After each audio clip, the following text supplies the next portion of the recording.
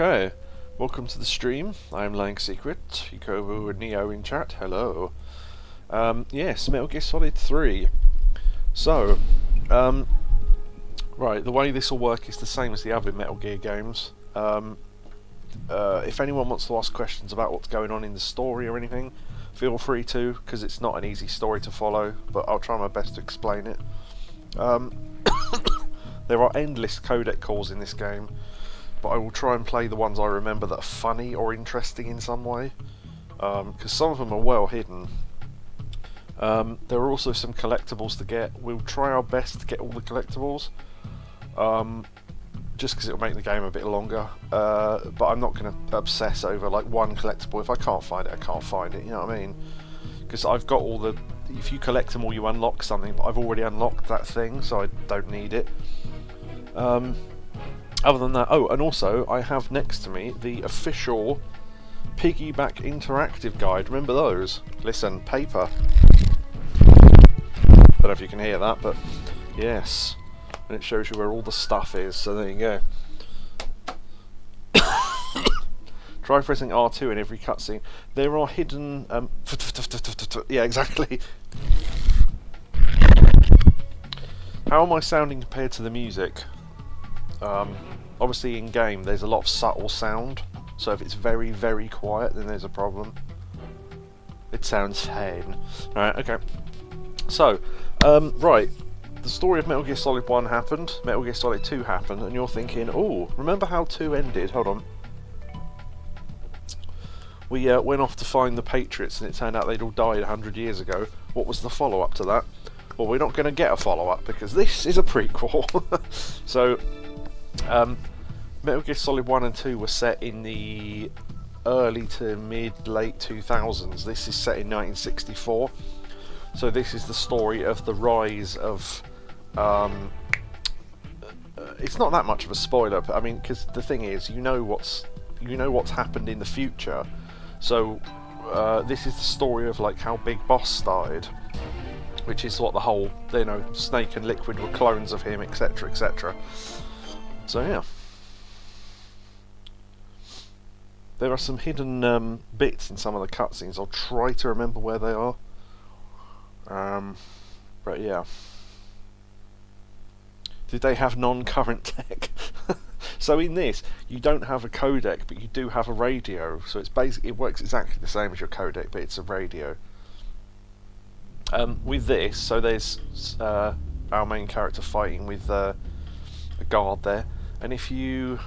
I'm trying to remember which buttons do what now, because remember the interactive start screen? That you can do that. Oh, there we go. We can change the ding, ding, ding, ding, ding. So you can change the darkness or lightness of the characters. That brings them closer and further away from the screen. R2 slows it down, and then R1 speeds it up. Yeah, there you go. So yeah, no, I get to all the buttons. I can't think of any... Did any of the other buttons do anything? Oh yeah, the left analog stick moves it around the background. Look. Up, down, etc. Oh, triangle turns the background on and off. And I think that's about it. I vaguely remember being able to change the colour of the camo in the background, but I can't think... Oh, yeah. Directions. They don't seem to do anything. So yeah, I think that's... Unless... Oh! Click in L3. They are. Click in L3, that changes the camo. And then R3 changes the colour of the camo. Yeah, there you go. So interactive title screen. Nice. Okay, there we go.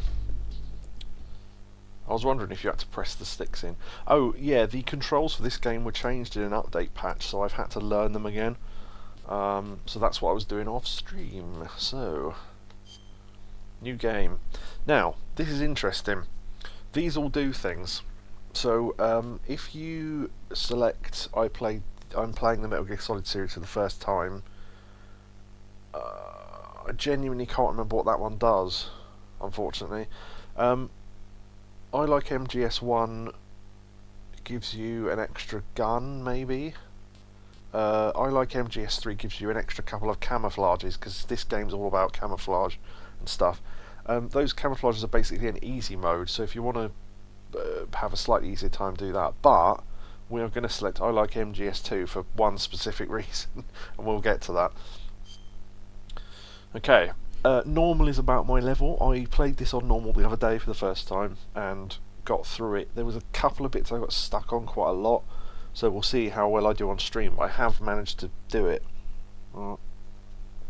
Weirdly, what I got stuck on was a boss halfway through the game.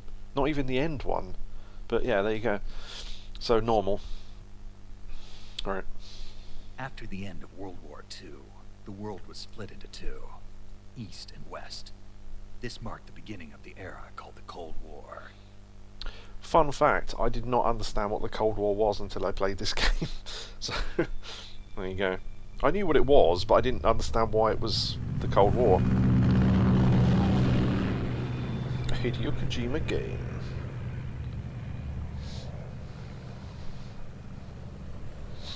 David Hayter.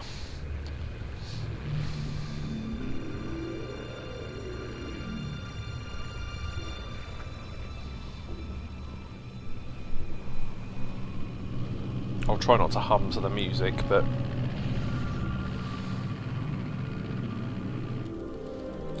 5:30 AM, August 24th, 1964. Approaching Soviet airspace. 20 minutes to drop off. Commencing internal depressurization. Equipment check. Arm main parachute. All right. You ready to go? Drop zone still showing a high pressure mass. Cav okay.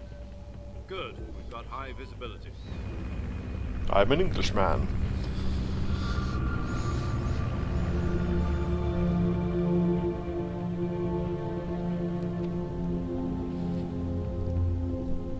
Put out that cigar.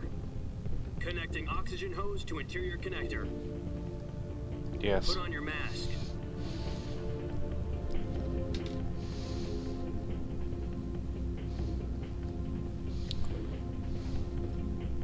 You can. Does this panty waste know what he's doing? You can still zoom in on cutscenes, but I won't be doing that too much because it's. Approaching release point. 10 minutes to drop off. Hey, are you deaf? He said put out the cigar and put on your mask.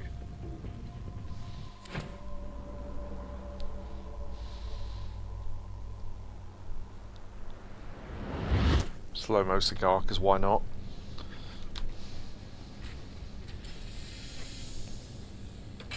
Depressurization complete. Checking oxygen supply. 6 minutes to drop off. Opening rear hatch.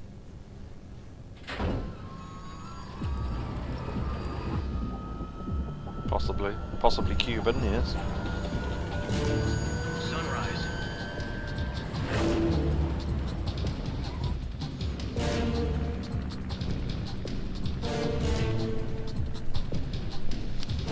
External temperature minus 46 degrees Celsius.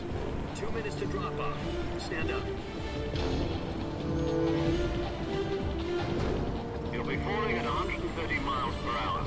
Try not to get frostbite from the wind chill. 1 minute to drop off. Move to the rear.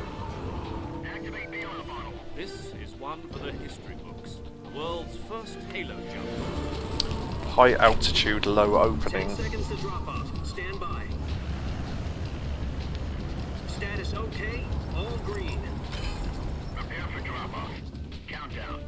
5, 4, 3, 2, 1. Spread your wings And fly. God be with you.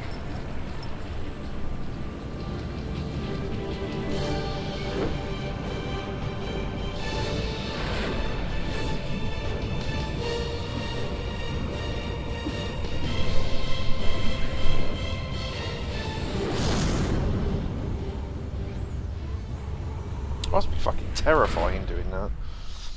Yeah, high altitude, low opening, that's what Halo stands for. Jack, I've got some important news. Jack is Head of us. The CIA has finally given us the green light for the Virtuous Mission. Virtual Mission? No, the Virtuous Mission.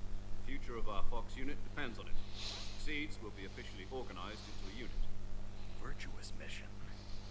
Sounds like some kind of initiation ritual. don't get cocky. This isn't a training op. Right. So what exactly is this wonderful mission? Well, about 2 years ago, a certain Soviet scientist requested asylum in the West through one of our moles. His name is Nikolai Stepanovich Sokolov. He's head of the OKB 754 Design Bureau, one of the Soviets' top-secret weapon research facilities, and the East's foremost expert on weapons development. Sokolov. Isn't he that famous rocket scientist? The very same. On April the 12th, 1961, the Soviets achieved the first manned spaceflight in history. The Earth was blue, but there was no God. Well spoken. The rocket that carried Yuri Gagarin to orbit was the A-1, known as the Vostok rocket. Sokolov is said to be the man most responsible for the multi-engine cluster used in that rocket.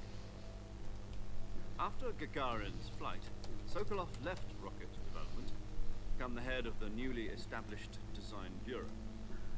From a lowly technician to head of a design bureau, that's quite a success story, so why do you want to defect? It seems he'd become afraid of his own creations. Afraid? Call it a crisis of conscience. And for that, he left his country and his family behind and went Apparently. Not exactly. One of his conditions was that his family was also to be taken safely to the west. He used a mole to get the family out first, and succeeded in sneaking Sokolov over the Berlin Wall shortly afterwards. I was the one who conducted the operation. The security on the eastern side was still full of holes back then. Then what? We got Sokolov over in one piece, but the whole ordeal had left him exhausted, and we checked him into a hospital in West Berlin. It took him 2 weeks and more than 600 miles to get from the research facility in the Soviet Union to Berlin. It was hard back then. No condition to say anything coherent. And it was only a week later that we had something much bigger on our hands. Yeah. The Cuban Missile Crisis. October the 16th, 1962, President Kennedy received word that the Soviets were in the process of deploying intermediate-range ballistic missiles in Cuba.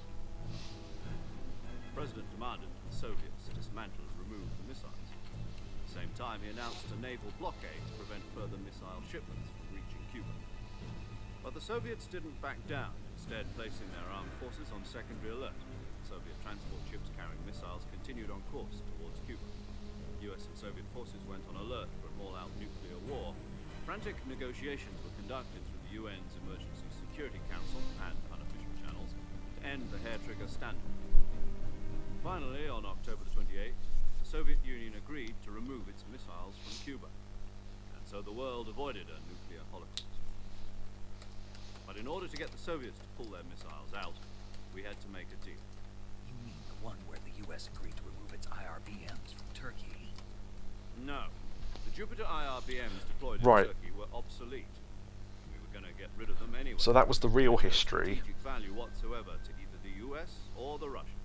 The Turkey deal was a ruse, a cover story that was fed to the other intelligence agencies around the world. So what did the Russians really want? Sokolov. They wanted us to return Sokolov. You mean the Soviets pulled out of Cuba just to get their hands on Sokolov? Imagine That's that. right. What the hell was he working on? At the time, we had no idea. We were running out of time. It was either give up Sokolov or risk full-scale nuclear war. In the end, we had no choice. President Kennedy gave in to Khrushchev's demand. The next day, I got Sokolov out of the hospital, handed him over to agents on the eastern side. Sokolov kept on screaming, "Save me," until he disappeared from my side. Then a month ago, we received some new information from one of our moles. About Sokolov?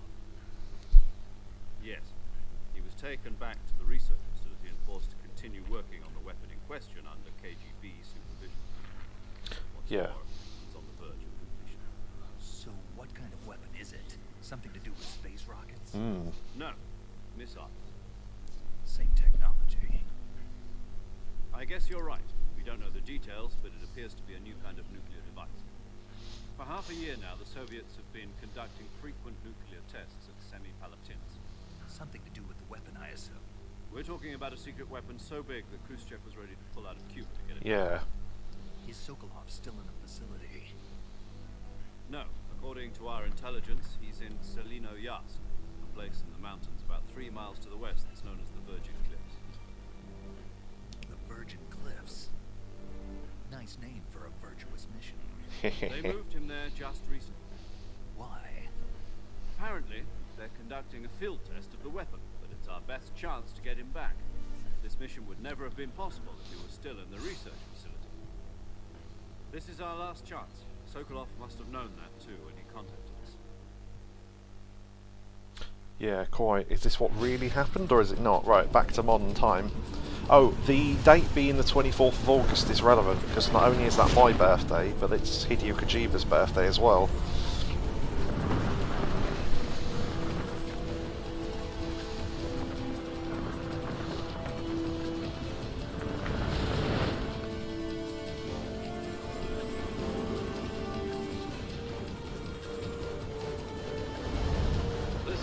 Oh, one moment. Mission is to infiltrate Selino Yask in the Soviet mountains. You can look ensure around. the safety of Sokolov and bring him back to the west.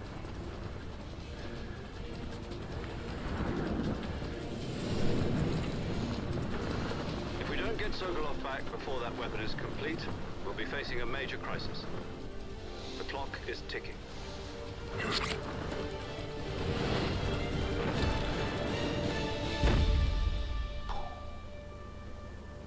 Oh, one To moment. confirm the rescue of Sokolov, stand by at the recovery point. But The Fox. recovery balloon will be dropped at that point. Helium will be pumped into the balloon to inflate it. The process takes about 20 minutes. Once it's complete, the gunship's arm will latch onto the balloon and pull it up. The Fulton surface-to-air recovery system. I'm familiar with the theory. Take it easy. It's been combat-proof. Do you think Sokolov is up to it? The shock will be less than during a parachute jump, and the arm can handle up to 500 pounds. So you're planning on going over the border in a single combat talent? She's equipped with 2 6-barrel 20mm Vulcan cannons, as well as 2 40mm machine guns. Sounds like she could hold her own against a battalion of tanks. Even with the fuel in the reserve tank, we're facing a 4-hour time limit. If all goes well, it shouldn't take more than a few hours. Home in time for dinner. But if anything goes wrong, You'll be eating dinner, breakfast, and all the rest of your meals in the jungle. People saw that look they gave each other as sinister. It's not.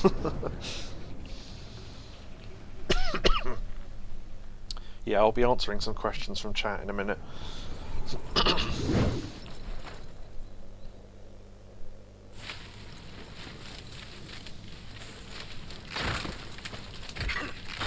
Oh, there goes our backpack. Cliff!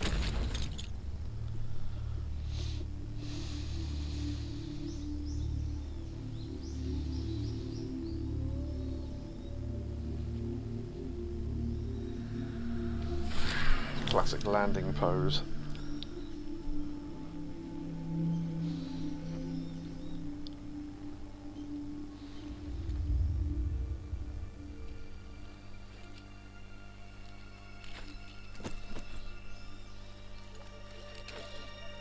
Just like the start of most Metal Gears, take off all the equipment. If Neo knows what's going on, don't say anything. Face reveal. Jack. It's Raiden from MGS2.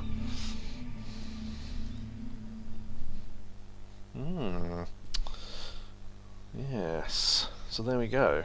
Start. This start bit's very, very short, to the point where we go straight into another load of codec calls, so I might spend a minute here just explaining stuff. So, yeah, Yakobu was asking how old Snake was in 2002.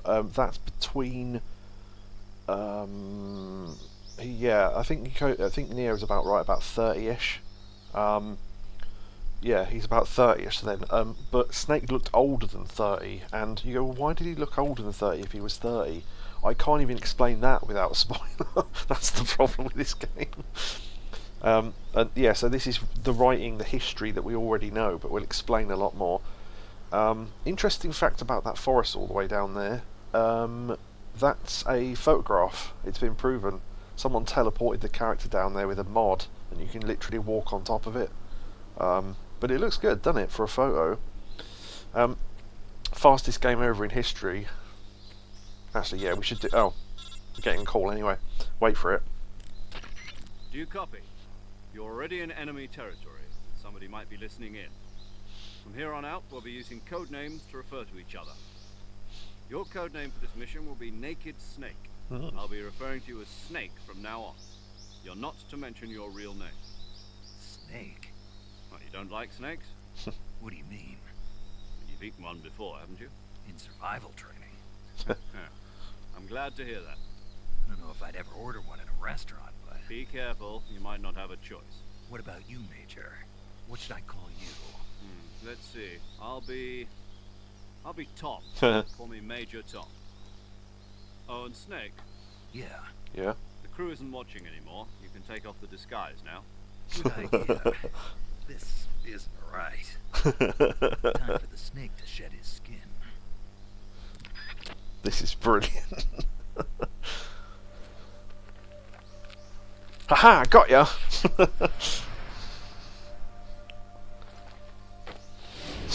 Snake. Yeah. So that only happens if you select I like MGS2.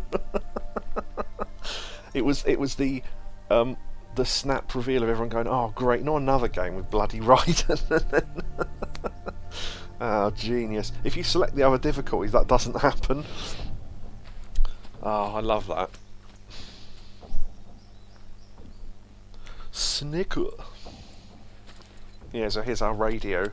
Click. We'll do some exploring in a minute. Can you hear me, Major Tom? Ha. This is Snake. David Bowie reference. This will be a sneaking mission. You must not be seen by the enemy. You must leave no trace of your presence. Is that clear? This kind of infiltration is the Fox unit's speciality. In other words, weapons and equipment are procured on site. That goes for food as well. You're completely naked, just as your name implies. Naked Snake. Great. Now I see why you asked me if I like snakes. I suppose calling me Snake was your idea of a joke, too. No, there's a good reason for that. I'll tell you later when the time is right. Gotcha. Getting back to the subject, how exactly am I supposed to feed myself? You've been issued a knife and a tranquilizer gun. Use them to hunt for food. You'll also find some medical supplies in your backpack. Yeah, about the backpack. I lost it in a tree on the way down. I see. Well, you'd better go back and get it then. You know where it is? No problem. I can see it from here. It's stuck on a branch. To climb a tree, stand in front of a tree Fourth that's wall. covered in ivy and press the action button. I'll be monitoring your progress over the radio. We can't risk violating Soviet airspace, but I'll be in the gunship. My frequency is 140.85. I'll give you a call if I need to talk to you. If you need to talk to me, use the send function. Okay, Snake, go get your backpack. Will do. I forgot that call activated after a couple of minutes. Yeah, so you can see in the top corner there, Splitter and Olive Drab. We don't have access to the rest of the stuff yet, but yes, there's a very, very good movement if you're running, and so if you know that ducks right, and then obviously lay down. If you press that while running, you can roll straight into laying down, which is really handy. What else is there? We've got a punch kick. We've got a knife. Look how detailed this is. Hold on. Some grass.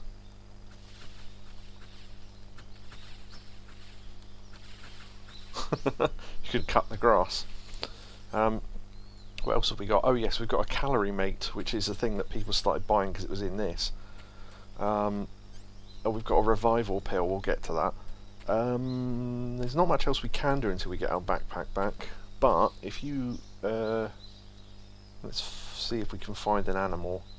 See the grass moving there? So that indicates there's something there. Let's see. It's much easier to find animals after you get your stuff, but I just want to see if I can find one for now. Oh, I can hear a frog. There. You are. It's a frog. Let's stab it.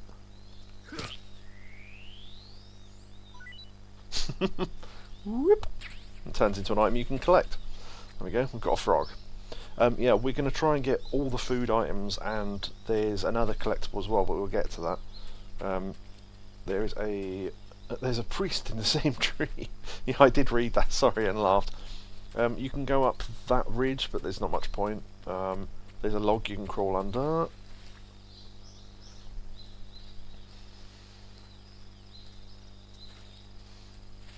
And there's that tree, and there is our backpack. I can hear something moving. So the sound is so subtle in this game. You have to have the sound on and have good headphones. Because sometimes you need to be able to hear animals and stuff. But well, yeah, as I say, we'll get there.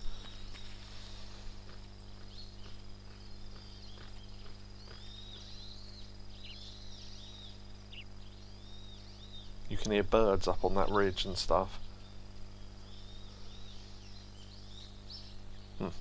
Yeah, so you can walk along branches like this, or you can hang, and you can look in first person while hanging. You can shoot from hanging as well. I'm not sure why you would, but you can. So, yeah, let's grab our backpack.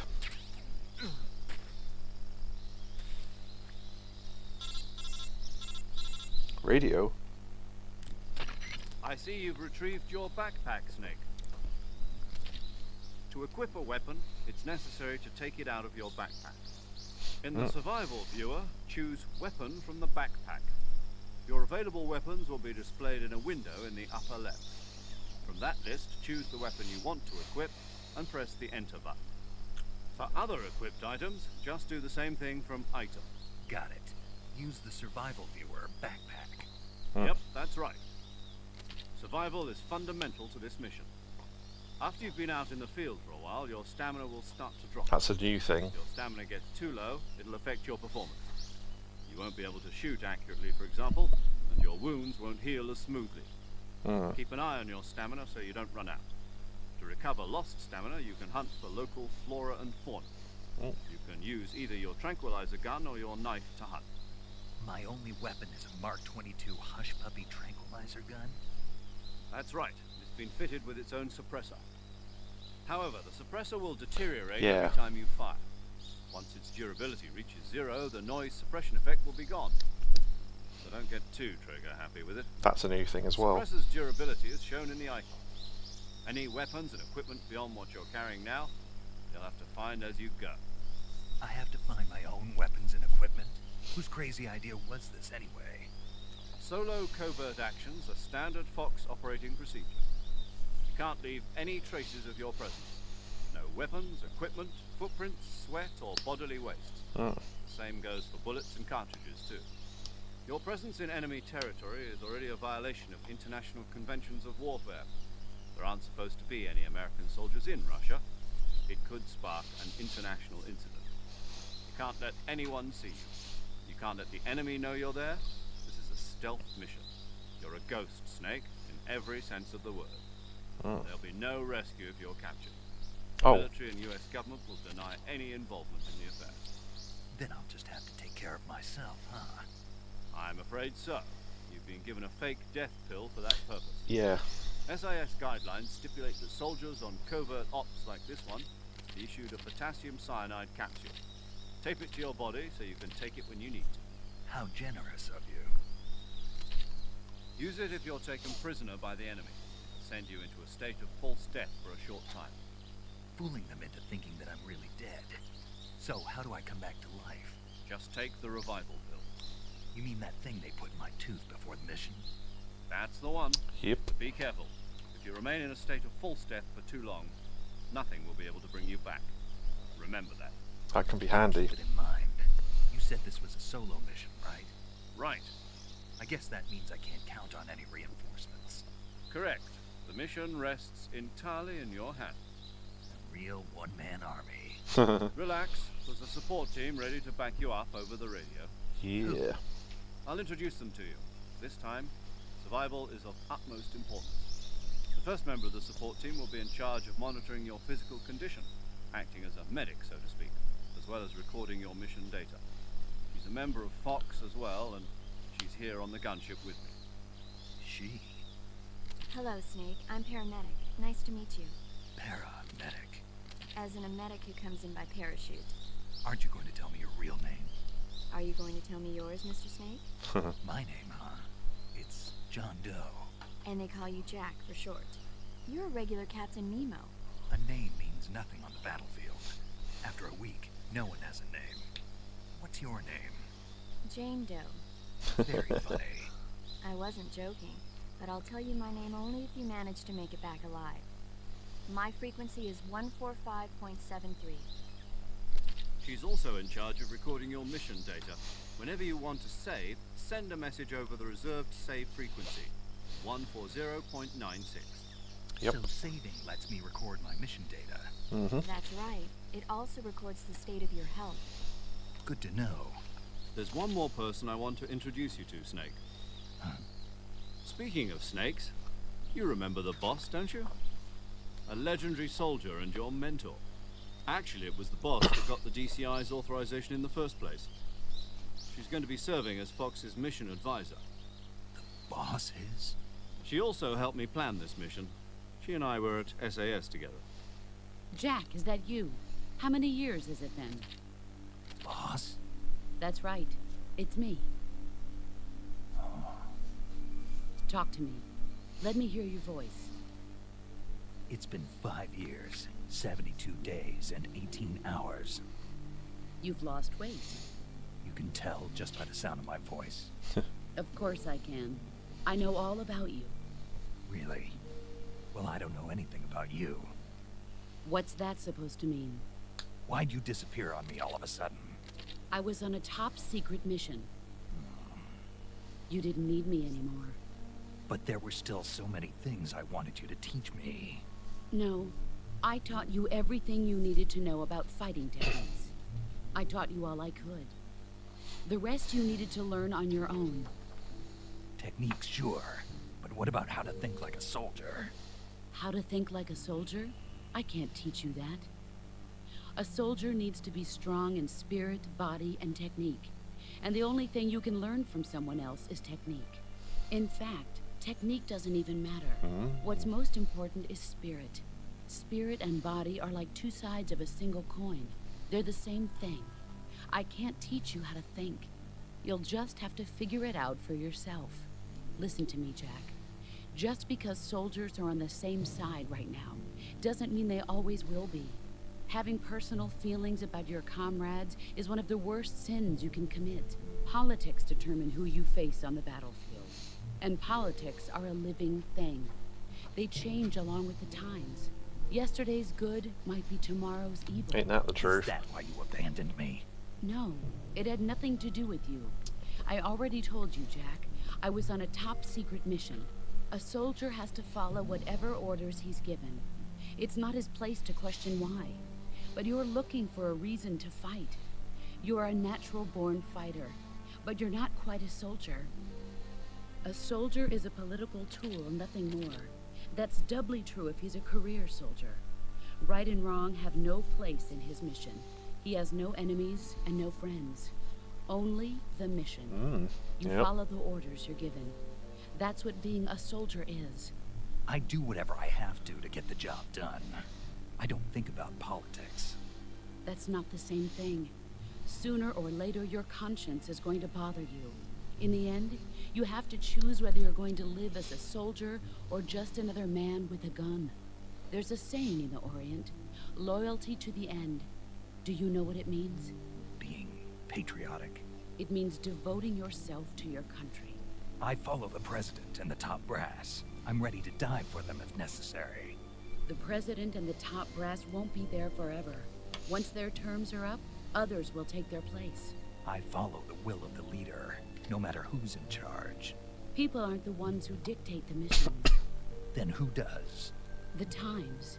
People's values change over time. and so do the leaders of a country. So there's no such thing as an enemy in absolute terms. The enemies we Yeah. fight are only enemies in relative terms, constantly changing with the times. As long as we have loyalty to the end, there's no point in believing in anything, even in those we love. And that's the way a soldier's supposed to think? The only thing we can believe in with absolute certainty is the mission, Jack. All right, but do me a favor. What is it? Call me Snake. Snake. Oh, right. Your code name is Snake. It suits you well. That's right. The legendary unit that the boss put together during World War II was a snake. The Cobra unit. A group of heroes that brought the war to an end and saved the world. As long as you've got a legendary hero backing you up, you'll be fine. Isn't that right, Snake? Yeah, I can't think of anyone else I'd rather have with me. Oh, and one more thing, boss. Yes? It's good to hear your voice again. Same here. After all, who knows if either of us will make it out alive? Snake, you are always best at urban warfare and infiltrating buildings. But this is the jungle. Survival is going to be key. Those CQC techniques I taught you are sure to come in handy. CQC? Close quarters combat, huh? I was about to say I've been that. in Green Berets for the past few years. I'm probably pretty rusty. Not to worry. I'll be here to help you remember.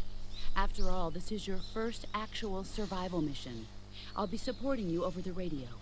Where are you, boss? Next to the Major? The boss is communicating with us by radio from aboard a Permit-class submarine in the Arctic Ocean. My frequency is 141.80. Call me if you need my advice on battle techniques. Gotcha. Your mission is to retrieve Dr. Sokolov. Dr. Sokolov is being held in an abandoned Yeah. factory located to the north of your current position. Avoid heavy combat and don't let anyone see you. Don't forget that this is a stealth mission. A stealth mission. Snake, try to remember some of the basics of CQC. That's the stuff I had to practice off stream because I didn't remember how to do it.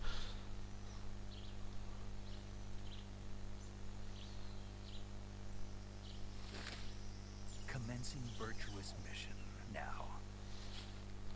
You must find Mr. and Mrs. Pagetnov. They have a son called Alexei. Yeah, that's... yeah, it's funny, isn't it? This is like 20 years before... I don't know when they started...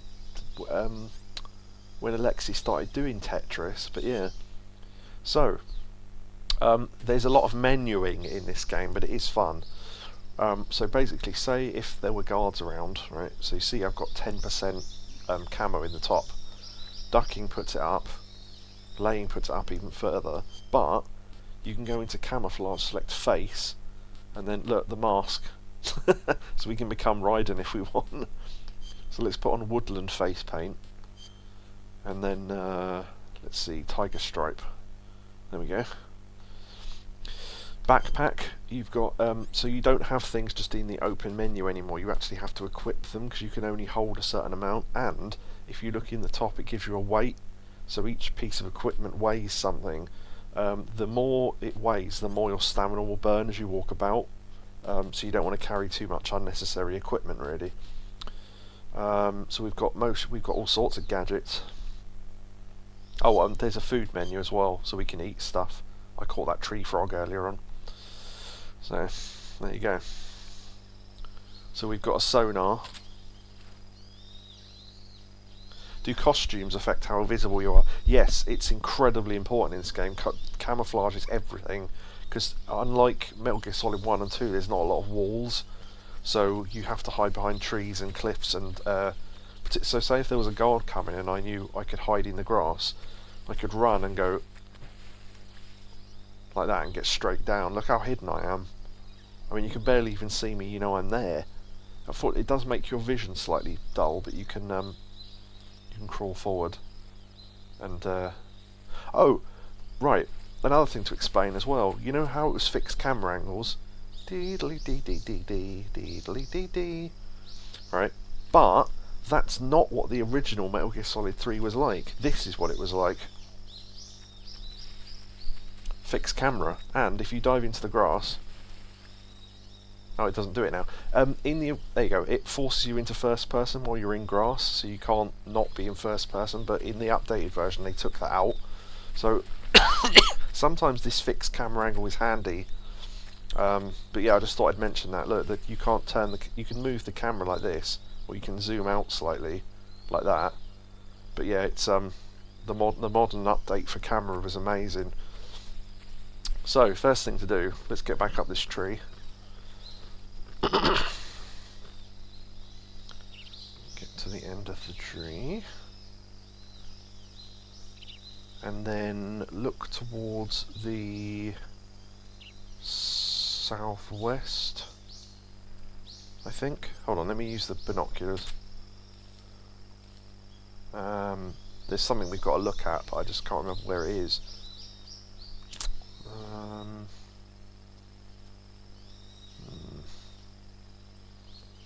See if I can see it. I've got a picture of where it is as well. Let's see, where is it?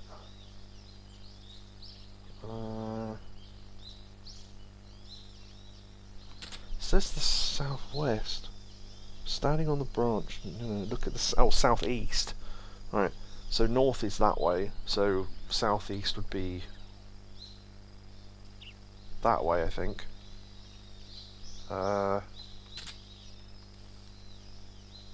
Yeah, there you go. See, there's a little toy frog there. So if you shoot it,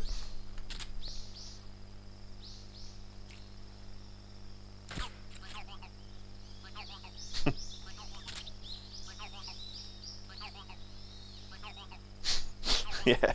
So there is a point to that. That stops them in a minute. Right, that's called a Keratan. Now, they're made by a company that worked with Konami. There are 64 of them in the game, and there's one in every single area. Some of them, we won't be getting them all, trust me, but I'll try and find the ones that I can. Will it distract people? Funnily enough, no, because it counts as, if you shoot at it with a loud bullet, you will, but look how hard that is to see. I'm zooming in on it, yeah. If you shoot it enough times, the voice thing breaks, and it goes wah wah wah wah wah. Maybe we'll do that later when we've got a bullet gun, because this is just a tranquilizer at the moment. I think, is it Kerotan? Yeah, Kerotan. Here we go, it says in the book. Keratan is a character developed by the Konami subsidiary Konami Trauma. It's German, I don't know how to pronounce that. Trauma is German for dreamer, which produces toys for toddlers. Keratan has a friend, a yellow duck from Hawaii called Gakko, but we'll get to that later. It's not actually there. No, technically not, I suppose. You can change the name. Yeah, no, I will. Keratan, you get a reward for shooting that. Right, we've got a tranquilizer gun now. So, let's put on the motion sensor, for example. So this detects motion. So look at the dot there. So the little white dots that appear, that will detect things that are moving. So there's a couple of moving things here. So probably frogs and that. Yeah, we got a frog already. The other thing as well, you can collect mushrooms. So there's a mushroom on that log there. Oh, ads. Yeah, I'll have to wait to come back from the ads. Yeah, there's animals and stuff. Is there a way to give Yakobu the ability to not have adverts? I wonder if I can turn them off. Oh, I'm back, yeah. Okay, we'll have to try and get someone to gift you a sub or something.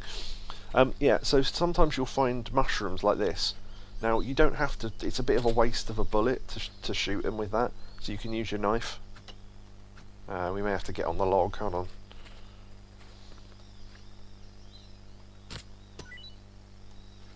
There we go, we caught a mushroom. Well, collected a mushroom. Ah, a snake! Is it venomous? If it's venomous, it'll sit up and bite you, and then you have to go into the. Oh no, we haven't got the cure menu yet. Yeah, probably not then. You can get there's venom stuff you have to inject yourself with and all that. But let's catch the snake alive, because you can keep up to 3 animals alive in little cages. Oh, actually, I should equip that, shouldn't I? There we go. Mushroom, mushroom, snake. Yeah, quite literally. So if you look in food, there we are, captured alive. So we've got that mushroom as a Russian oyster mushroom. We'll call paramedic about some of the foods, because some of those conversations are funny.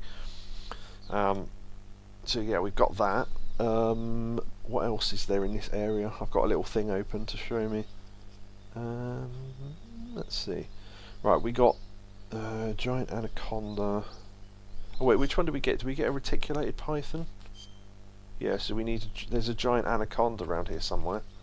I think that might be it there. Maybe. Oh, yeah. So you can put a look. You can put the suppressor on and off. The suppressors do run out. I shouldn't be. Don't use suppressors in areas where there aren't guards, because it's a waste of the suppressor, which I did. Also, directional microphone. If you listen carefully.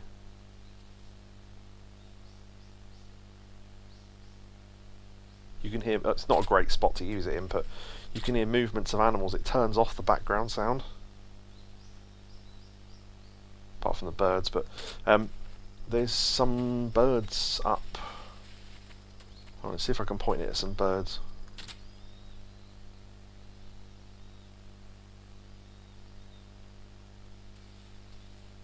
There, do you hear that?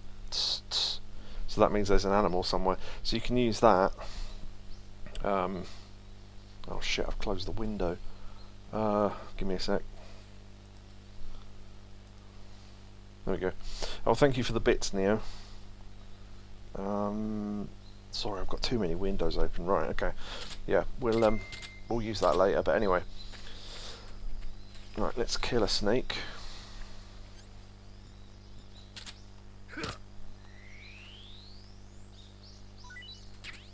What sort of snake was that?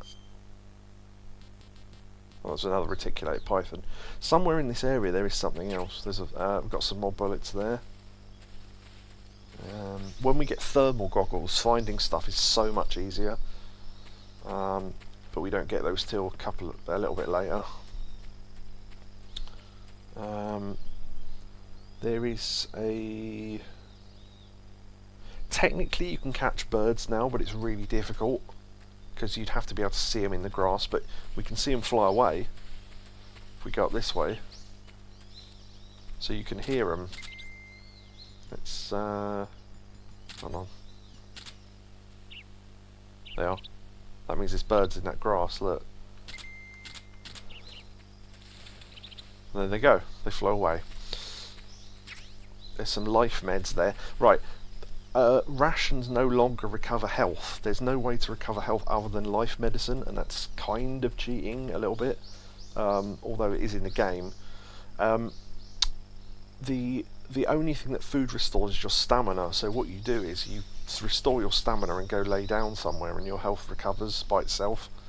So yeah, it's a new thing, and there's a little cliff there you can dive off. I think there is another snake here somewhere. There it is. Yeah, the giant anaconda. So we'll grab that. I just need one snake alive to show something off later. And I think, oh yeah, also fruit. It's really hard to see without the thermal goggles, but if I can spot some.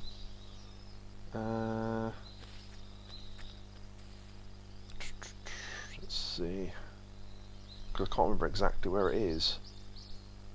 Oh, do you know what? Actually, it might be where that mushroom was. Thinking about it. Pears? No, but there are other fruits, melons, etc. Because it's all like jungle fruit, isn't it? So I think it might be in this bit. Let me put on the scope because it's easy to see.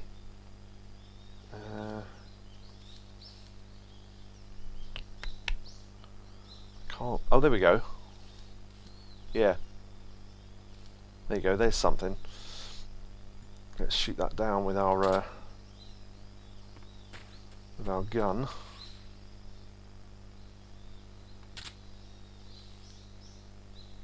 It's really hard to see. I've lost track of it now.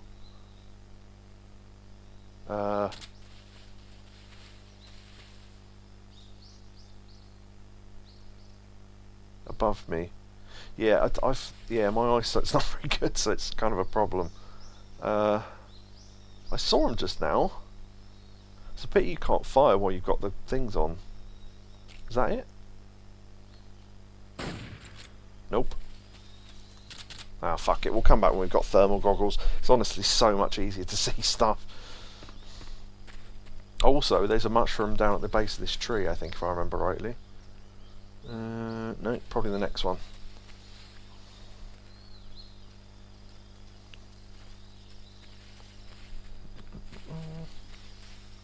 So, is this where the ink caps are? No. Yeah, there's a fruit up there, but I can't see it, so we'll just come back later. Neo is off to bed late. His lying secret in chat. Yeah, sorry you barely saw any of the game, but there you go. Dramuji Swampland.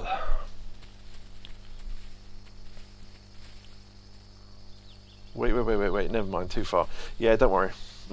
I'll come back when we've got better equipment. There were some birds in the grass there as well. Again, birds are really hard to catch right now. Oh, one thing... Yeah. Look at them big fuckers.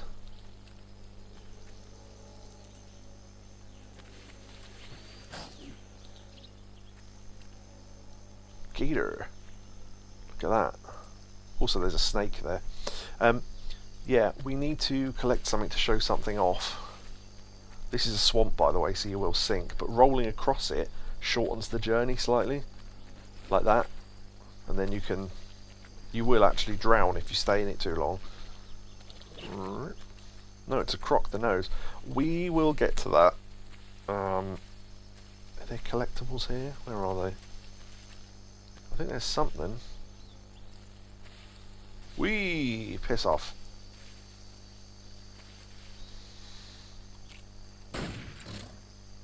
Put it to sleep.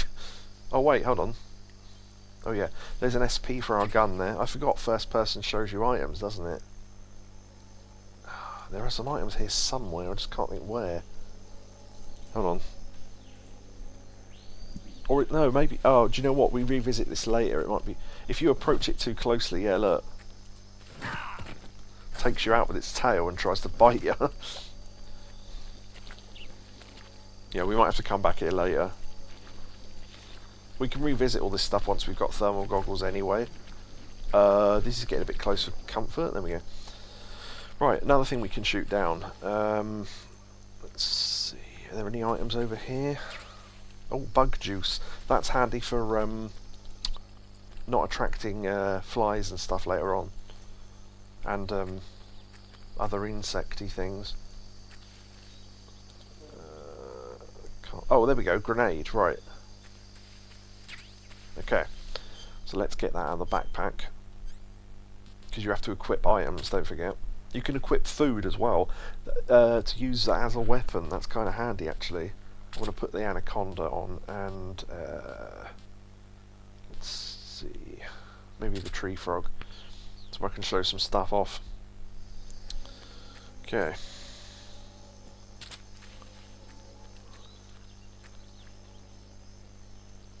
Watch this. Oh, he has to be facing us for it to work, really. He might come back, hold on.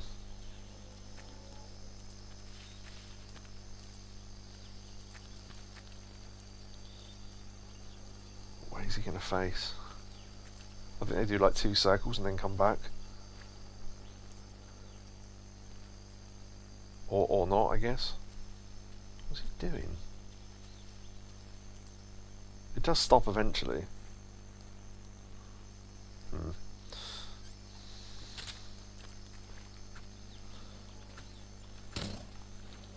Stab him in the tail, see if that stops him.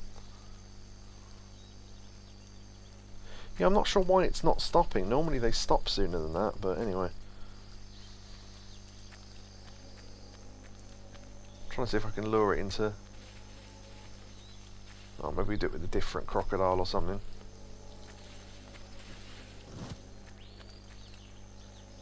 Stop walking. I want to show something. Oh, it's not going to do it. I'll have to find a different one. That one looks like it's... those ones are still. Unfortunately, it's facing towards the mud and I need to be in front of its face. Ooh, there's one. Quick, before it moves. Right, once its mouth's open...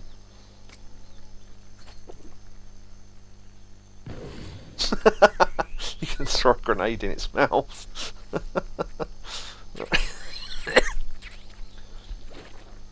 So there we go. So that's so big, that animal, it drops more than one meat piece. So if we go into food, Indian gavial. So let's start getting some calls about food, because they're quite fun. Foreign paramedic.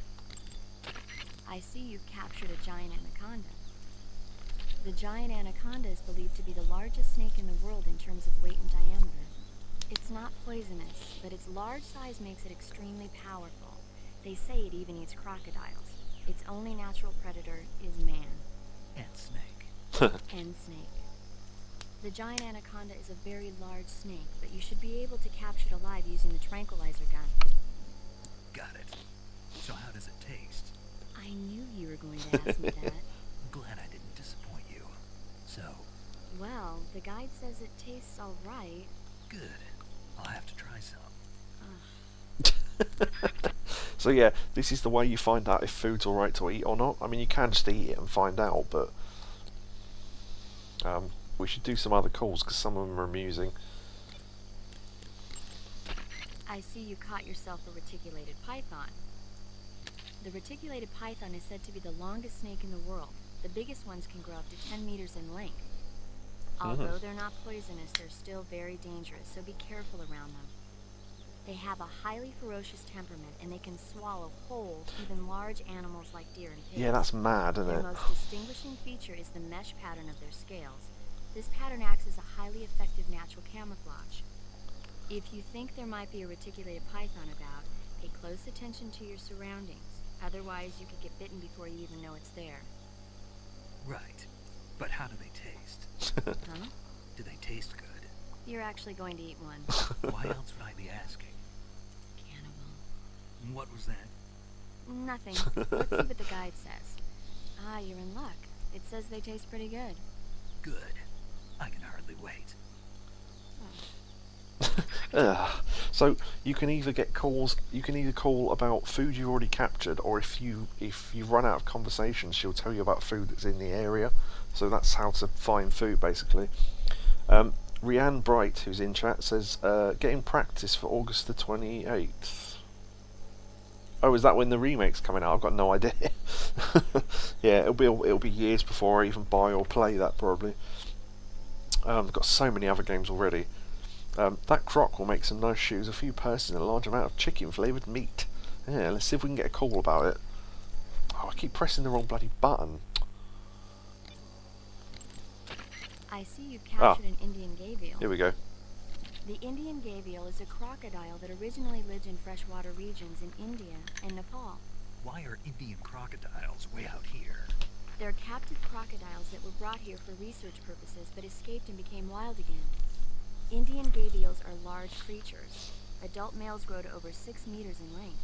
Oof. You'll never catch one alive, even if you use the tranquilizer gun. Got it. So, how do they... Taste? Yes, I did There you think go. of that. You know what they always say. Tastes like chicken. Sounds delicious. But be careful when capturing an Indian gavial. Normally they're cowardly creatures, but the ones in the forest there are belligerent. Apparently they attack humans. What do you mean? They weren't the direct subject of any serious research, but some think they may have become violent as a side effect of the atomic research that was conducted nearby. Maybe. We've only caught a few others. We'll get a couple more. Oh, fucking hell. Every time the wrong bloody button. It's because they've switched the buttons, that's why. I see you've caught a tree frog. Indeed I did. The tree frog is a green frog that's found throughout Asia. It's arboreal, spending most of its time in shrubs and bushes. Use the tranquilizer gun to catch one alive. I bet you could scare an enemy good if you toss one at him. But the tree frogs that live in that jungle are a lot bigger than ordinary tree frogs. They've got an appetite, huh? You've got a one-track mind, don't you? But seriously, that is one theory. However, there are people who think it's a mutation caused by nuclear testing and waste from the research facility. Do you think they're safe to eat? Is that all you ever think about? Yes. What else is there? Lots. Like what? Like why a frog would get so big in the first place.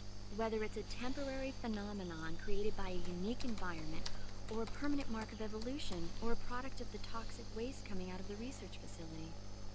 If it is the waste that's causing it, then it means humans are interfering with the ecosystem. It really makes you think about the changing relationship between... This isn't interesting. Oh, fine. Be that way. So, how about it? You mean, is it edible? Yeah, I guess it's probably okay.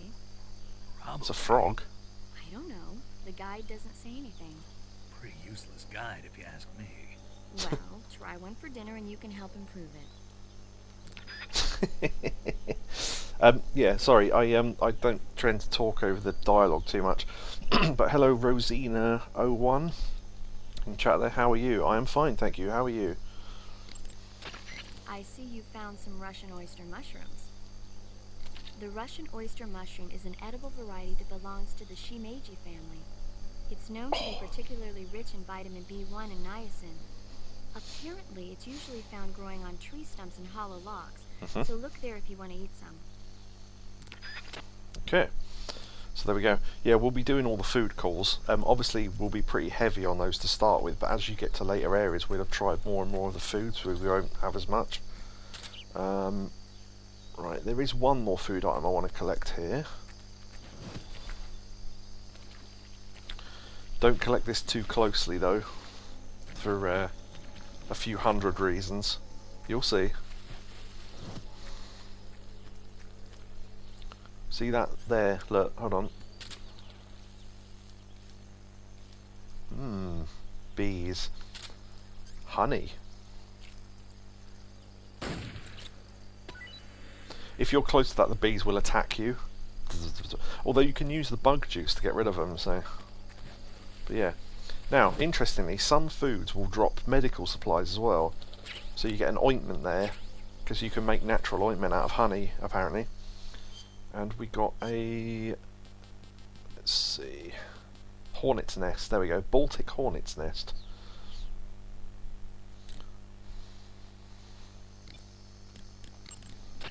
I see you've got yourself a Baltic hornet's nest. Baltic hornets are a variety of hornets that inhabit that area. The difference between them and other hornets is that they produce honey in their nests. Inside the nests are larvae, pupa, and adults. You can eat them all. In particular, the honey you find inside the nest is delicious and full of nutrients. It's easy to digest and helps pep you up when you're feeling tired. In short, it's the perfect survival food. Honey can also be used as a burn ointment. When honey is applied to a burn, it creates a protective coating over the skin. When you knock down a hornet's nest, a burn ointment will appear along with it, so don't forget to pick it up. Of course, the hornets aren't going to give up their nest without a fight. If you knock a nest down, a large swarm of hornets will come flying out, so be careful. Interesting. That could be useful information later. Oh, yeah, we need to find the Keratin, don't we? Where is it? Tree in the northeast. Okay. Oh, shit. Forgot that one was there. Whoops. Okay. Alright, mate. Yeah, there's one there as well. You could stab it, I suppose, if you were... You don't want to get... No, don't want to get too close. That's because we've been injured, we're getting a call. Snake, do you read? Snake! Major. Snake, are you alright? Yeah, I'm okay. You're far from okay. Look at your life gauge. You're on your last leg. No, I can still... See? Snake, this is a solo sneaking mission. Do you know what that means? Yeah. No, you don't. Huh? It means there's no backup, no cavalry. If you're taken out, nobody is there to take your place. Pull out for now and recuperate. Find a hiding place and get some rest. Yep. Your life gauge will gradually recover with time. But the speed of your life gauge recovery depends on the level of your stamina gauge. So get plenty to eat, then get some rest. You hear me? Do you hear me? I hear you. Uh-huh. So, interesting thing, the other thing you can do as well is time passes in real time. So if you save and come back 3 days later, it counts that he slept for 3 days. So you get a lot of rest. The other thing as well, and this is genius, right? You know, we're collecting meat and fruit and all that sort of stuff. If you leave it too long, it goes off. So, yeah, but you can still use off food for various things. So it's always worth remembering that. Right. Okay. Let's see. Go to the northern. Look at the southeast. Okay. Let me see the map. Okay. So we need to go to this way, I think. Oh no, we need to go further up, I think.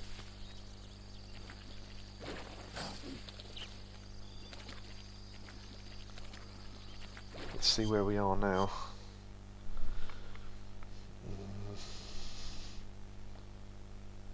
I think it says the northeast tree. I'm not sure which one it means. Maybe it's the one on the island.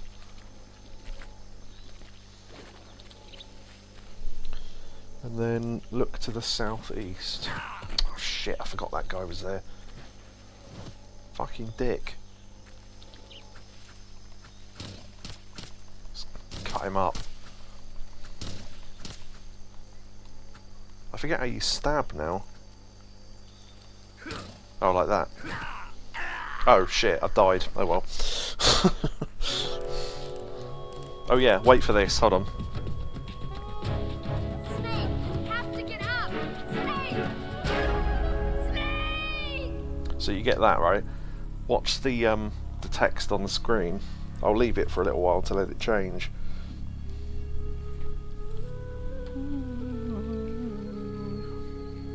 Don't spoil it.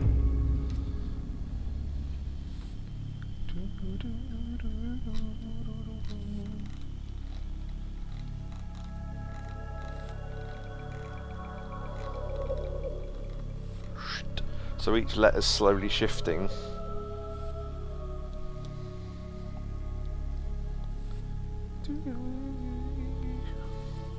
I did need to show off a game over at some point, so we might as well do it now.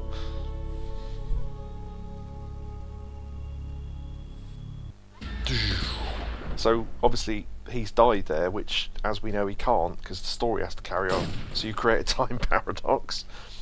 So yeah, there we go. So I'll have to do that area again. But I'll rush through it a little bit, because we were explaining stuff and getting food calls and all that. Unfortunately, it does cancel out the food calls we've already got, but we can just pick them up later and rush them again. Right, where were the grenades? They were here somewhere, I think.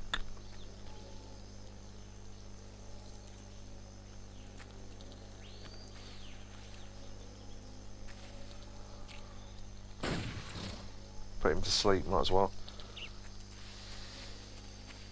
Was it not this patch of grass where the grenades were?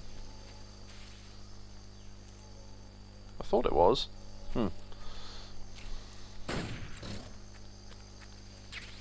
Bug juice.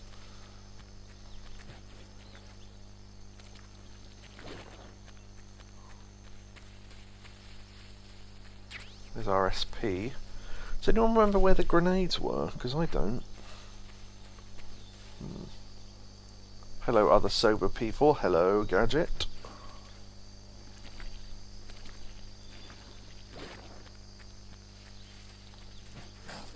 Yeah, that wakes them up if you roll over them. I'm sure it was in this patch of grass. Gadget redeemed on-screen celebration. I don't know what that is, sorry. Well, we showed off anyway, so yeah, let's get that hornet's nest again though.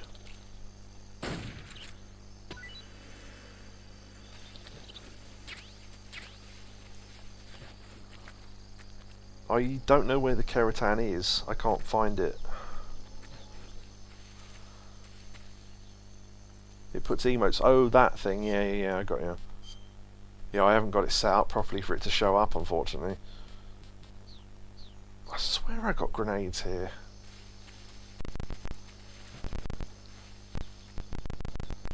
Maybe they don't generate if you die or something. I don't know. Fuck it. We'll move on.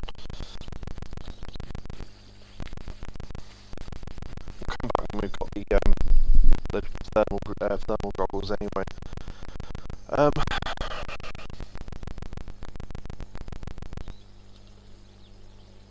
Go to the tree in the northeast. Would you not say this was the northeast? Oh, do you know what actually? Is it that way? Yeah, that's why. I was mixing up the directions. It is this way. And then look southeast. Let's see.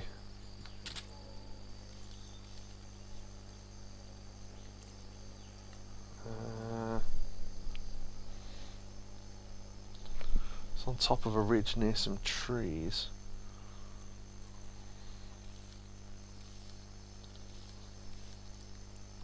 Not really sure where I'm looking, to be honest. Oh, I don't know. Fuck it, I can't see it. Twitch provides me 3 bits for a survey. Spend them all. If you've got 3 bits, can you give Yakobu a subscription to the channel, please? If you've got enough. Don't worry if you haven't. Yeah, I don't know where the Karatan is. We're not going to strain for fucking hours looking for them things. But there's a frog in each area, and that's all you need to know.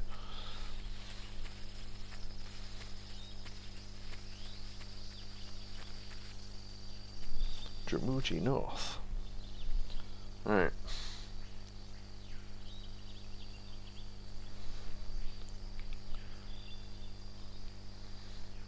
So whenever Snake puts the binoculars up, you can hold down R1 to look through them.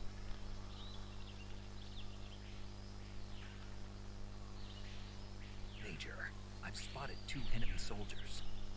They're probably KGB troops sent to guard Sokolov. AK-47s and grenades. Guards. Snake, your presence in Soviet territory is already a violation of international law. You can't let the Kremlin find out that the CIA and the American government are involved. Contact with the enemy is strictly prohibited. Don't engage them in battle either. This is a stealth mission. Got that? The Major is right. The point of this mission is to sneak through the jungle without being seen. The success of the mission depends on how well you use your camouflage. Change your camouflage by selecting Camouflage from the Survival Viewer. The Uniform option lets you pick your uniform, while the Face option lets you change your face paint. Yep. Choosing camouflage that blends in with your surroundings will help you conceal yourself more effectively. Also, don't forget that anything that moves will stand out in the jungle. If you just stand up and run around like an idiot, you're bound to be spotted. Very true. But if you crawl instead, you should be able to sneak by without being noticed. You can see how effective your camouflage is by looking at the There you camo go. index. The camo index shows how well your current camouflage blends in with the surrounding area. The higher the value, the harder you are to spot, and vice versa. Very handy. The key is to make yourself one with nature. Keep that in mind as you go along, okay? Okay. So, guards.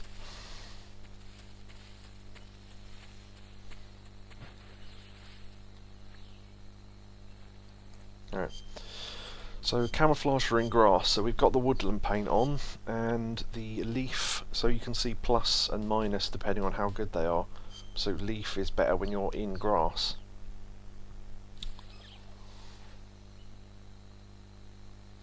So he's coming. So we're going to show CQCing off, hopefully. So we can put on the motion detector to check where he is.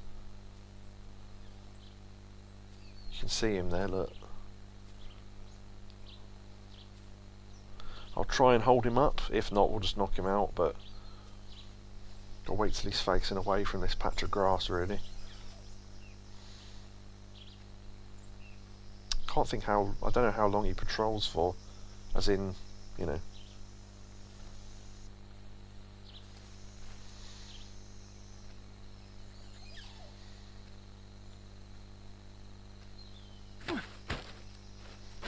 You can interrogate. Speak. We won't hand over Sokolov. You get 3 out of them. Answer me. Let go of me. Speak. We won't hand over Sokolov. Yeah, nothing interesting there. Sometimes they give you like codec numbers and where stuff is and things like that. So we can drag them to some grass, choke them out. You can break their neck as well. If they're knocked out though, they tend to drop more items, so... Bullets. And, ooh, stun grenades. Alright. They're handy for hunting later on. Some bug juice in this log. We get the thermal goggles in this area as well. Oh, also, for some reason, you get a really, really powerful weapon early on. You do end up... Well, that's spoilers. But you can go to this right area here and collect a sniper rifle, like 10 minutes into the game. Fancy seeing you in this neck of the woods. Crack! Remember, Snake, don't play as Rambo. You can, actually, but on higher difficulties it's impossible.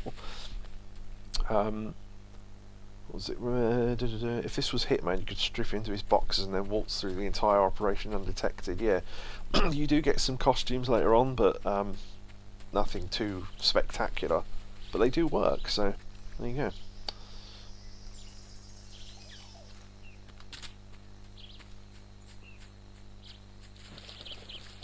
There's birds you can capture as well, but again we'll actually no, we'll leave him knocked out. Okay, I'm ducking here because I know there's a guard up ahead. Where is he? There he is. There's another one down on this side as well, I think. There's a tree you can climb there, I'm not sure why, but there is one. Yeah. So we're on dark, sort of, what's it called? Mud, I suppose. So the tiger stripe will be better for that. Tiger stripe's good in grass as well, it's just not as good as a leaf. Also, we need to put the suppressor back on our sleeping gun. Right, there's a guard here somewhere. There he is. See if we can interrogate him as well for some info. Oh, there's a frog there. Oh shit, we may have just crawled into his, yeah. We'll be fine. We should show a knockout takedown as well, which I had to learn the other day, because I've played this so many times and don't normally bother.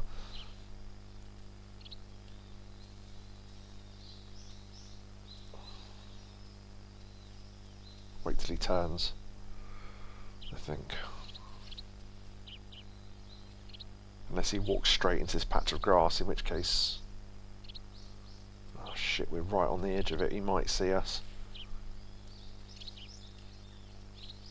Don't want to move though, because it'll make it obvious. Yeah, shit. Who's that? You can do takedowns like that. What's wrong? He's going to come in to investigate. Unless we put him to sleep first. There we go.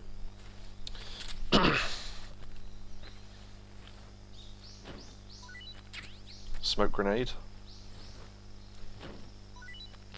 And some bullets. Yeah, that sniper rifle's kind of useless right now. I mean, you could use it, I suppose, but seems a bit much. Grenade and bullets. Right. One really important log here is this one, because... Thermal goggles! Right, we're going to go back and get that stuff from earlier now. Excellent. Right, yeah, we need to equip those, don't we?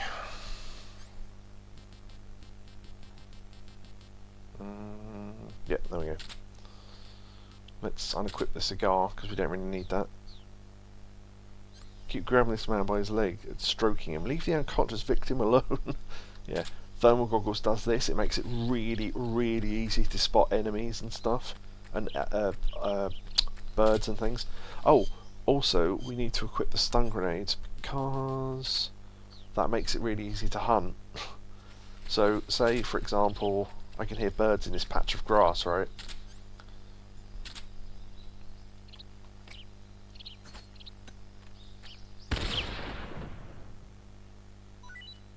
Notice how it blocks out our hearing for a second.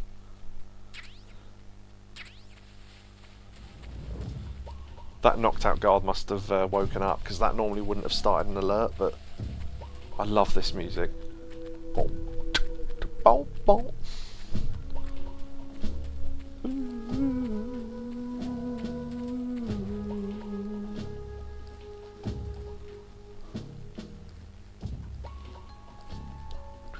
I think there's some more grenades over here, I think. Oh, that guard, okay. That must be the one we didn't knock out then.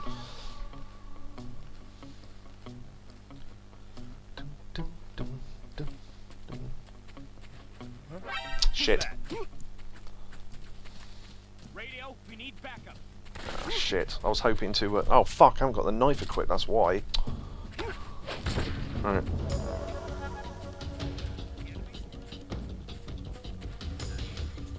That's not a log I can hide in, this one is.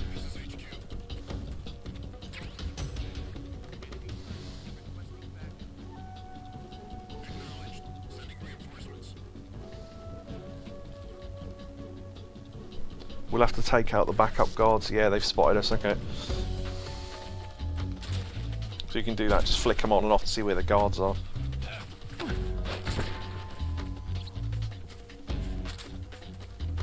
See, look, you can see fruit way easier here. Look, you can see it in the tree there, white.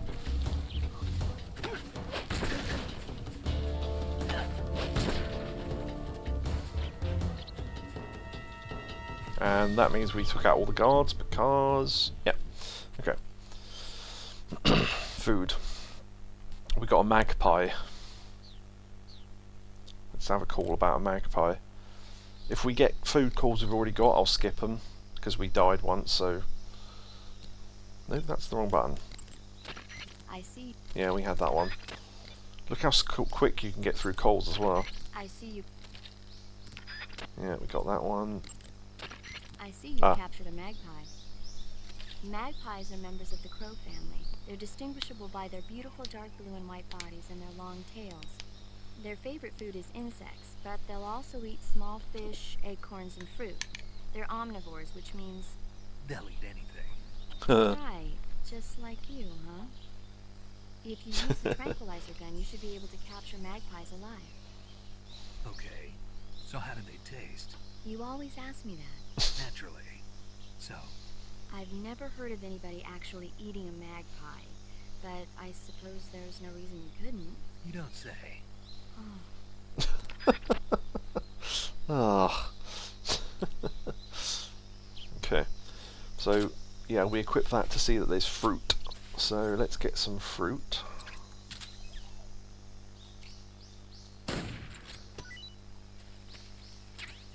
Fruit C. What fruit was that? A galova. Ah, now there's an interesting call about this and it explains what galova means, and I didn't know this until I heard the call. I see you've caught a tree. We heard that one. I see you've got your... We've had that one as well. I see you've... Yeah, we've had that one. We're basically catching up on the calls we lost by dying. I see you have a cavalry mate. We have one of those. The thing you're holding now? Oh, the little block that looks like a cookie? Try it, it's pretty good. Okay. But what is this thing? Never seen anything like it. Calorie Mate is an energy supplement that contains all the proteins, lipids, vitamins, carbohydrates, and minerals needed for a balanced diet. It's a well-balanced food. Because of that, it's just perfect for giving your body the nutrition it needs in combat. It sounds like a space-age food. Real astronaut food is not very good, but that should taste fine. Yeah, and it'll help balance out all this jungle food I'm eating. It's easy and quick to eat, so it's perfect when you're running late for an important mission in the morning. I've never been late for a mission. Really? Aren't you always keeping people waiting? Joke. It's easy to keep track of your calorie intake and Nice. receive the nutrition your body needs, so it's good for losing weight, too. All of the geisha girls in Japan use it for watching their calories. Is that why they're all so slim? Right. And any diet where you eat nothing at all is bad for the body. Yeah, I quite. see. You seem to know a lot about Japan, don't you? Yes, I love Japan.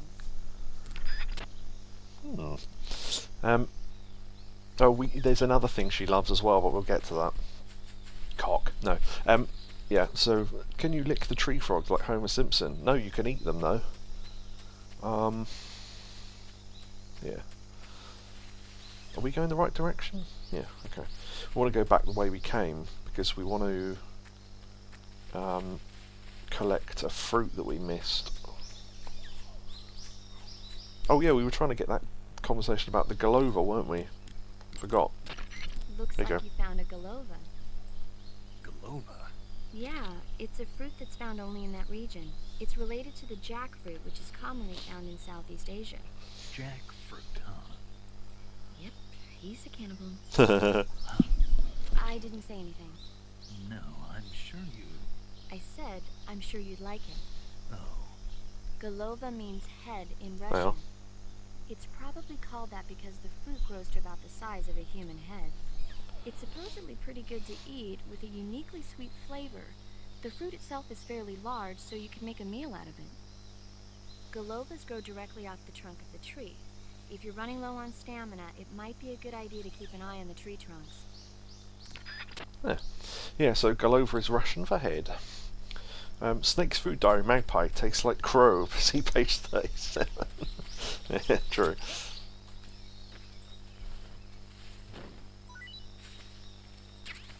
Sometimes it's hard to see where the item bounced.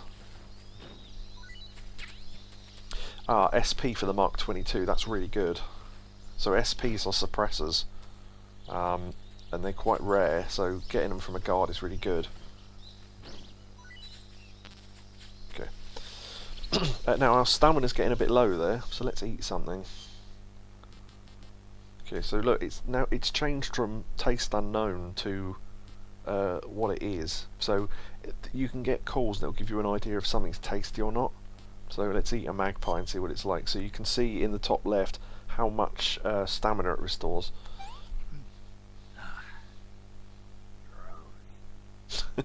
Didn't like that.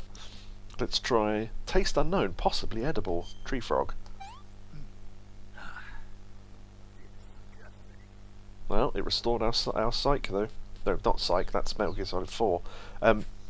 The stamina. So good enough for me.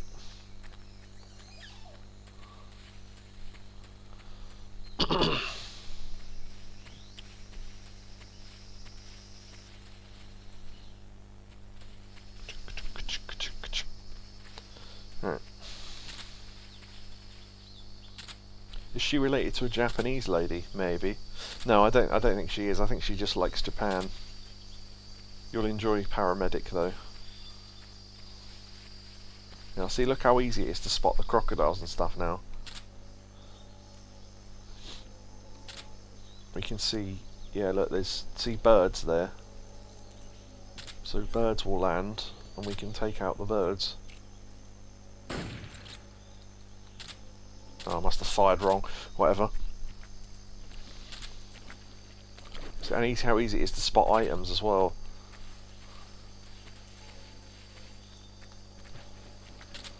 See, I can see that item in the grass over there now. The thermal goggles in this are brilliant. Oh, bug juice. Okay. Oh no, there you go. There's the grenades over there. There we go.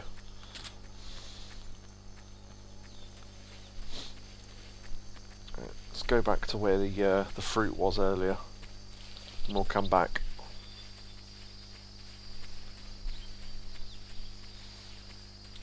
People from Florida, like sea bass, are born with special crocodile detection skills. Okay,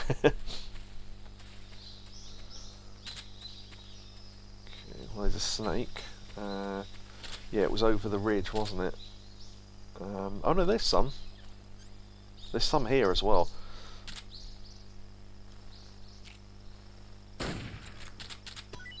I know there's no guards here, so I took the suppressor off.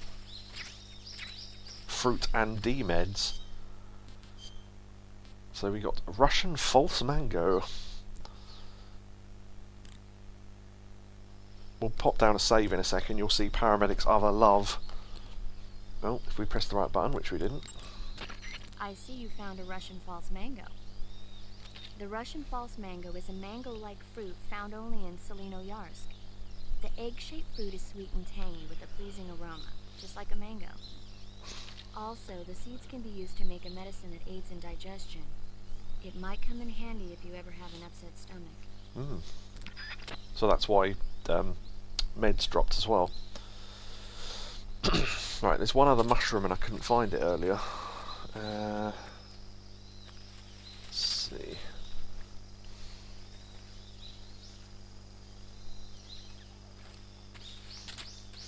Yeah, there we go. See, look how easy it is to spot. Look how difficult that is to see. That mushroom there, but if you equip that, it just shows it.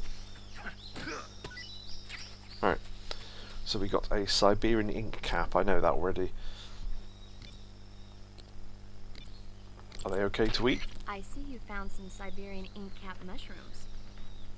The Siberian ink cap is a mushroom from the ink cap family. Its life cycle is transitory. As soon as the spores mature, the cap starts to turn black, liquefy, and melt away. Lovely. And that's why they call it an ink cap. That's right. It doesn't really turn to liquid, but you get the idea. In its immature state, before it melts away, it's valued as a source of food. Just be sure not to eat them while you're drinking alcohol. Why's that? Ink caps contain coprin, which inhibits the function of aldehyde dehydrogenase. This Ooh. prevents the body from breaking down alcohol, causing a buildup of acetaldehyde. Meaning? Meaning it will give you the hangover from hell. Wait a minute. What? You think I'd drink alcohol in the middle of a mission? Wouldn't you? Hell no. Well, I'm knocking a shot back now. What? Just teasing you. Oh, come on. Where's your sense of humor? I need a drink. Okay, let's put down a save. Nope, still pressing the wrong button. I'll never get this right. Saving the game, Snake? Okay, let's do a new save. Normal difficulty. Hey, Snake, you ever heard of Godzilla, King of Monsters? No, what is it? It's a movie. You haven't seen it? Nope. It's about this monster called Godzilla, who grows to an enormous size in a nuclear test and goes on a rampage in Tokyo. Nuclear test, huh? Then the Marshall Islands must be crawling with giant monsters right about now. It's just make-believe. Maybe that's why my pants have been so tight lately. Snake, it's a movie, not a report out of Los Alamos. I know. So then what happened? Godzilla is immune to all weapons, and humanity has no way to stop the monster. Dr. Shirazawa develops a new type of weapon, but meanwhile, Godzilla is getting closer and closer to Tokyo, obliterating everything in its path. It was originally a Japanese movie, but they made an American version, too. I recommend seeing the original Japanese one if you ever get the chance. It's mostly mindless fun, but it's also got a serious anti-nuke message as well. Where can I see the original? You'll just have to go to Japan. Really? That's too bad. Well, if you wait 40 years, you might be able to see it in America, too. Why's that? 2004 will be Godzilla's 50th birthday. You think they're still going to be making Godzilla movies then? Of course. Everybody loves Godzilla. You sure know a lot about movies. I don't suppose you're the movie-watching type, are you? Not really. Okay, then I'll tell you everything I know. When the going gets tough, movies can save your life. It's always good to be able to look at things from a different perspective when you get in a jam. That's the magic of movies. No kidding. Well, I guess it might at least make a nice distraction. That's the spirit, Snake. Have a little fun. Yeah, so like Mei Ling's thing, she gives you a Chinese proverb. Every time you go to save, she tells you about an old film. So it's pretty good, actually. Some of them are really funny. But yeah, the Godzilla one. But everyone loves Godzilla. You'd think they'll still be making movies in 50 years' time. Yeah, there's some funny sort of ha ha ha the future type jokes. Alright, let's see if I caught everything in this area. Yes, I have. Okay. Right, moving back onwards, back to the swamp. You don't need to worry about camo or anything in these early areas because there's no soldiers until that bit we just went to, so... I've just read a tip on how to find the Keratan in this area, so... Because while the calls are... I can look stuff up because I've heard them before. But it's good to hear it. It's good to hear them though. I might have another Baltic Hornet's nest as well.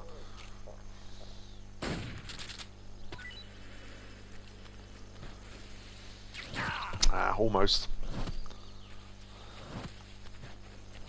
Oh, yeah, you can get injuries later on as well. We'll get to that when we come to it. But oh, is there birds here?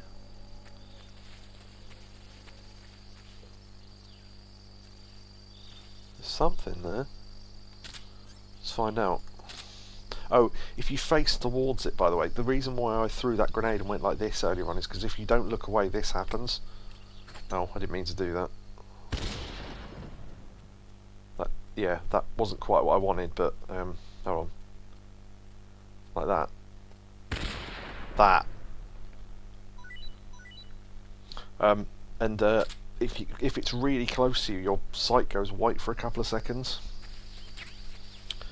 They didn't sell reels and laser discs, didn't exist yet. Yeah, there's a joke about that later on as well. Got some snakes and some stuff. Food. Let's see. Let's think that's the ink cap thing.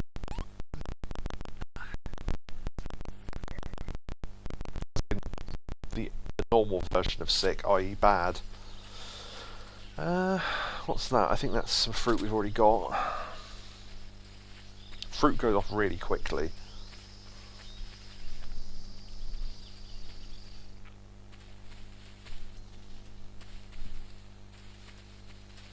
Okay, I think the guards might be... Oh, actually, I forgot to look for the Keratan, didn't I? Said I was gonna. Because it said northeast tree, and I think it meant the trees up here past the swamp. So if you look on the map... Yeah, so we need to be in the blob there on the right, as it were. I was looking at the swamp the wrong way round, that's why. There he is. Whoops. There he is. Hello! Oh, yeah, there are guards in this area, so I need to put the suppressor on.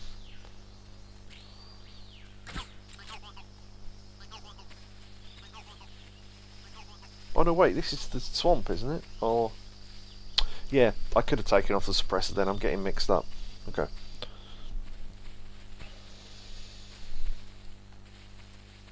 Okay, this is the area with the guards, which I think are probably back.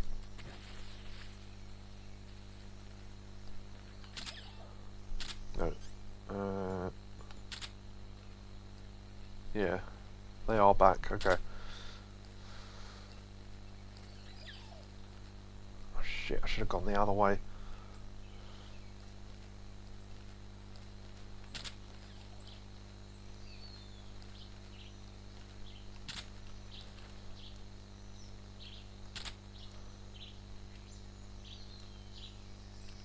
Careful.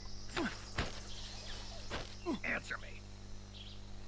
We won't hand over Soko. Yeah, okay, he's got the same lines as before. We're going to break this one's neck. If you keep choking him, break his neck like that, and then he is actually dead. And then you have to hide his body somewhere. Like this grass, for example.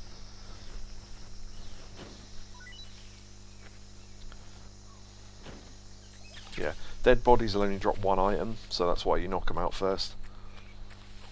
Just to get the extra item, essentially. Okay, is there anything in this area that's worth getting? SVD, da-da-da. There's another bird and there's another fruit.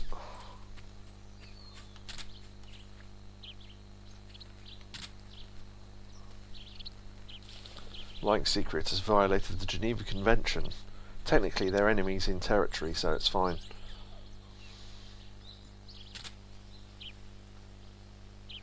Yeah, that's a bird, okay. See if I can get it with the tranquilizer gun. It's kind of rare to get it with the tranquilizer gun. Oh, actually, I can see it. Hold on.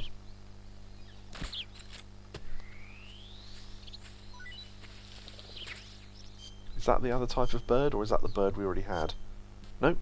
A Sundra whistling thrush.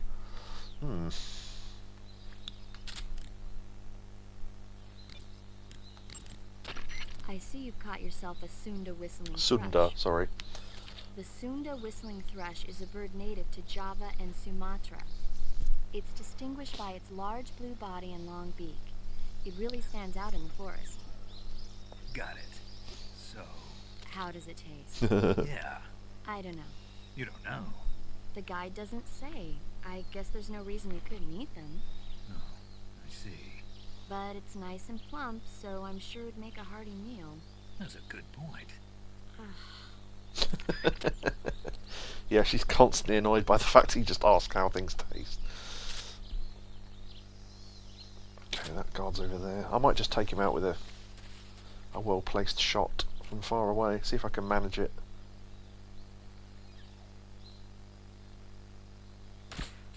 Shit. Well, I got him. He will fall asleep eventually, but I was hoping to hit him in the head.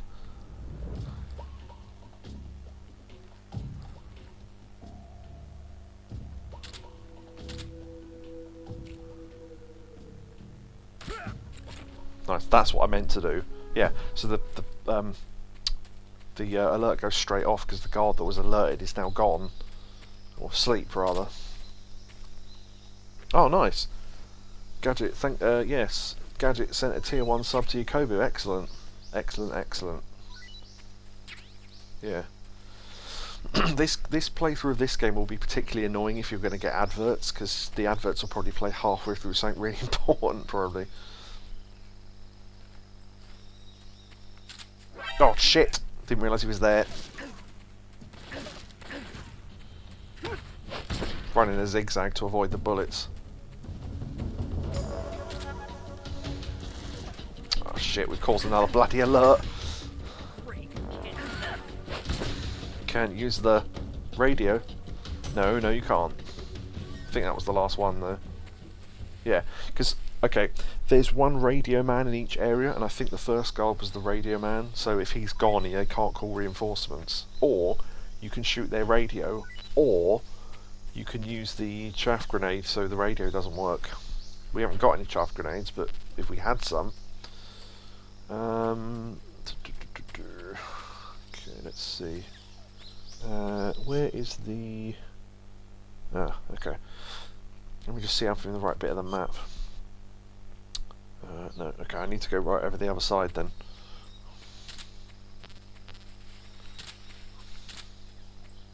Yeah, I just flip the goggles on and off to see stuff sometimes.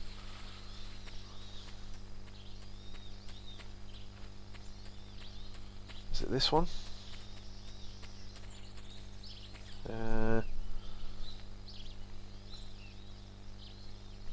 Oh, hold on. Standing on the tree trunk. Oh, I see. The far east of the map. Right, okay. Oh, yeah, I see it. Yeah, there he is.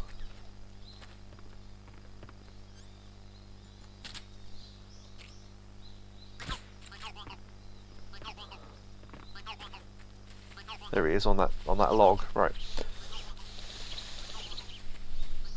Is there anything else we need to catch? Oh, there's another... Yeah, I said there was another fruit, didn't I? I think it's over here. I won't leave this... Oh, there we go, yeah. So there it is. So you can... It's easy to see because it's sort of brownish.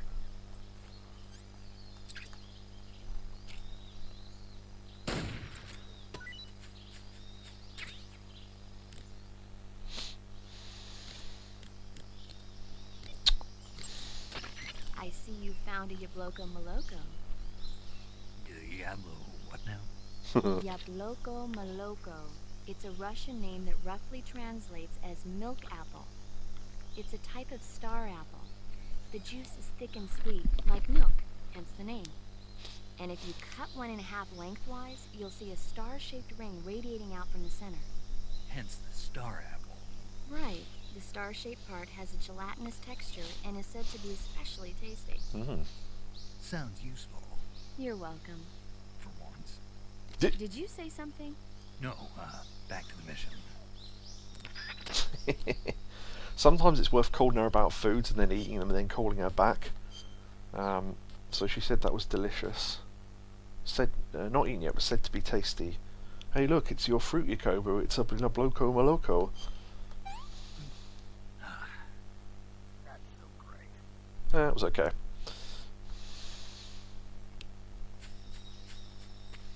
Yakobo maloko. Right. And there's a... Oh no, we got that other bird, didn't we? Grenades, stun grenades, yeah, okay. Alright. Moving on. Oh, let's put the thing back on that. Doliono Vodno. Yeah, because this is set in Russia, some of the place names are very strange. Well, to us anyway. This is good, let's watch this. Again, hold down R1 to go into view. Guard.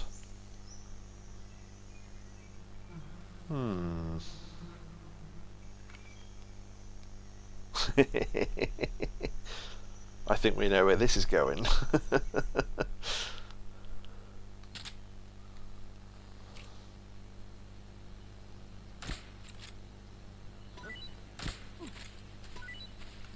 Yeah, the bees started attacking that guard.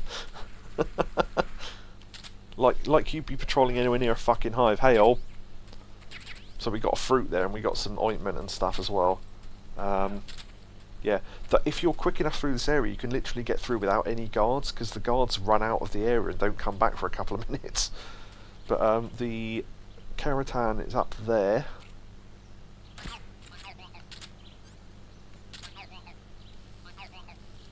There he is, on top of that pole. This is really detailed, right? So in most games you would see a bridge and think, okay, you've just got to cross it or whatever. You can make it more unstable for guards by cutting the ropes like that, so it makes it really wobbly. Not a good idea to do that though. But if you knock out guards or anything, you can drop them in the river. I'm just sneaking across because actually, no, the guards might take a while to come back.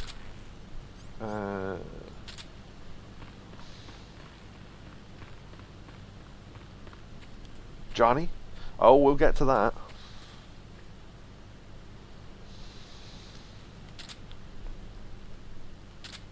Just got to check they're not coming back. Not yet, anyway. I think there's another guard down here on the left, though, who doesn't run when the bees attack. No, he's fine. Alas, I've never seen the Hunger Games. Remember the Hunger Games? The enemy's tribute slept under a hive of lethal tracker jackers. No, I don't know that. Not seen it. If you go down the edge here, you can sneak along this ridge, and there's a hidden little alcove. If you hold up one of the guards in this area, they tell you about this alcove, but I know it's here, so... That's an assault rifle, so that's our first proper weapon. Bullets and pentazamine. Pentazamine is steadies your shot if you've got if you're using a sniper rifle, which is handy, I guess. It doesn't wobble anywhere near as much as it did in the other game, so it's not as useful as it once was. Oh, that guard's back. Yeah, okay. Yeah, see, all the guards are returning to the area now. Where's the oh, we got the Keratan, didn't we? We got the weapon. Yeah, we can just move on. It's a good way of avoiding the guards, unless that one comes back, which I think he is. That's annoying. Can we get to this ridge? Yeah, we can. Okay. I've got some pentazamine. I bet you have. The real version. Yeah, diazepam. Yeah, there's a whole thing with that where they were going to call it diazepam, but I think they had a copyright issue or something, so they had to name it pentazamine. Let's put our camo up a little bit with leaf camo.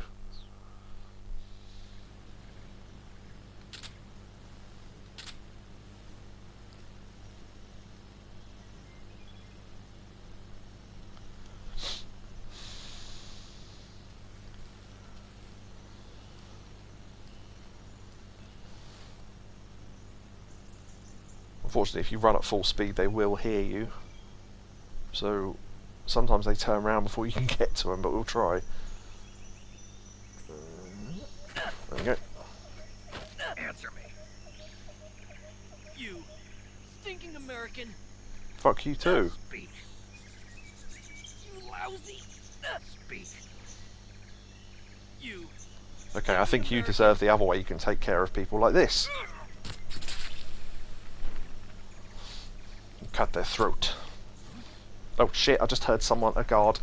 Run! Just get to the next area before they discover him.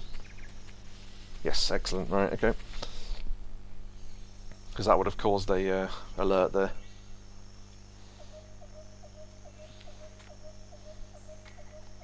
Some of the Caratans I remember where they are and some of them I don't.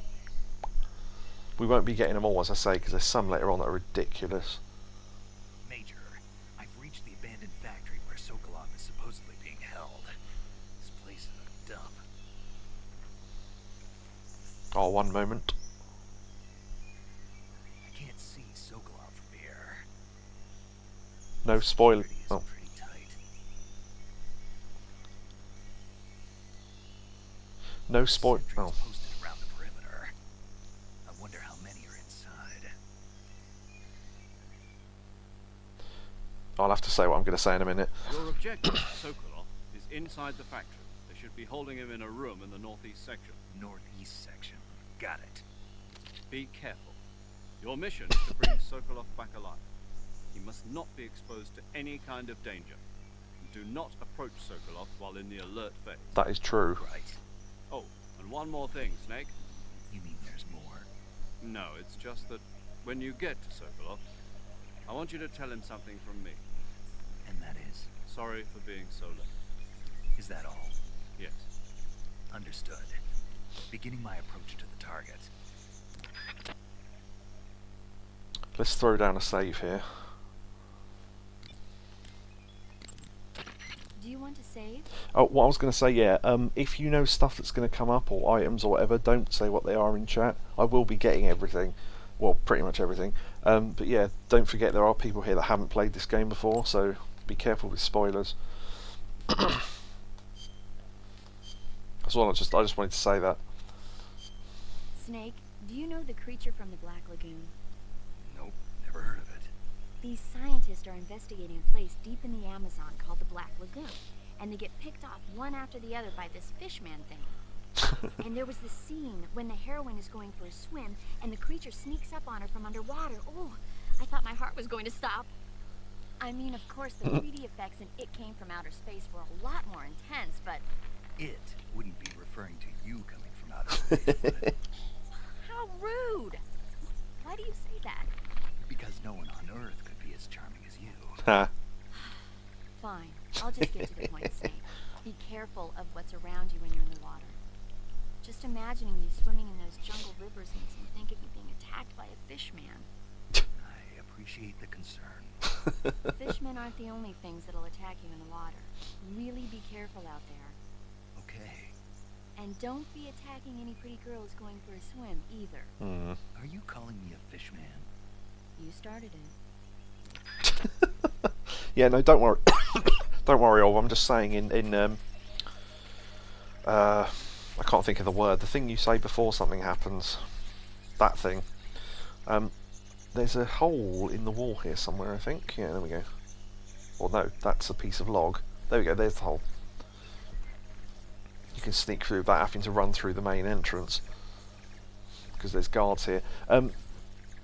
Foreshadowing, possibly. This is not an abandoned factory if... yeah, but look at it, it's a fucking state.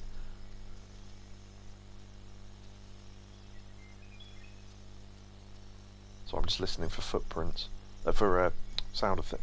You can put on the AP sensor as well. It vibrates when... it beeps when someone's nearby.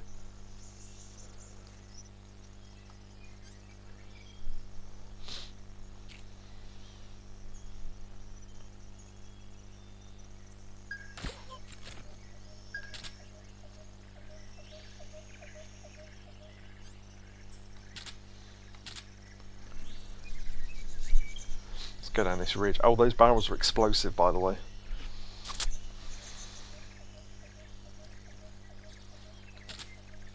I think there's a guard up there.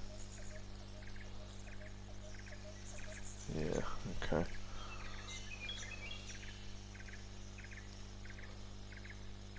See if I can hold this guy up. Use this tree as cover. We are kind of exposed here.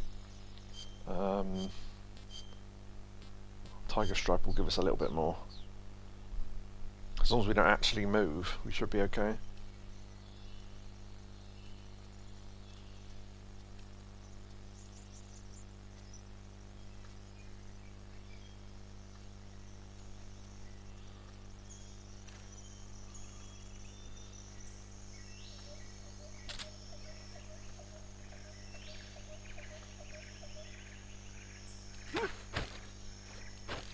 Speak. Press the action button in front of a drum barrel. That's an interesting one. I don't think I've heard that one before. Speak. Bastard. Speak. Press the action button in Okay, that's all we're going to get out of him.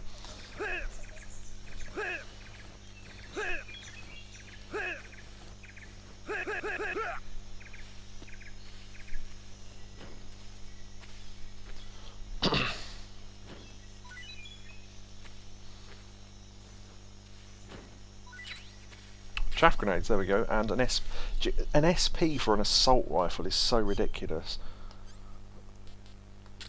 So we've now got a silenced assault rifle. How ridiculous is that? Alright, okay. For this early in the game. Although there is a reason for that, but we'll get into that later.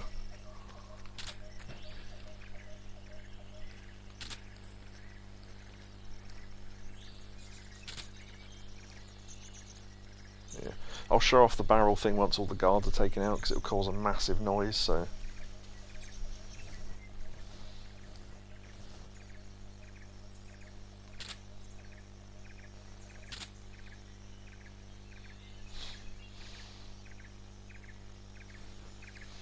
Oh shit, where's he going?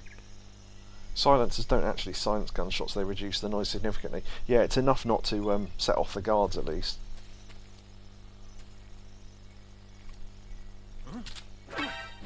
Shit. Yeah, I didn't get to him in time. I had to take him out.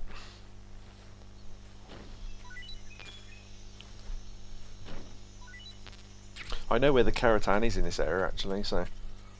was there an item there? No, I'm thinking of later. We could show off one of the barrels, I suppose. It will cause noise, but I need to go under the building anyway. So, say if there's, say, a guard there, right?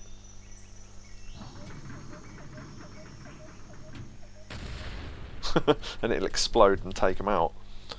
But yeah, it causes noise, so let's go under the building. Oh, a rat. Come back here.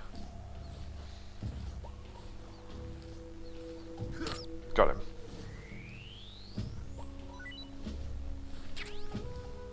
Let's have a call about a rat.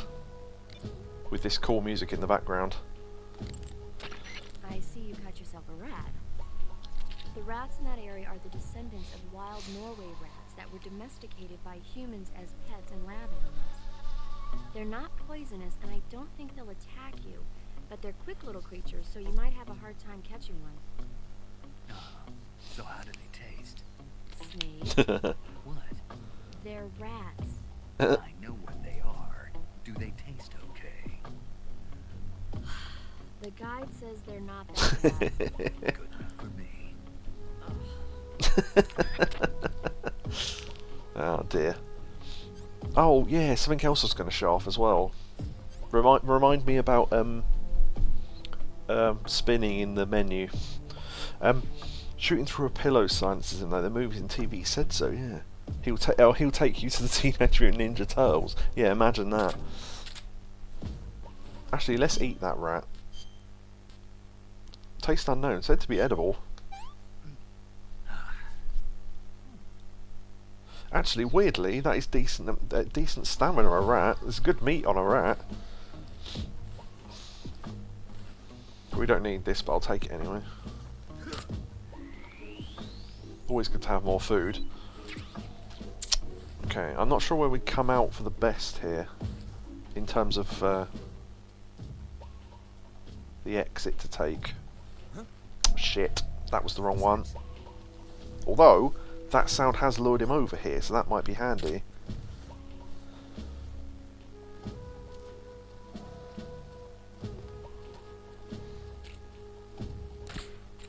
If we shoot him in the leg with a tranquilizer dart, it will take a while, but eventually he'll fall asleep. You'll be able to hear him fall asleep. Go, oh! So you can hear their footsteps overhead. Yeah, that's probably not the best place to crawl out of then. We need to crawl out into grass, really. What's wrong? They are. That was him falling asleep. And look, the thing's been broken off this, so we can crawl out here. All clear.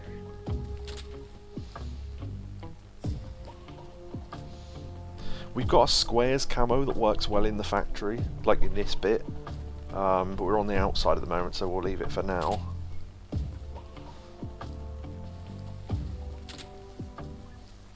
We caused the caution, so that means there's more guards in the area anyway.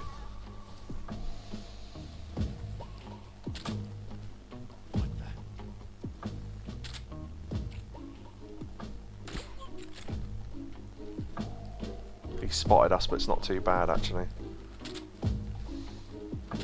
Yes, because we crawled onto that red bit and it lowered our camo by like 40 points. So if we crawl here, look, our camo here is 85, and if we crawl here, it's 45. So you can change to the tree bark or square. Look, squares is great for this area. You need pixels, yeah, exactly, and the splitter camo for our face, which means we're better on inside environments, because technically this is an inside environment now.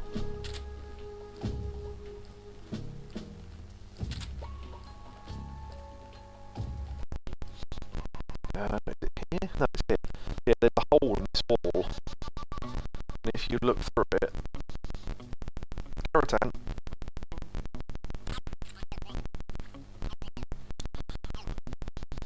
That's the one I did remember.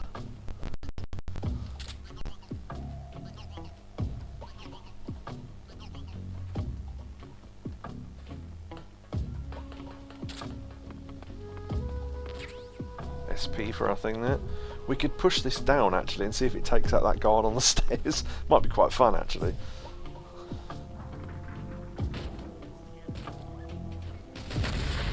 Whee! And it killed that guy. Wee wee wee wee wee wee wee.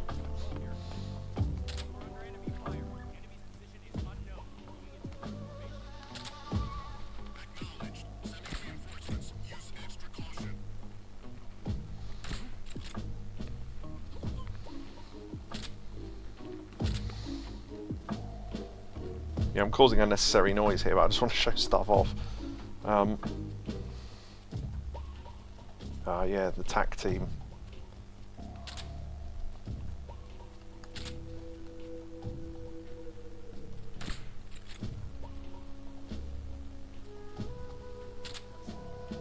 Might be worth waiting until the alert's off actually, because we keep resetting it because they keep finding bodies we've knocked out.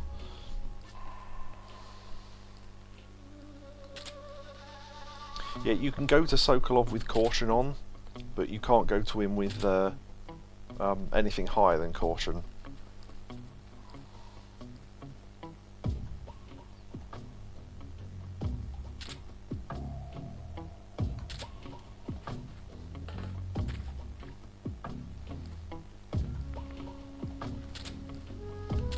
I know there's an entrance over here. Well, part of the wall's missing. Counts as an entrance to me. I might knock on this wall just to check if there's anyone on the other side. Nope. because they'd have heard that otherwise. Staying low because... ooh, okay. Didn't mean to sit up there.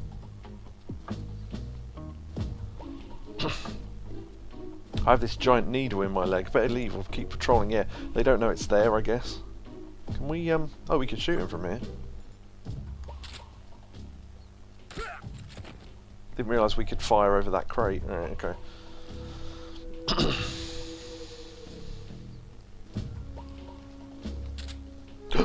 Oh god, that was close.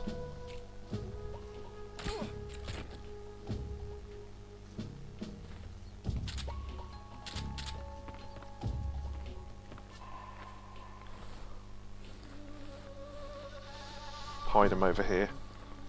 Don't think any other guards patrol over here anyway. Oh, a life medicine. Nice. Yeah, we will try and get through this without using any life medicine, which is basically a free heal. There's only one... Ooh. Yeah, there's the patrol team. I was going to say, I don't think they patrol through here. Snake should have been called Sandman because of all the people he puts to sleep. Yeah.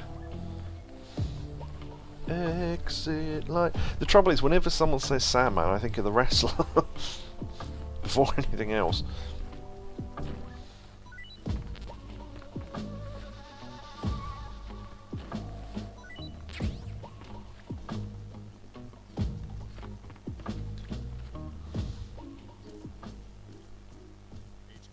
Just waiting for the footsteps. This is HQ. Patrol here. Unable to locate the problem. Understood. Return to your position. Yeah, look, you can see him disappearing over the hill. Okay.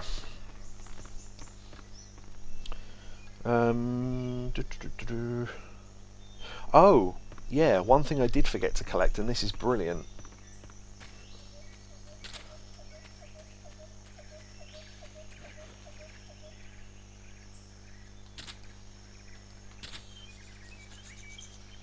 There he is.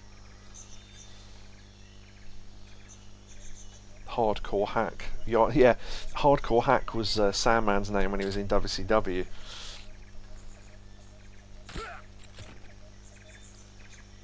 For anyone who doesn't know what the reference is there.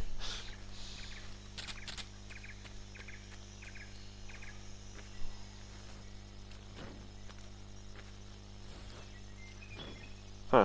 You'd have thought he'd have dropped something, wouldn't you? Right, so, from the Keratan, which is there, I think, yeah, there we go. The M37, a 12 gauge shotgun. That's brilliant, that weapon.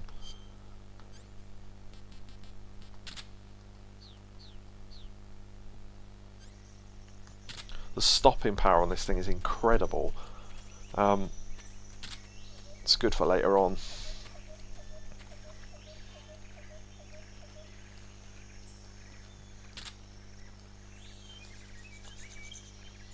Still hear footsteps though.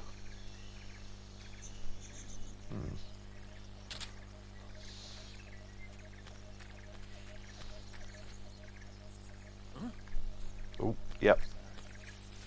That's lured him over here. That's pretty cool. I might try and hold him up on the way back.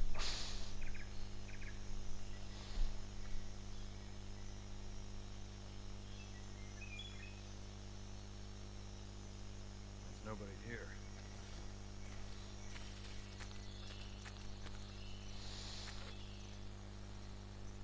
Yeah, I knew he was going to turn around, that's why I didn't run after him.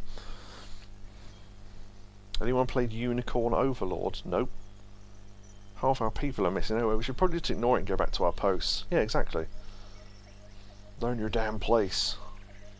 I don't know that I'm going to get to him by the time he turns around. Nope, got it. Speak. How did you get... Speak. Use the action button to climb ladders. Good tip. Speak. Let me go.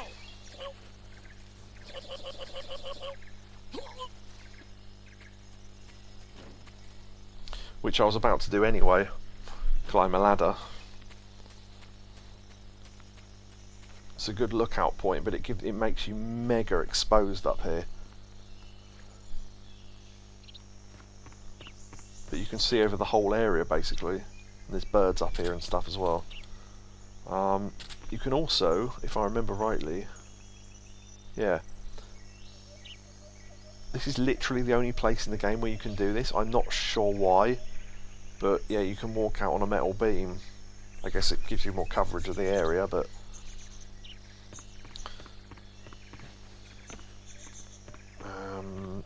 this is a good place to hide if you're being chased. Behind these crates between the wall. Oh, a couple of things that should be noted because of something that I won't be able to say this in. Oh shit! I just started the bloody cutscene. They're technically speaking in Russian, but it's being translated. That's relevant for something that gets said. So they're supposed to be speaking in Russian. I didn't realise I was that close to the cutscene, to be honest.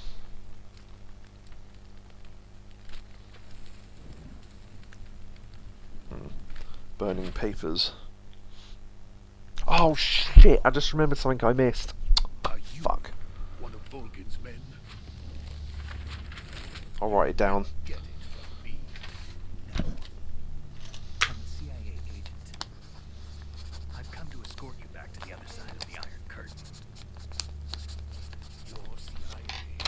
Yeah. I was sent by Major Zero, the man who got you out 2 years ago. Zero. I have a message from him. What is it? He said to tell you sorry for being so late. Did he now? What does it mean? It means he's a man of his word.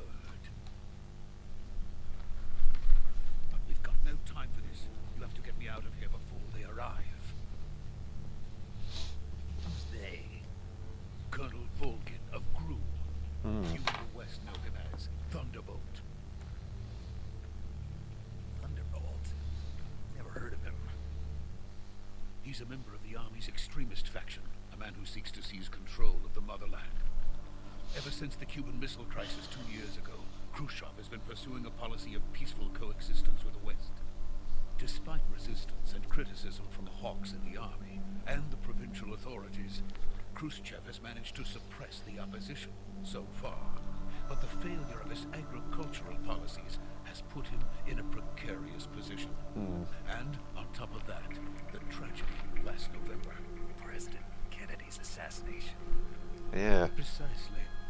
In a sense, Khrushchev has lost his biggest partner, and his power base is rapidly crumbling away. A certain group is plotting to use this opportunity to seize power by rallying the anti-government forces, overthrowing Khrushchev, and installing Brezhnev and Kosygin in his place. The mastermind behind this plot is Colonel Volgin of the Gru. He has control over another secret weapons research facility much like this one, OKB-812, known as the Granin Design Bureau, and is using it to further his plans. But that is not enough to satisfy him. Now he's plotting to seize the secret weapon I have been developing here and use it as leverage in his bid for power. Volgin. He'll be known as Volgin from now on, so that's who they're talking about. Intelligence says that they are going to make their move during the test. Then, the soldiers outside. Exactly. They wouldn't need that many men just to keep me inside. Their orders were to prevent Colonel Volgin from capturing me. Even if it meant killing me in the process, or so it would seem.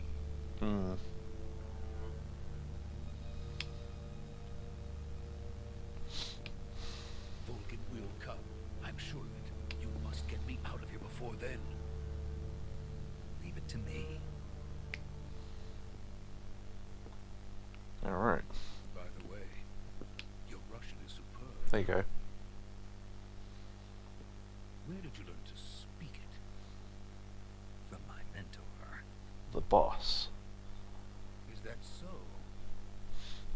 America is truly a frightening country. Having second thoughts. No. I have no love for this place. Let's go.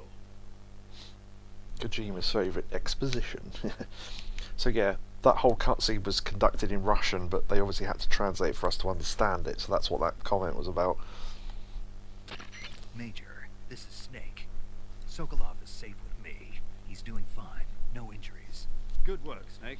Now hurry up and get Sokolov to the recovery point. We'll rendezvous with you there. Roger. What about the sentries? I had to kill them. There was no other way. But no one will know we were involved.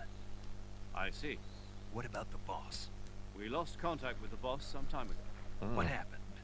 It's probably just a weak signal. Just hurry and get Sokolov out of there. Interesting.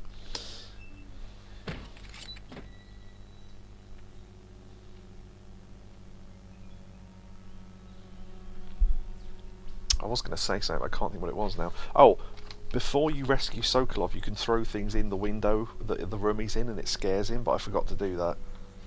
You can throw a grenade in there and kill him, and it causes the game over. But you can throw like snakes through the window and stuff, and he goes, oh! But yeah, I completely forgot to show that, so sorry about that. This tit thinking he knows karate, look at him. It looks like he's going to power up a Dragon Ball or something. Yeah, whatever camo and face paint you have on, it leaves it on during the cutscenes, so... Well... Something there.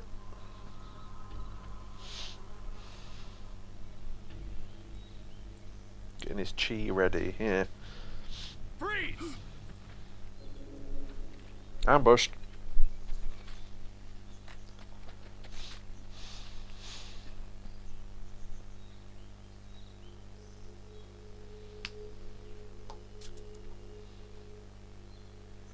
So this is the legendary boss. Huh. Those boots. That movement. We meet at last.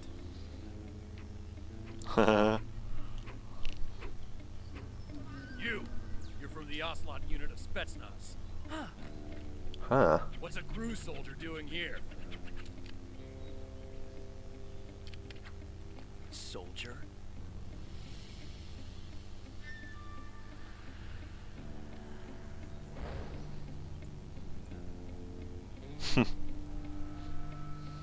Young man. He's the Ocelot commander. That's Major Ocelot to you. And don't you forget it. It's pre-Revolver Ocelot. This was a real shock to some people that he's in this game. But yeah, Ocelot. Get out of here. And Ocelot never lets his prey escape. What? He's camped, yeah. Oh, yeah.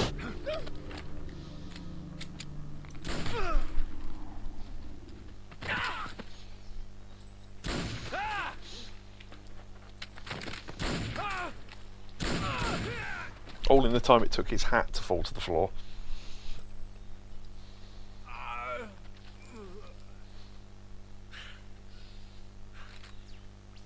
This bit's great. Wait. Does that bit remind anyone of Red Dwarf, where they shoot Crichton by bouncing it off the metal sign? Off the metal sign. Just reminds me of that.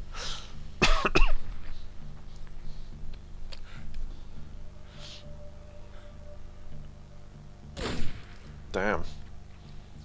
He was laying on his hat. Oh, no, that back. Thank you. I can't say it feels good to kill a comrade, even if it is for the GRU. Sokolov, take cover.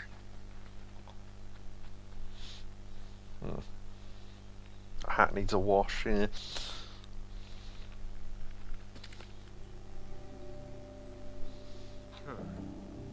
You're not the boss, are you?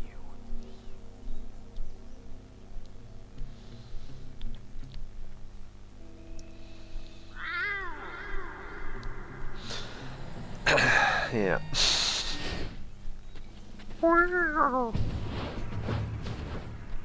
The call for his men. Crew operatives! How else are you going to call your soldiers in? By making a cat noise? He's an ocelot. Stance. Huh. That gun.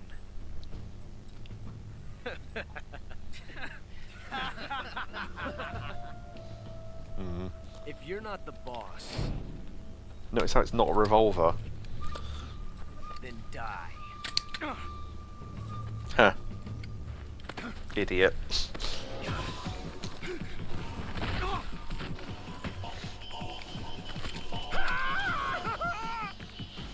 Major!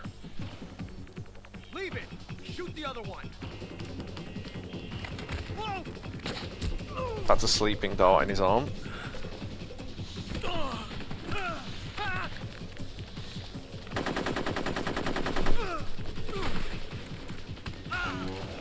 Gru operatives, aka minions, yeah, basically.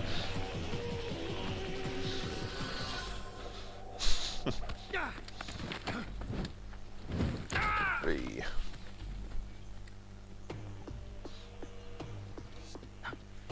The amount of people I've seen play this for the first time not understand why this guy was wobbling, because he shot, look, there's a dart in his arm. And then he fell asleep, so.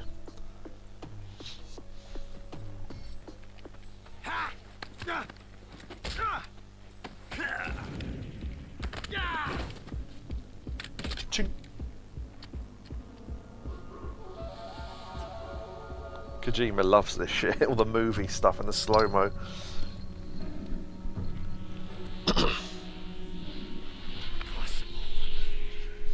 You ejected the first bullet by hand, didn't you? I see what you were trying to do. But testing a technique you've only heard about in the middle of battle wasn't very smart. You were asking to have your gun jam on you. Besides, I don't think you're cut out for an automatic in the first place. You tend to twist your elbow to absorb the recoil. That's more of a revolver technique. Dun dun dun! You filthy American dog! Massive foreshadowing. You can do that with a prequel. He said it, he said the thing! Yeah, so that's where Ocelot got the idea to use a revolver from. But that was some fancy shooting. You're pretty good. Pretty good.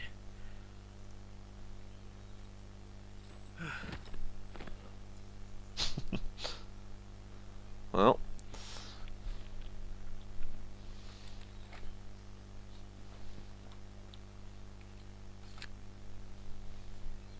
Better call this one in.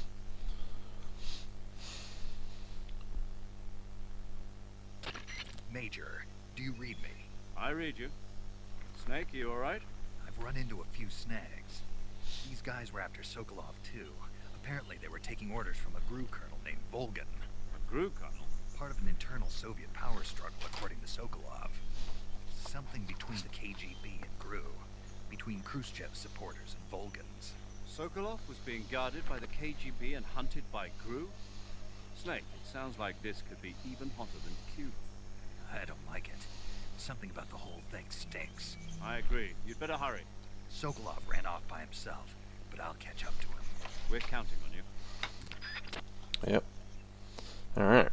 So that's Ocelot. Let me just, because someone said about GRU, and I knew that joke would come up about the minions. The GRU stands for...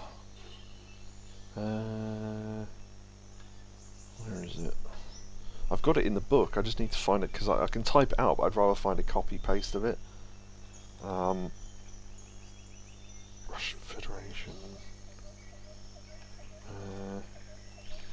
GRU stands for... I don't know. It's quite long though, but it's in the book. It says Glavno, and then a really long word with fucking apostrophes and shit in it that begins with R, and then Uplavnevi. I don't know. I'm not even pronouncing that right, but yeah, it's GRU. It's something in Russian anyway. So there you go. Oh, there you go. GRU is an acronym for the Russian Military Intelligence Agency. There you go. There's the word in the name of it in chat. We had the best revolution. Yes. Oh, really? Yeah. So a couple of things here. One, you can shake down all the guards for items, which is handy. I think you can anyway. Yeah. Orb would know about that sort of stuff more than me, so my literal full and utter understanding of what the Cold War was is this game. So they fully explain the Cold War later on, why it was called that and everything, and I thought that's interesting. Main detect, yeah, that's the anglicised name of it. Yeah, you can shake down Ocelot for a specific item. Mousetrap. Now that's worth having. Now there's an interesting thing you can do here. You know how Ocelot's in the rest of the series, right? And obviously, he obviously doesn't die right now because he's in the rest of the series.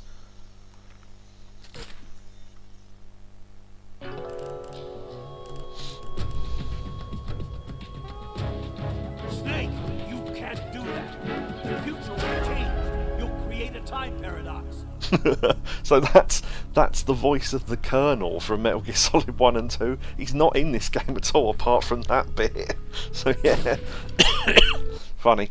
There's a trophy for that as well, called "This will solve all the series. This will solve all the problems" or something. Because obviously, if Ocelot is the driving force behind all the shit that happens in this series, so if you killed him now, that would stop a lot of problems happening. But yeah. If you kill him, it's a game over, so there you go. Yeah. If you didn't collect all the collectibles while there were guards around, you can do it now, because they're all dead anyway, or knocked out, and they will stay knocked out forever, because it's part of the story. So yeah. Have I got all the items in this area? I think I have. I think there's something on top of there. He wouldn't. Yeah, he wouldn't have Liquid's arm and turn into Liquid by the time he gets to Metal Gear Solid 2. Oh, one other thing. There is a locker here with nothing in it. There is later though. Also, there's a trapdoor under that bed. Again, that will come useful later. There's one window you can dive through, and it looks really cool if you do it at speed. Wonder if it's this one. Obviously, if you're running away from guards, yeah, it's kind of tricky to get, but because most of the time you don't have enough running room. Maybe it's this one actually. Hold on.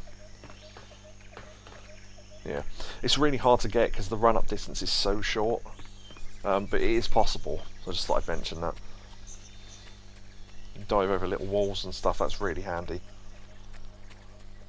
Yeah, so basically Sokolov's run off, so we've got to go after Sokolov. He went back the way of the bridge.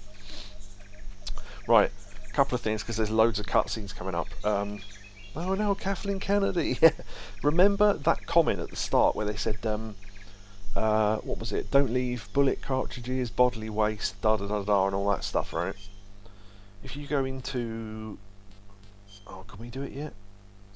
No, we can't. I think, okay, we've got to have the cure menu and we haven't got it yet. But, oh no, maybe not. We can go into the viewer, yeah, here we go. Yeah, so if you go into the viewer, you can basically see the camo and look at it and everything. There is a thing you can do. If you spin Snake for about 10 seconds, I think it's this one anyway. If it's not, then I've got it wrong, but...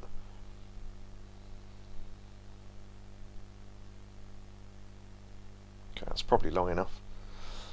Give it a couple more seconds though. Alright. Yeah. Well, there you go. So it makes him throw up. You spin him round in the menu.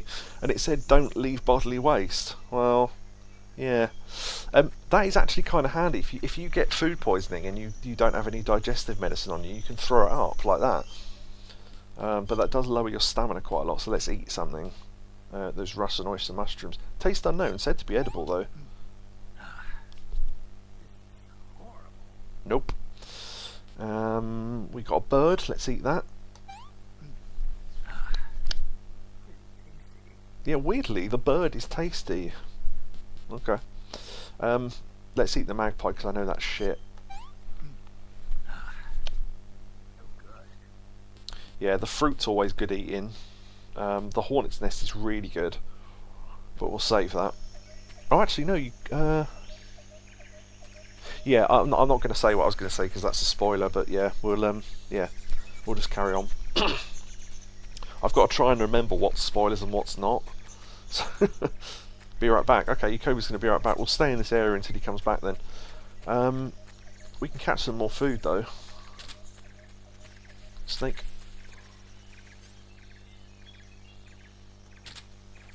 Overpowered killing of a snake. That'll do. Shotgun his ass.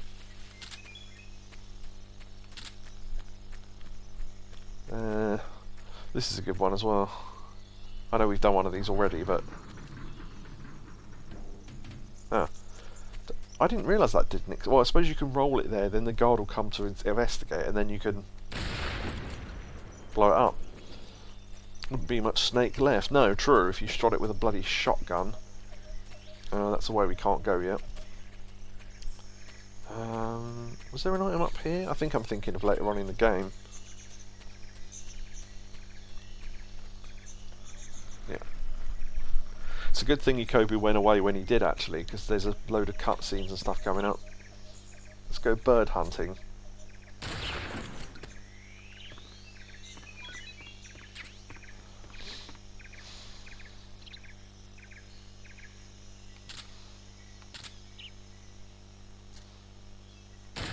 You think that bird would have heard us by then, wouldn't you? But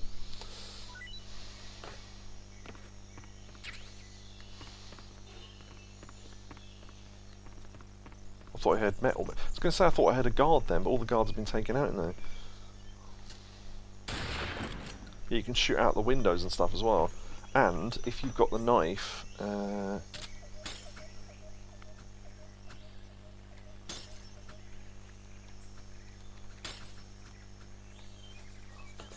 I wonder if you shoot those barrels from outside, if it'll actually hurt you from in here.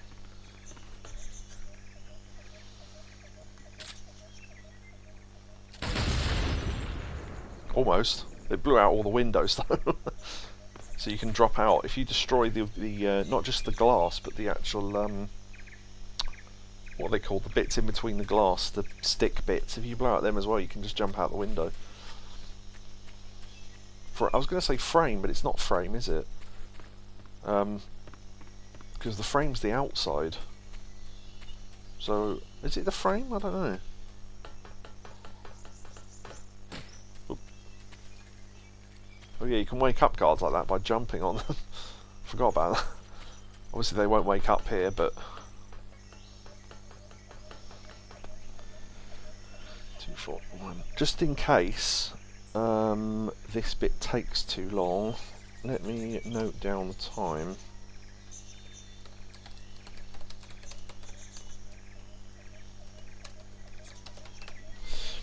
Because this isn't me having a go or anything. Seriously, if he ever listens back to this later. But if Yakobu's quite a while, then I'll probably cut this out later. Oh, he's back. Hello. That's weird. We were just talking about you. The part of the window is called the top rail, the middle rail, and the lower rail. Oh, there you go. I did ask, so yeah, we practiced knocking out some windows and stuff, so you didn't miss anything. But I know there's cutscenes coming up, so in fact, let's put some different camo on. There we go. Oh, one thing to mention as well. You know how we were saying, is this the father of it? Notice how he's got 2 eyes. Interesting. We could dress as if you dress as Raiden for the cutscenes, the mouth doesn't move. It's kind of funny. Let's put him in Tiger Stripe. That looks quite good. Oh yeah, the amount of people that said about this, right? You can get, because when it's dark, it's nighttime. You can put, right, so people, oh, racist. No, it's black face paint. It's not racist, you fucking idiot. Oh, I bet they'll have to take that out of the new game. Oh, woke. No, they won't, because it's black face paint. It's nothing to do with race, you fucking idiot. Anyway, I was only joking. Yeah, of course you were. Yeah, right then. Right. Let's get out there and get Sokolov back.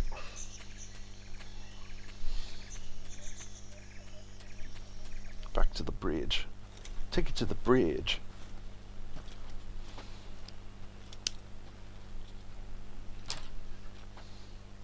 You okay? Those men were from the Ocelot unit. Spetsnaz. Yeah, exactly. Yes. The best crew has to offer. They're coming for me. I'm finished. Calm down. Whew. I'll Finished. get you out of here, I promise. And we've got some of the best backup we could ask for. Oh, Look, we're in a tie in the jungle, yeah. Oh, look at that.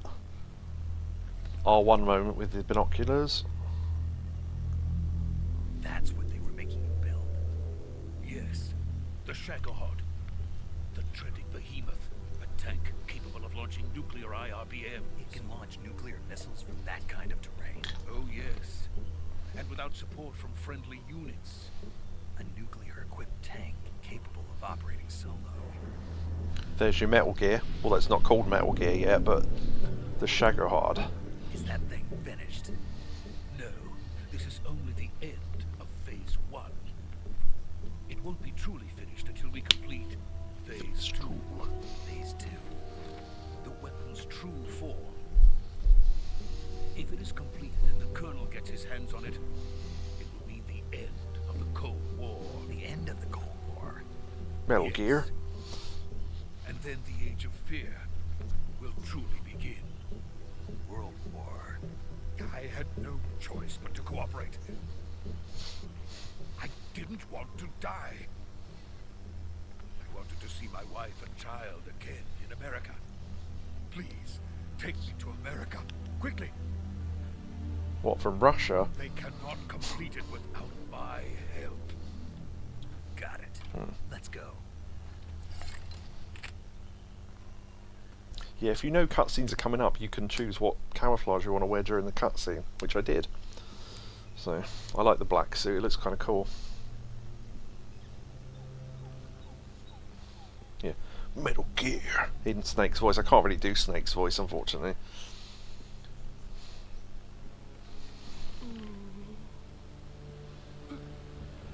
Oh yeah, I never threw a guard in the river, did I? Oh well, maybe next time.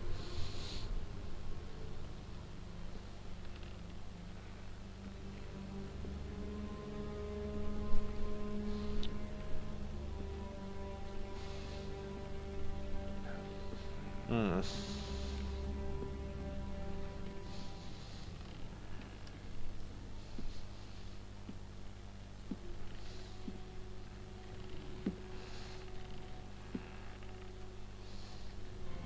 So I remember the Colonel said the boss went out of communication.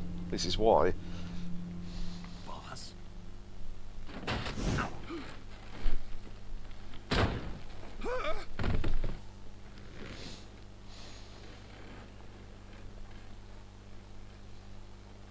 Good work, Jack. What are you doing here? Sokolov comes with me. Metal Gear hasn't got weird yet. Oh wait.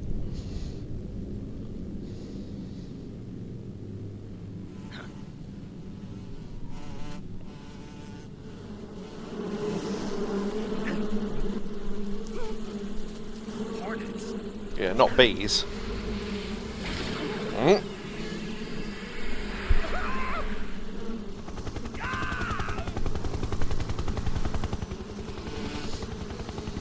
It's a bee man. Not a hornet man. Metal Gear madness. So there's at least 2 new characters.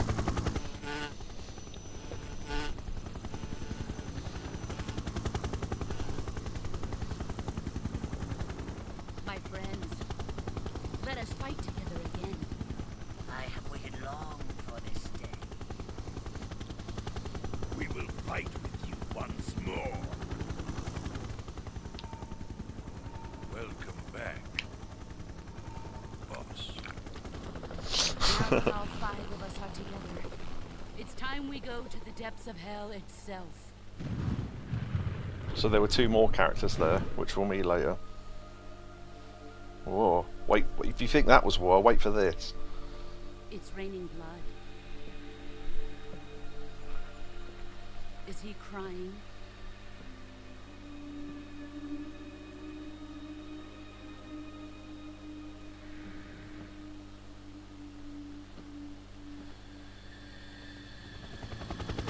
So that's him, that's whoever that was getting on the helicopter as well. It was not Otacon, but you'll see who that is later. And someone else as well. Kuwabara, Kuwabara. I'll explain the Kuwabara thing later.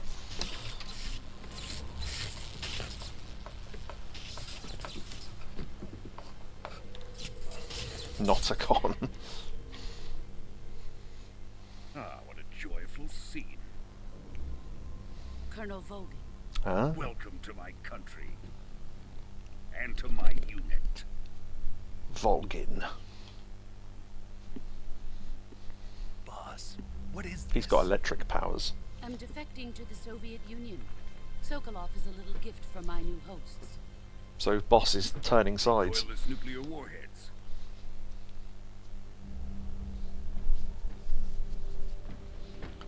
These will make a fine gift for me. This can't be happening. Who is he? Another one of your disciples?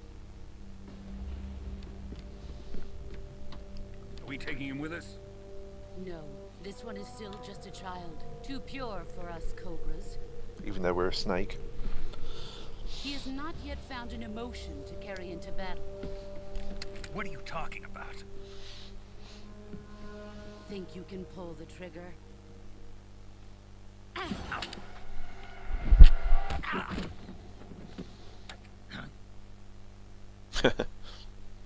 Yeah. She taught him, so...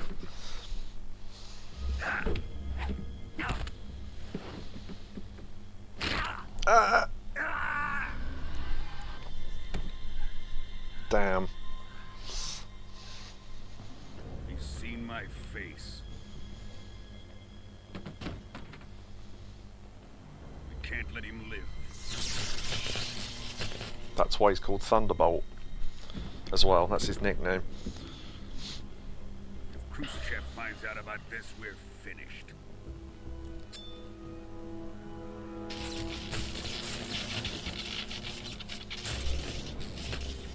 He must die. Wait. He's my apprentice. I'll take care of him. The reason why he carries bullets is because if he punches you with bullets in his hand, the bullets explode. Jack, So, you can't come with us.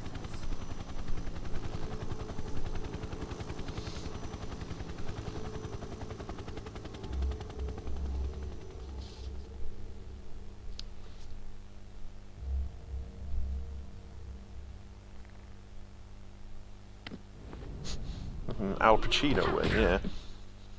Mm.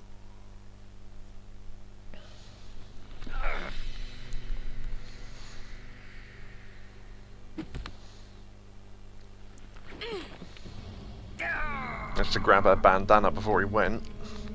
Now, if we'd fallen off the bridge at any point, it would have killed us.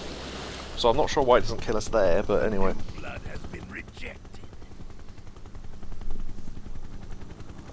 Oh, excuse me.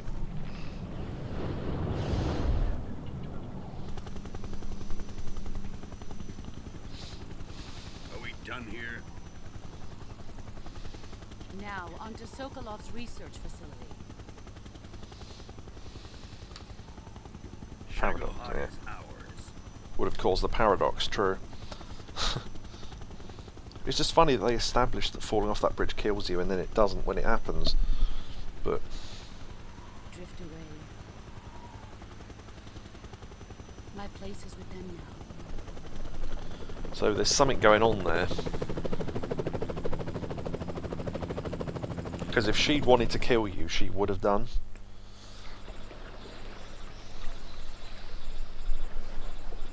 How fucked up our arm is. Damn.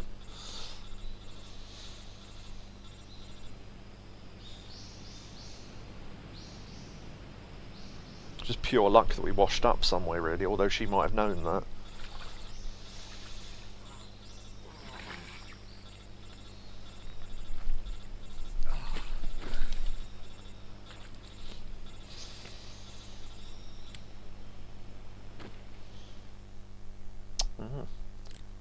Snake, can you hear me? Yeah. Just barely. Snake, listen to me. You need emergency medical treatment. Can you move? You've got to get those wounds treated. Hang in there. All right, let's get you fixed up. Paramedic? Okay, Snake. Just relax and it'll all be over before you know it. Stay with me. I've seen people in worse shape before. Think you can handle it? Major. The boss. She's defected. We'll talk about that later. First, we've got to get you patched up. Okay, here we go. First, open the survival viewer with the start button. If you select cure, you can start the treatment. Yes, this is a new thing. Healing is divided into treatment using medicine with the item window button and surgical treatment using the weapon window button. Your injuries include a fractured left elbow and rib bone, and lacerations on your upper arms, right elbow, and abdomen. They need to be fixed using surgical treatment. Move the healing cursor with the left stick to the affected part of your body. Once you've selected the affected area, hold the weapon window button and use the left stick to select the medical item, and then press the enter button. With this method, you can use items to help your recovery process. To treat a bone fracture, first secure the affected area with a fastener and then wrap it in bandages. That should do it. For lacerations, you'll need disinfectant to clean the wound, sutures to stitch it up, styptic to slow the flow of blood, and bandages to wrap the wound. If you do everything I mentioned, the wound should heal completely. Yep. Understood? Yeah. Stay with me. Go into the survival viewer and treat those wounds. Yeah, so this is the introduction to a new thing. Now, in the old version, you couldn't turn the camera here. There is something I can show you, but I might wait till they want you to show it, because you can see something from here technically, but we'll leave it for now. So yeah, new thing, cure menu. So when you get an injury, it will tell you what it is, and what you have to do to treat it. So medicine is blood serum for venom poisoning, food poisoning, colds, and stomach aches. Now, interestingly, the cold medicine for if you get a cold, we think, I say we, people that play Metal Gear, we think that whatever causes Snake to get a cold is slightly broken, because someone wanted to get every single medical issue in the game, like being burned, being cut, etc. They're all easy. When it came to getting a cold, they couldn't work out how to do it, and it took them hours of experimenting to even work out how you're supposed to get a cold. And the fact they give you an entire option to get rid of it makes me think it was supposed to happen more often. But it just never happens unless you make it happen. So we think that it's slightly broken, but anyway. So, kiss someone, yeah, there you go. So we've got cuts and we've got broken bones. Now, his surgery, so a knife for removing bullets and arrows, we've got suture kit, bandages, splints, styptic for bloods and stuff, disinfectant, an ointment for burns, a cigar that you can use to burn off leeches and stuff. Leeches? Now, you don't have to apply these in any given order, so you can put on bandages and then disinfect the wound. It really doesn't matter. So we need sutures, bandage, styptic, disinfectant for a cut. There's a bone fracture, so that needs a splint and bandages. Another one, splint and bandages. I think the rest are cuts, aren't they? Yeah, okay. So once you know the stuff, you can use, say if I used ointment here, I'll use one just to prove my point, right? Say we've got 13, right? Now, we didn't need to use that, but it will still use one. So make sure you know what you need to use. Don't waste equipment. I just did to prove my point, but you know. Oh! Just before we heal this last one, and it goes into another cutscene. If you get injuries throughout the game, and this doesn't apply if you're on very easy, but any difficulty other than that. See how our health bar's quite short compared to our stamina bar. If you naturally recover from injuries, which if you leave it long enough they will just recover themselves, not only does it heal itself, but it actually extends your life bar slightly. And I didn't know that for years until someone mentioned it and went, oh shit. So on the last playthrough I did, I wasn't healing injuries, I was letting them heal on their own to extend the life bar. So there you go. But yeah, I might grind that a little bit off stream, extending the bar. I can cause myself to get injuries on purpose and then let them heal and stuff to extend the life bar. So I might do that because there's some stuff later on that I'm not very good at. So there you go. But yeah, let's heal up. So we healed everything.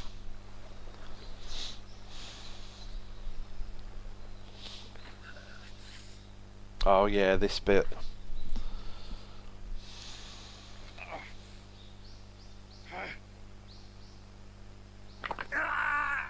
Fucking hell, that sound.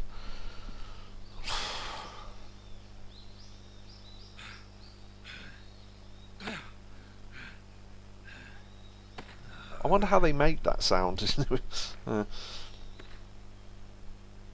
Oh, all those healing things, by the way, there is an animation for them all in the menu, but it is kind of rare. It happens randomly, as far as I can work out. So we may or may not see them.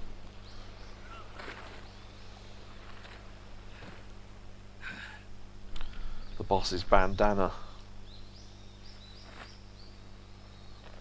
So that's the thing. So there's the origin of the bandana. Good job, Snake. We're coming to get you now. Just stay where you are. We'll drop a recovery balloon. Can you set it up? They don't make you do that. Right, there's a bit here. There's an R1 moment. Right, if you look to the left, dead body.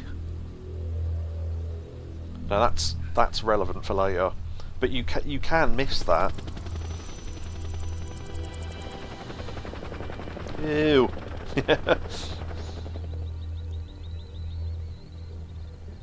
You can tell how heavy that thing is if 5 helicopters are fucking struggling with it.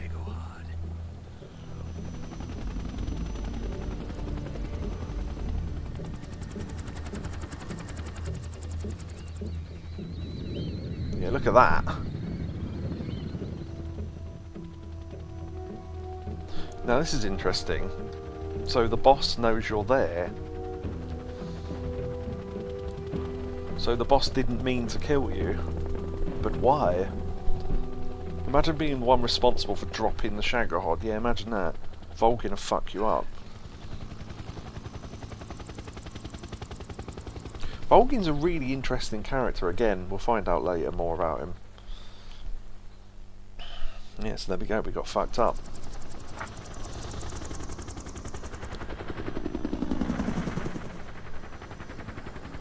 One of the characters on the helicopter earlier on, it took me years to even spot him, the guy over the back.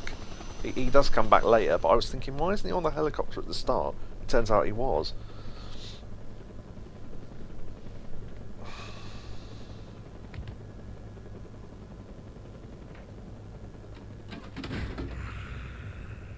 I don't know why he makes that noise. But yeah, recoilless nuclear warhead.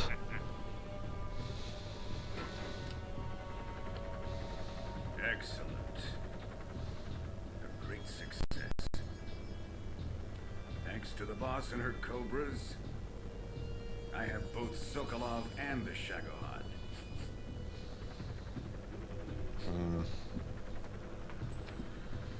A woman. And he can smell her. What are we going to do with the girl? Who is she? Apparently she's Sokolov's woman. Even though Sokolov's married. And that's not his wife. Should point that out.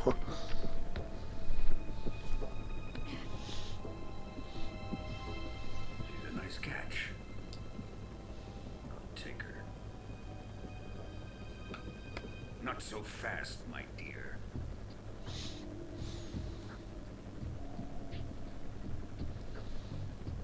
Yeah. Circle of life. I mean wife. Yeah. A kiss of death. So lipstick gun. We may be able to use her.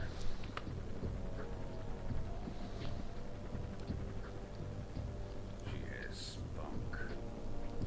spunk. That means two things.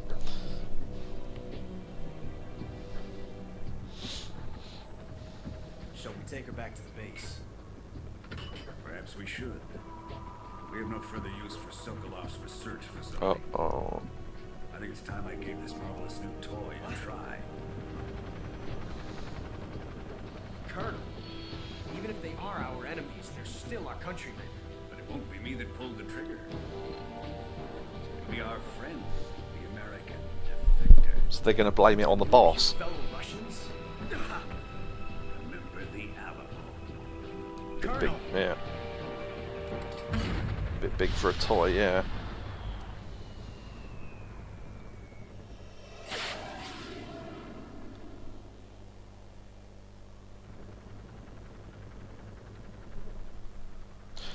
Yeah, someone said they're too close to it. That's not a full nuclear warhead, it's a mini one. I thought that was the nuclear warhead falling for years. Turns out that's the recovery thing for Snake. Because that's the nuclear bomb hitting. And that's why we didn't die from it, because we're not that close to it. Just far enough. And it's also not a full nuclear bomb, so the fact we're close to it isn't that dangerous. Yeah, they had to add recoil list, so it made sense, yeah. Mushroom cloud. So it's basically wiped out the forest. Or the completely fucked the ecosystem for years. Data save. Alright. Now, is this what I think it's going to be coming up? If it is it now? Yeah. Welcome for the greatest theme ever in gaming. This would have played at the start, but I let it play now because I knew it was going to come.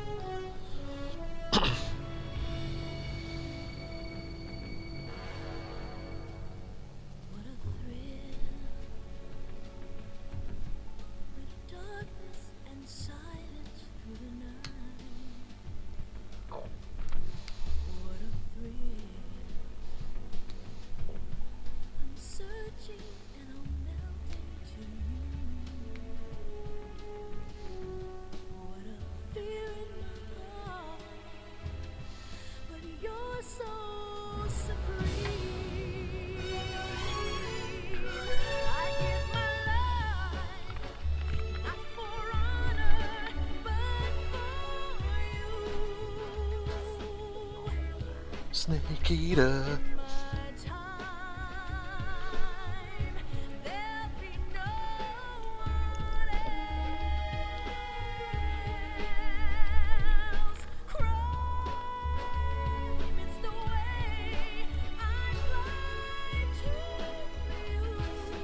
I'm singing along silently.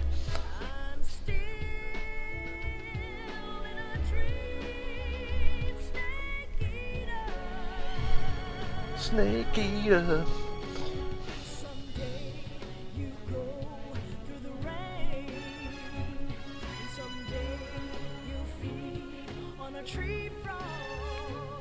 Yes.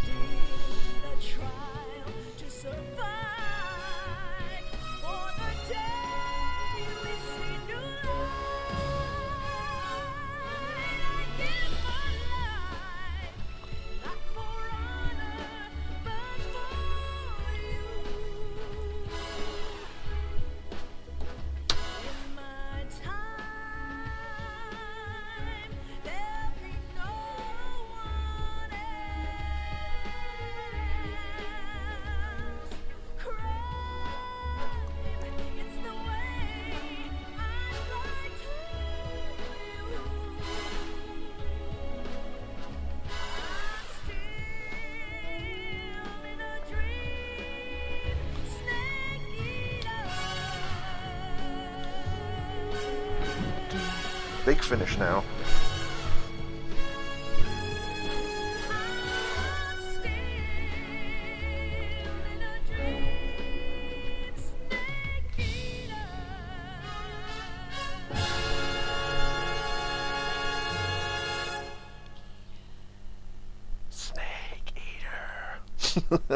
I love that, it's so good. Yeah, people in chat were going, that was a Bond spoof, totally.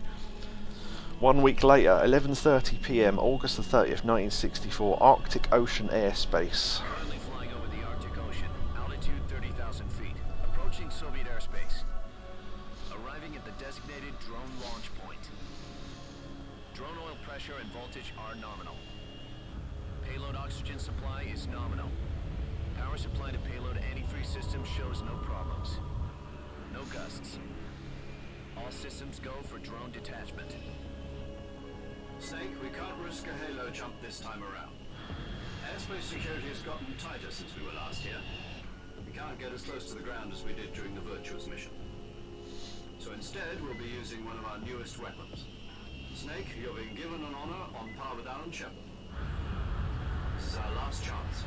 Show your patriotism. If you fail, you'll be back in a hospital bed again, waiting for the firing squad. It's the same year, it's hold on, we'll go into that in a minute. Be a patient in one of the most advanced ICUs in the world. Would you do me a favor and tell the suits about visiting hours? I'll never get better with them assaulting me day and night with their questions. Must be part of the top brass's inquiry. More like an interrogation. According to them, I'm a traitor and an accomplice to the boss's defection. They're just looking for a scapegoat. Does that mean they're after you too? Let's just say neither one of us is going to be made a national hero out of this. Does this mean Fox is going to die? Huh. No. This Fox is still one step ahead of the hound. Like Fox The die. reason I came to see you today, Jack, it's time for Fox to clear its name. What are you talking about? The situation has changed. We've still got a chance to come out of this one alive. Yeah, what kind of chance? Don't get too excited. Here, have a cigar. It's Cuban. Which were illegal at the time, especially in America. This morning, I had a meeting with the CIA. They decided when they're going to execute us? No. Something even bigger. Yeah, this is 6 Yesterday, days the later. White House received an unexpected call. President Johnson. Yes, I hear you, Mr. Chairman. It was a hotline call from Khrushchev to President Johnson. From the head of the Soviet Union? That's right. A few days ago, one of our country's main design bureaus, OKB 754, was destroyed in a nuclear explosion. See, a few days ago. At about the same time, our anti-aircraft radar picked up a signature that appeared to come from one of your military aircraft. Does any of this sound familiar to you? In retaliation, I have placed our armed forces on secondary alert. Depending on your response, I may be left with no choice but to order the military to maximum alert and unleash Armageddon.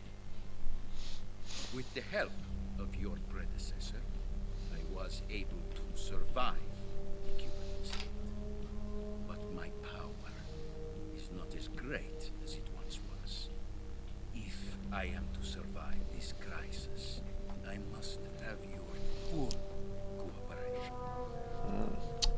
I should have contacted you myself. Did you know that one of our soldiers defected to your country a week ago? No. So you haven't heard then. The man who arranged the defection was a GRU colonel by the name of Yevgeny Borosovich Volgin. Volgin. So Volgin's his last name. The Brezhnev faction. Go on. Who is the soldier? Her name is the Boss. She's a living legend. During World War II, she was the one who led us to victory in that war. Hmm. In Russia, you know her as Voyevoda. You mean the Boss? The mother of your special forces? Yes, that's the one. And she took 2 miniature nuclear shells along with her. The Boss took 2 miniature nuclear shells. I'm afraid so. I believe they were a gift for her new hosts. The Davy Crockett Atomic Battle Group delivery system was completed 2 years ago. Serious problems were found with the launcher's range and precision. Although they were mass-produced, they've never been deployed in battle. But Sokolov's research facility was completely wiped out. The whole area is polluted. I can only offer you my deepest condolences over this terrible tragedy. So, the boss, with Colonel Volgin's help, stole 2 experimental nuclear shells and took them with her as gifts when she defected. Then, shortly thereafter, Sokolov's design lab, a top-secret military research facility, was destroyed by one of these weapons. Am I right so far? Yes, that's correct. And the American government denies any involvement in the affair. Is that right as well? That's correct. We were not involved in any way. Then what was a U.S. military aircraft doing on our radar screen? It was clearly in a violation of our airspace. And yet you say it was not acting under your orders. That's correct. Because they can't admit it. Expect me to believe that this was all the work of a single soldier? I don't know what else to tell you. The army insists that this is all a ploy on your part. I've said it once and I'll say it again. Our government had nothing to do with it. And I would like dearly to believe you. However, I'm afraid my power over the military has weakened since the Cuban incident. I will need some kind of proof that this was not the action of the American government. You have 1 week. You must catch the boss yourselves and recover the remaining nuclear device. Then, you must find some way to prove your innocence. Prove our innocence. Yes, preferably something painful. Prove to me that this is not merely another one of your tricks. The boss should be close to Colonel Volgin. How about a little co-action? I would not expect too much if I were you. The political situation here is unstable. And Colonel Volgin is a member of the Brezhnev faction, which seeks to topple my government. 1 week. You have only 1 week. And if it is not too much to ask, do something about Volgin as well. What is that supposed to mean? Nothing. Means nothing. Uh-huh. Call it a modest gentleman's agreement to ensure our continued relationship. What if we can't prove our innocence? Then I will be unable to restrain the military. I will be ousted, and they will seek their revenge. Nuclear attack on the United States? I leave the disposal of this situation entirely to your discretion, Mr. President. Disposal. If you fail, it will mean the beginning of a new world war. Does anyone else think that To Johnson? put it simply, in order to avoid a full-scale nuclear conflict, we have to prove that America was not involved in that explosion. And eliminating the boss ourselves will prove America's innocence. Right. The higher-ups have decided that you're the only one capable of pulling this off. You were her last apprentice. Screw this one up, and we'll both be 6 feet under. There's no choice. I'll wait till the cutscenes are over. I'll write it down. Are the Russians going to be helping us? Oh, one moment. If you look up. KGB has promised to lend us one of their communications satellites so that you and I can talk to each other. That's it. Sexy They've poster. also put us in touch with a couple of insiders. Insiders. There was a defection in September 1960. Do you remember it? You mean the 2 NSA codebreakers who went over to the Soviet Union? Very yummy. Yeah. Precisely. Since then, they've apparently been training with the KGB for exactly this kind of situation. Their code names are Adam and Eva. I've been told that Adam has infiltrated Vulcan's ranks. Adam and Arranged for Eva. him to provide you with an escape route. You'll need to rendezvous with him when you get there. Yeah, that's the only time you can see that poster.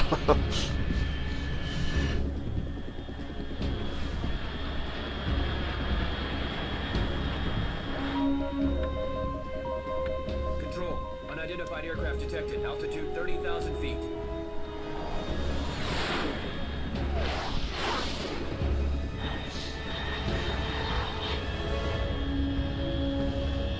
It's fast.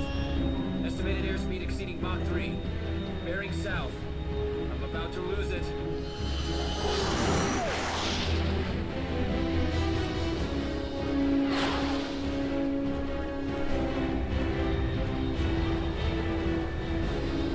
basically we're going back to where we were before.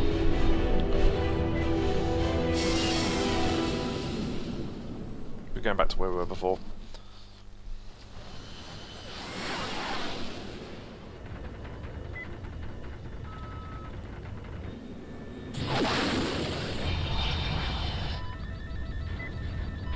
Uh-oh.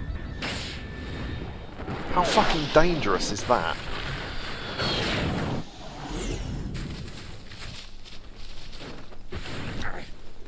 I know, isn't it? It's insane. Oh, something else I was going to mention as well. Hold on. I'll write it down.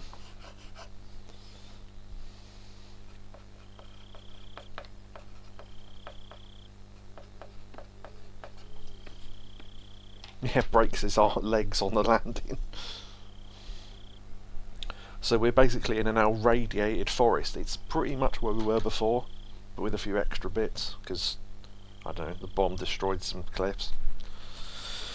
This is Snake. Do you read me? Loud and clear. Glad to see you landed safely. I got blown pretty far off target. Snake, let's go over your mission objectives one more time. Rescue Sokolov. Find out what's happened to the Shagohod, then destroy it. And finally, eliminate the boss.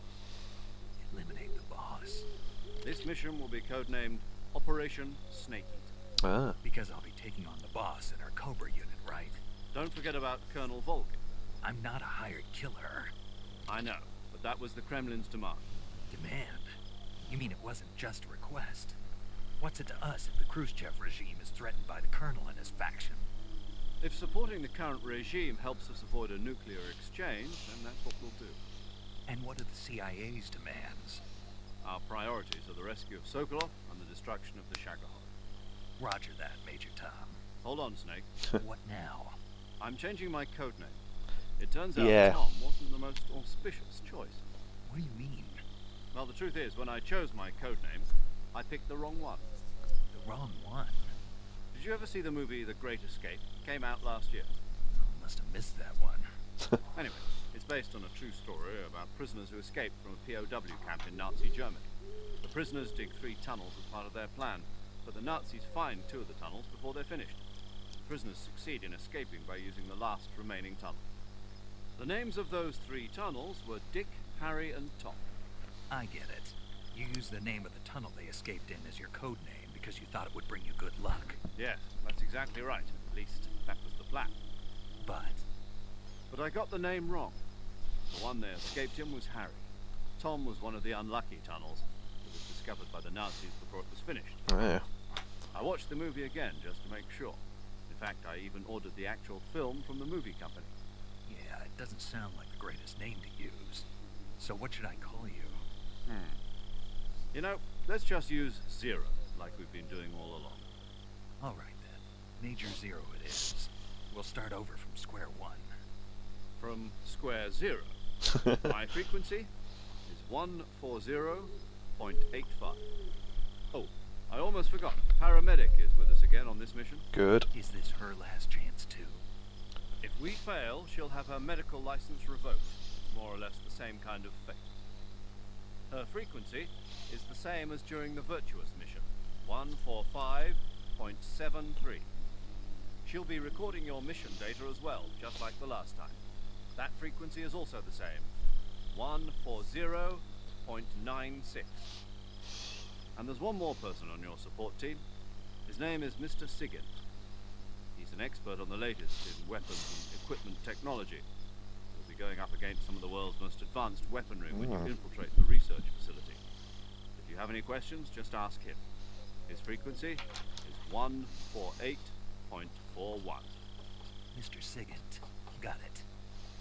Adam, your KGB contact, is waiting for you at the abandoned factory up ahead. The same factory Sokolov was being held in last week. Yes, meet up with Adam first. He's cleared the way for you to rescue Sokolov. How will I know this Adam guy when I see him? You'll know once you reach the factory. Oh, yeah. The whole area's been polluted by the fallout from that nuclear blast.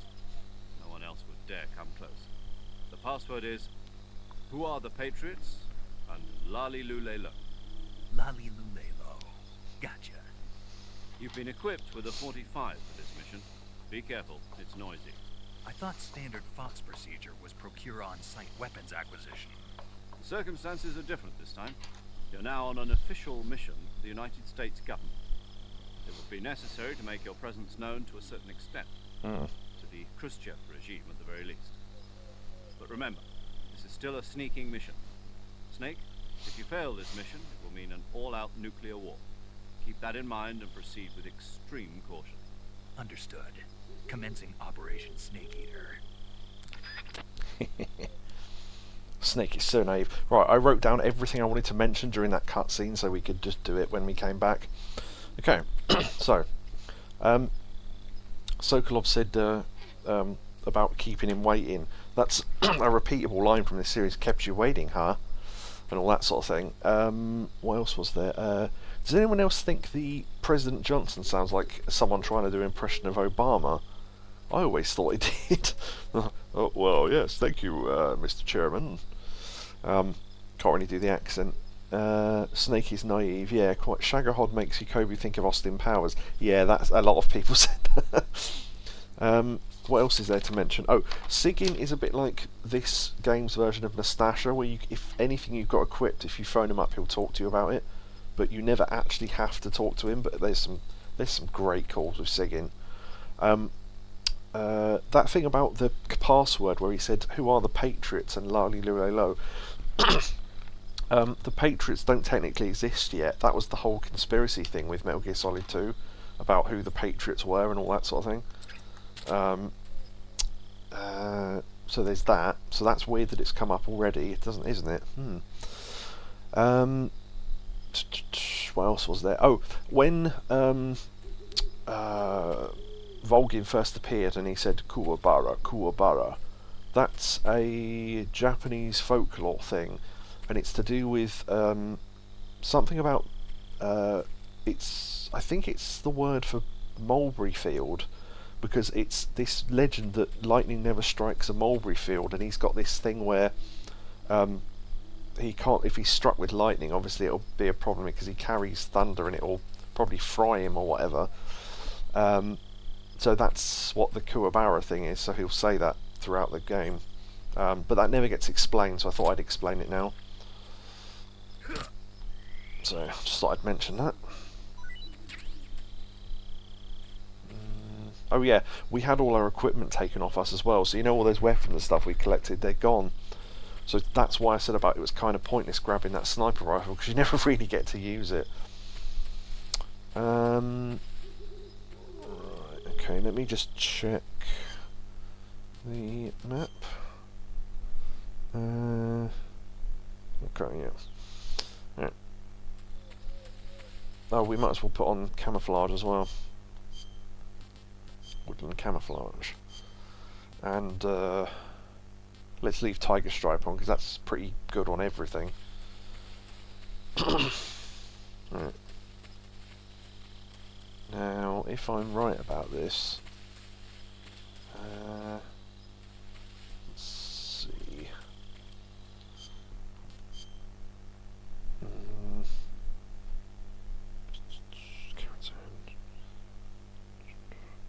Western area between. Okay.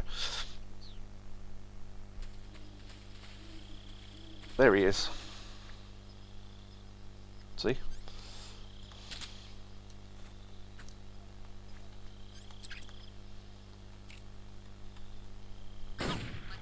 So we've got a proper gun now. Oh yeah, I can show you what happens if you shoot it too many times.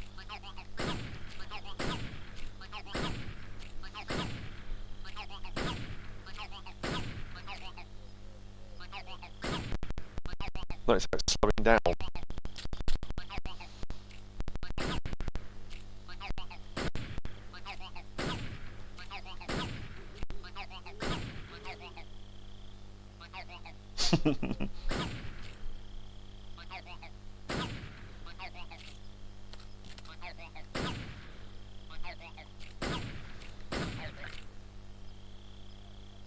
Yeah, and the speaker dies. So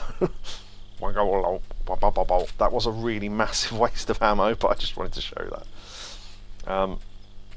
Okay, so we got the Keratan. Right, what else is there here? Oh, there's some plants to find. Unfortunately, we've lost our thermal goggles and you don't get them back for a while. So we will have to go... Okay, turn around from where you shot the Keratin. And... yeah, so you see that sort of plant there, is that it? No.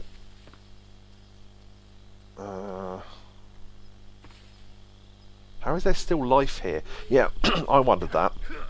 It's because the nuclear warhead isn't that powerful. It still creates the mushroom cloud, but it's sort of mildly radiated the area to the point where the trees are slightly burnt. But I guess so. This is Yakobu asked this question. What year is it now? This is 6 days after the explosion. So yeah, we're literally we shouldn't even be out of hospital at this point.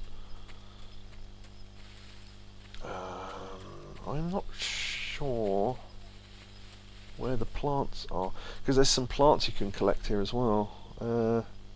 Oh god, yeah, there's a really difficult to see animal. I don't know if we'll find it, but it only comes out at night.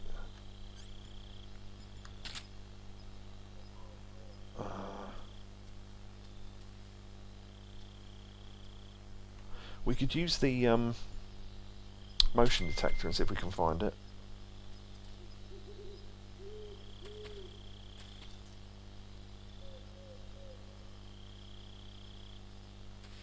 Yeah, there it is. That's really hard to find. The flying squirrel. A spider baby. Yeah, the level of radiation here would be fairly low. Yeah, it would still affect the area, but yeah, you're right.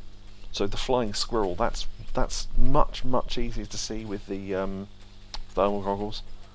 Okay, so where the thing is, turn around. And then it's really hard to see. The plants do stand out, but because they look slightly artificial.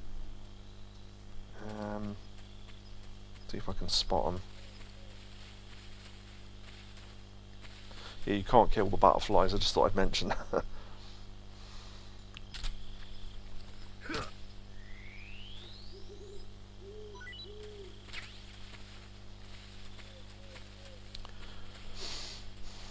No, it's only enough to make your cereal taste of nothing. Yeah. Oh, there you go. You can see a mushroom there. We've already got that mushroom, but I'll get it anyway. Oh yeah, speaking of detail.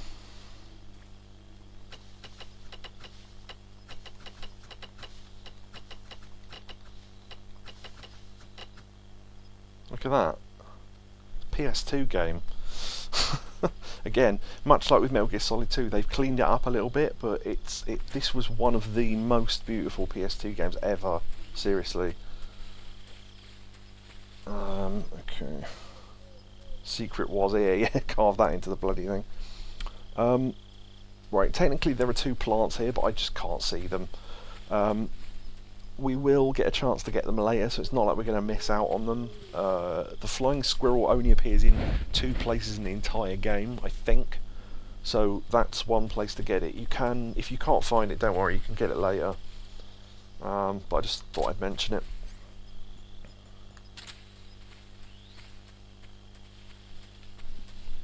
Dramuji North.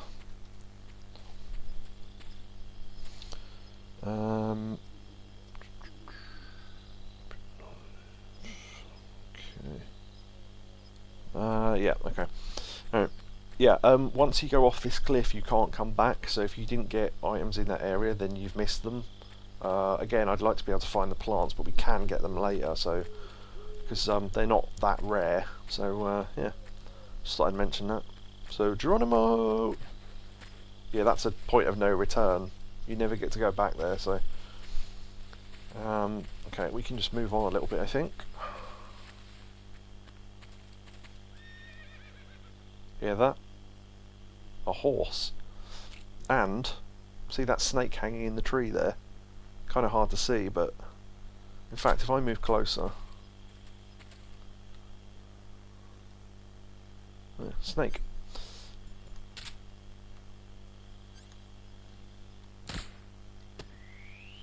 That's a new type of snake. Okay. We heard that horse, so you can get a conversation about the horse before we walk round to see what that is. Paramedic. Snake, it's so good to hear from you again. Same here. It's been a week, hasn't it? 4 days, actually. Huh? I visited you in the hospital. You were still unconscious, though. Then you must have seen me naked. Yeah, but you were all wrapped up in bandages and tubes, so I couldn't do anything but look. Better luck next time. Let's hope so. But seriously, don't forget that you were like that until just yesterday. In fact, you really shouldn't even be on this mission. Keep an eye on your stamina gauge. If you start to run low, don't push yourself. Eat something to replenish your stamina. And try not to get yourself hurt. If you're wounded or get bitten by a venomous animal, go into the survival viewer immediately and treat yourself using cure. Yeah. I can see you still know how to nag. You're welcome. And I can see you still don't know when to keep your mouth shut. Maybe so. By the way, I heard you're going to lose your medical license if this mission fails. Yes, there was talk of that, but the mission won't fail, will it? Of course not. Good. I believe in you. But you know what? I really don't care about my medical license. Didn't they use that to force you to participate in this operation? No, I volunteered. Why? So that I could watch over you. Snake, you're the best agent I've ever seen. But you push yourself too hard. You're reckless. Someone has to stop you from getting into trouble, to make sure you and the boss don't kill each other. So that's why I volunteered. I mean, you couldn't ask for a better guardian angel than me, right? Thanks. Stop right there. You can thank me when you get back. All right. But paramedic, how does it taste? Yeah. Stop asking how everything tastes. Yeah, it's just constantly annoying her. I was going to say something. What was it? Should have written it down.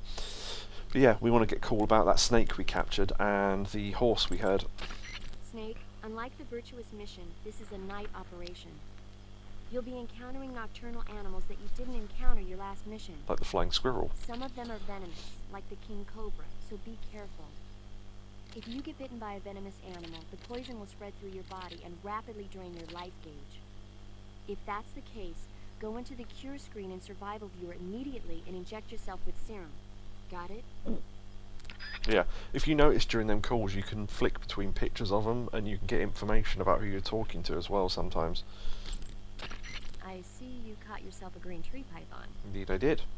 The green tree python isn't venomous, so no need to worry. It's fairly docile too, so I don't think it's likely to attack you. The green tree python originally comes from Australia and New Zealand. It's a really pretty green color, and it lives... Oh my god. What's wrong? Snake, what did I just say? They come from Australia and New Zealand. No, after that. They're a really pretty green color. I thought so. What was I thinking? Seeing a snake and calling it pretty? What's wrong with that? Everything. When a normal woman sees a snake, she's supposed to scream or get sick or something like that. And you think you're normal. What was that? Nothing. Ah, it's all your fault. Jeez, I'm sorry. But enough of that. What do you mean enough of that? This is serious. No, I just wanted you to tell me how it tastes. How should I know? Ugh. It was awfully pretty, though. That's one of the amusing calls. I'm still waiting for the one about the horse, though. I see you caught yourself Oh. a Japanese flying squirrel.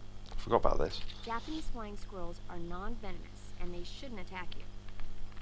The head, front legs, hind legs, and tail of the Japanese flying squirrel are connected by a membrane of skin, which allows the squirrel to glide from tree to tree. It says here that if it catches a good wind, it can fly more than 100 yards. Yeah, I had a hard time catching one. So, aren't you going to ask me? You know it. How does it taste? I'm not sure. Not sure. The guy doesn't say anything about it. Why not?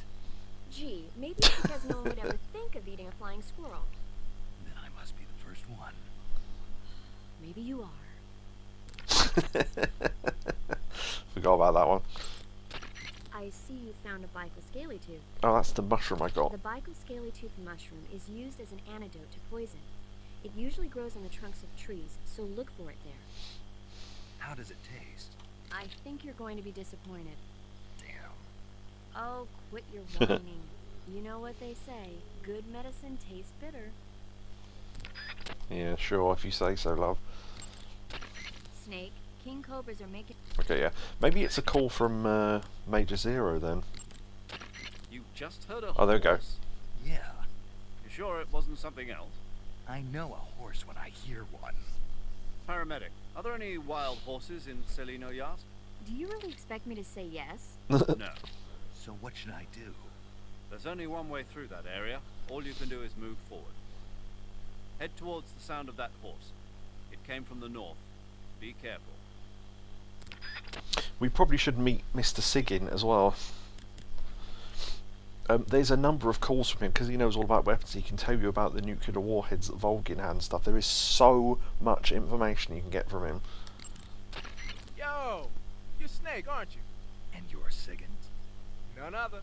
I heard that you're an expert on weapons, equipment, and cutting-edge technology. Close.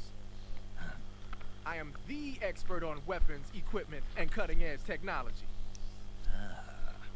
I'm the guy that designed your trank gun, active sonar, and motion detectors. If you want to know anything about weapons or equipment you find in the field, just send me a message and ask. Later. Yeah, it's a short introduction call, but there's so much stuff you can find out from him. We do need to get through his introductory stuff to get to him talking about like generic things like camouflage and stuff, so I don't know whether to play those or not because they are quite long. Sounds like the Cobra Oh, this unit's is members' interesting. names came from the specific emotions they each carry into battle. Emotions? Yeah. For unbearable torment, the pain. For true oblivion, the end. For infinite rage, the fury. For absolute terror, the fear.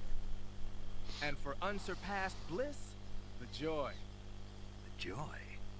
It's another name for the boss, because of the joy she feels in battle, I suppose. During the war, she had a partner named the Sorrow. Sorrow and joy. They say there couldn't have been a more perfect pair. Yeah, so that's interesting. So that's when the names of all those characters that are in that cutscene.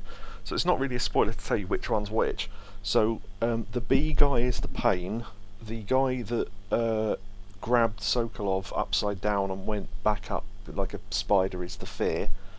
The joy is the boss. The sorrow was that ghost that you saw.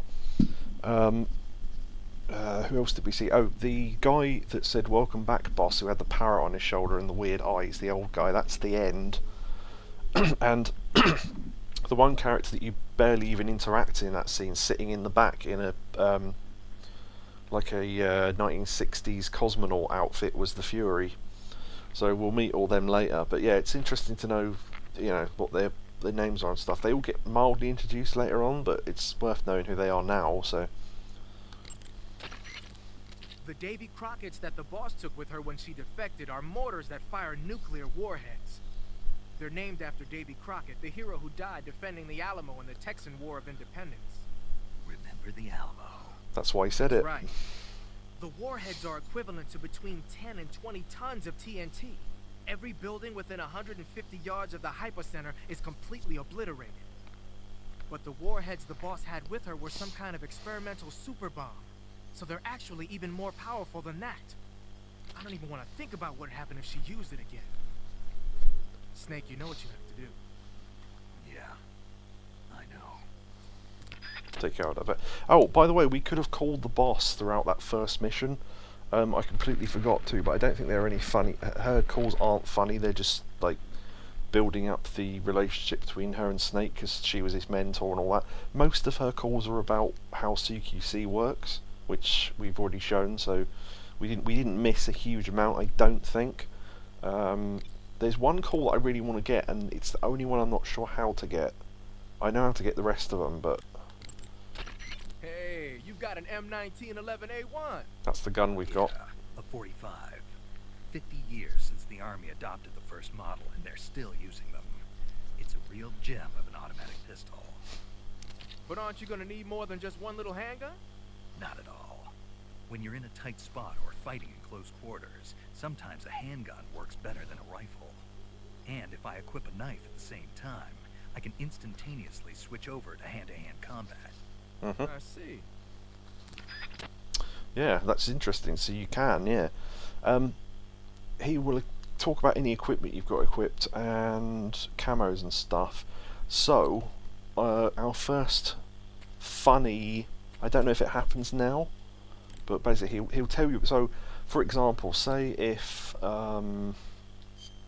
we put on, I don't know, the leaf camo, he would go, hey, the leaf camo is good in forested areas, and all that, right? It's all generic stuff, right? There's a naked option. Yeah, Orb already knows where this is going. The naked option with the call is brilliant. But yeah, Yakobu said the Cobras all sound like a wrestling group, which they do. Oh, do I need no face paint on as well for this call? I'm not sure.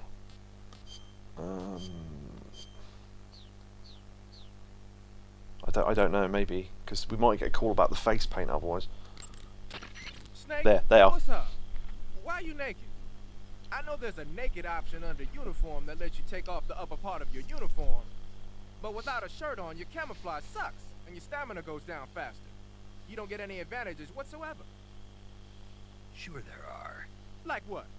It feels good. Man, you do whatever you want. I will, thanks. Just one question, though. What? Is there a way to take off my pants? Say what? My pants, can I? Oh, hell no. This box unit is a nut fest. Brilliant. Oh, hell no. Oh, dear. Oh, dear. Oh, yeah, the mask is a good one as well, I think. Yeah, I love his little laugh afterwards. It's not even subtitled. You're wearing the tiger stripe pattern camouflage, huh? This is a generic one. So. Tiger stripe is a forest camouflage. As you may have guessed by the name, it mimics the stripe pattern on a tiger's coat. It was originally worn by South Vietnamese Marines. Then it caught the attention of an American military advisor, and now they're thinking of introducing it into all kinds of special forces units. It works best in places with lots of trees and grass, but it should blend in with dirt and mud too. Yep. We want the call about the mask, really. Ah, Yeah. You're wearing the mask. I made it myself. Pretty good work, don't you think? A while back, they were planning to disguise someone as this one GRU officer and send them in to steal some secret documents. I created the mask for that operation. But then the mission ended up being canceled. And then the major came and told me to throw it out. Can you believe that guy? But you didn't throw it out. Are you kidding? Tossing a superior quality product like that into the garbage without using it will be an insult to science. So I decided to use it to hide your face from the crew of the gunship during the Virtuous Mission. Okay, but is it really that big of a deal? Of course it is. What's so great about it? Everything. But if I had to pick one reason, I'd have to say it's because it's the first mask ever that can blink its eyes. What about the lips? What's that? Can it open its mouth? That's a good one, Snake. You crazy, man. I'm serious. Are you even listening to me, Snake? Where's your common sense? Damn. Sorry. So yeah, if you didn't select Metal Gear Solid 2, the mask gets given to you at the start of this operation. So, oh, the game is divided into two parts, like Metal Gear Solid 2 was. So we did the short one, which in Metal Gear Solid 2 was the tanker, and this is now the equivalent of the plant. So this is the rest of the game now. But you get given this mask now if you don't, yeah, if you wait long enough, the eyes blink. Well, yeah, cool stuff.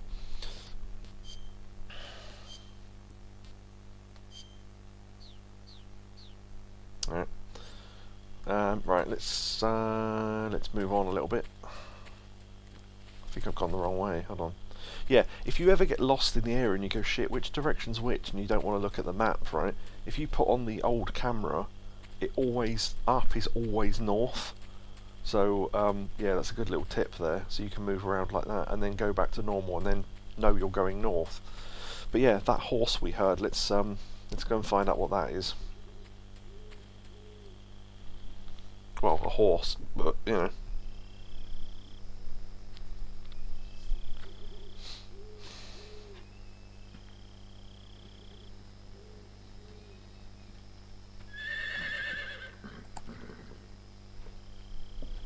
It's clearly not a wild horse then. It's got a saddle on it.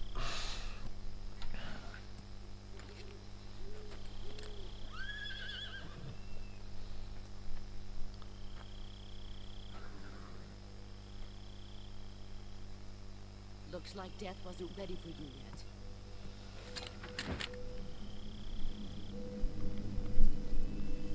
Boss, That arm still hurt?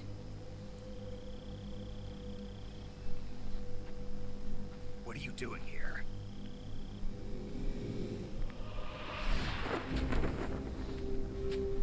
Look, the sneaking suit.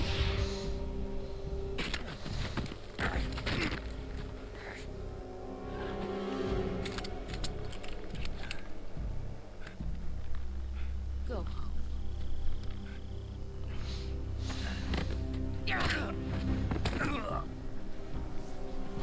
Go home. Gru and my sons are waiting up ahead. Talking about the You don't cobras. have a prayer of finishing your mission. You're not even armed. Boss!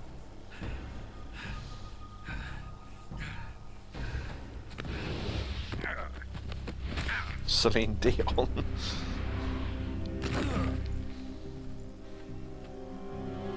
I'm not your boss anymore. There's nothing for you here. Go home. Go back to your boss. There's no need to prove that you are virtuous here. This isn't America.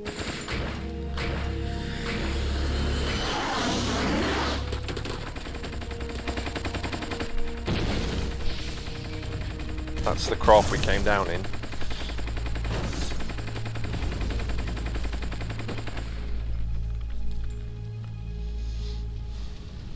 That should stir things up a bit.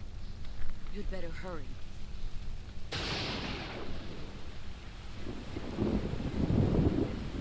Oh, one moment. The border is See him 60 there. miles south of here. You ought to be able to run that far.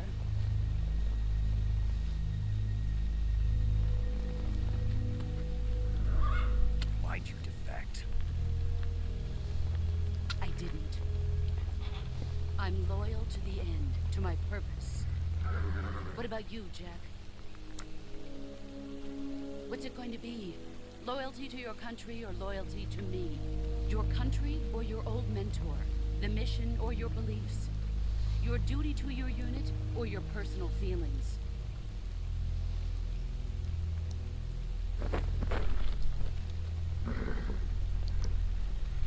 You don't know the truth yet. But sooner or later you'll have to choose. I don't expect you to forgive me.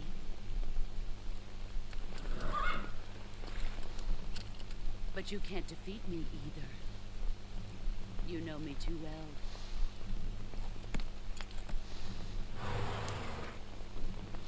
Just look at that bandana. If you can't put the past behind you, you won't survive long.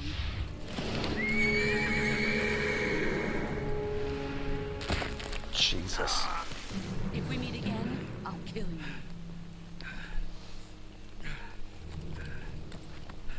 Now, go home.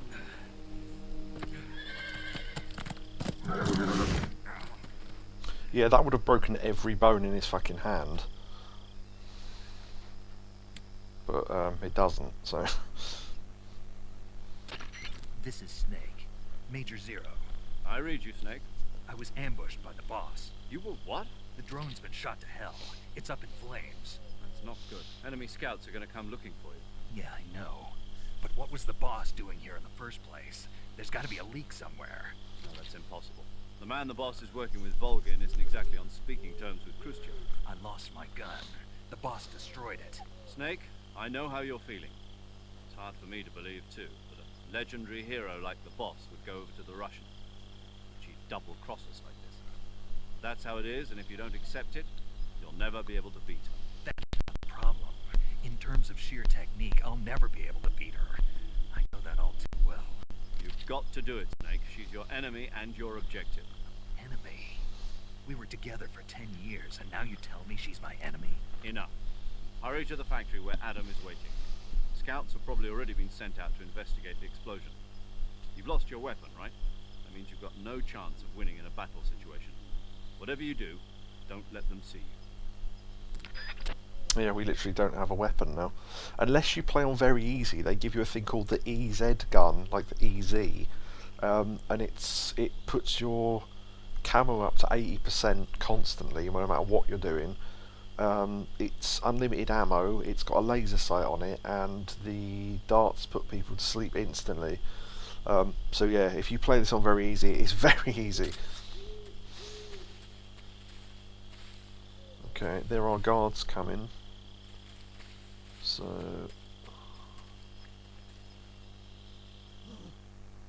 What's this? yeah. This is HQ. Patrol here. We have evidence of an enemy intruder. That's the ship that got shot up. Acknowledged. Sending reinforcements. Use extra caution.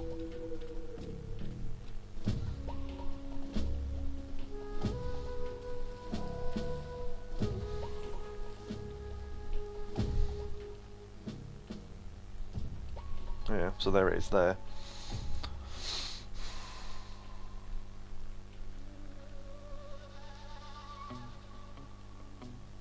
I think they go back that way.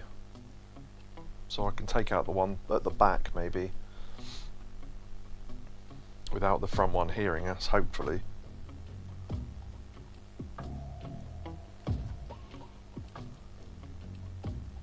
Do they both stay here? I'm not sure.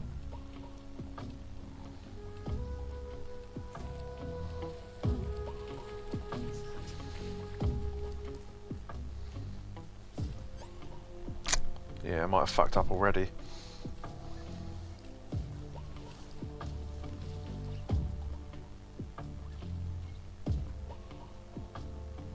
What the?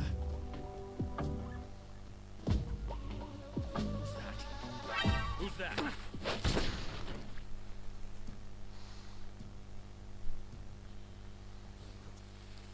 Okay. Take him out, and he's in the grass, so that means the other one won't see him. Where is the other one? Oh yeah, with the sensor you can shoot out beams. These make noise, so you've got to be careful, but... and it shows the dots on the map where things are. But only every time you press it, not constantly, like the movement one.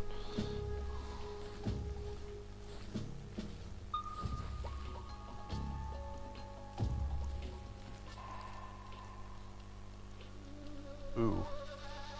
Did not know those two were coming. Might be worth just waiting for the caution to go, to be honest, because then there's less guards. We've only got like 8 seconds left anyway.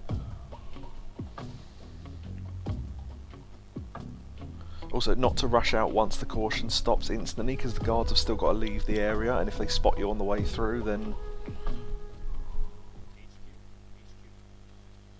This is HQ. Patrol here. No problems detected. Understood. Return to your position.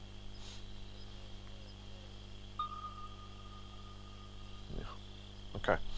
So, yeah, they're gone. Right. Right. There are animals to catch here, but you get to come back here during the daytime in a bit as well. Yeah. Doing Celine Dion, what's it look? Your name was Handsome Bob. Yeah, that was when the boss showed up, and you said the face in the rain. Yeah, that was the Sorrow again. Anytime it rains, it's a good indication that the Sorrow's nearby. So it's worth being ready with the old R1 button. Grades. Ooh, WPG. that is a white phosphorus grenade. Basically, it's a grenade that explodes into fire. Ooh, distracting magazines as well. Worth attaching those.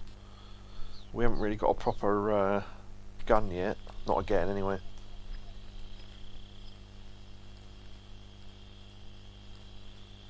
Not sure if that guard comes back or not.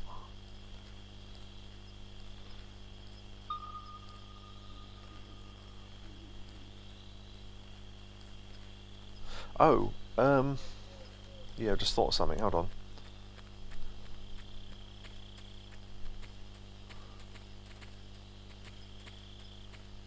Was this where we came in?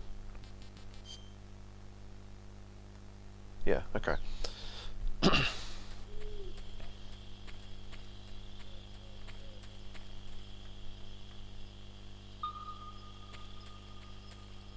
It's detecting movement over here.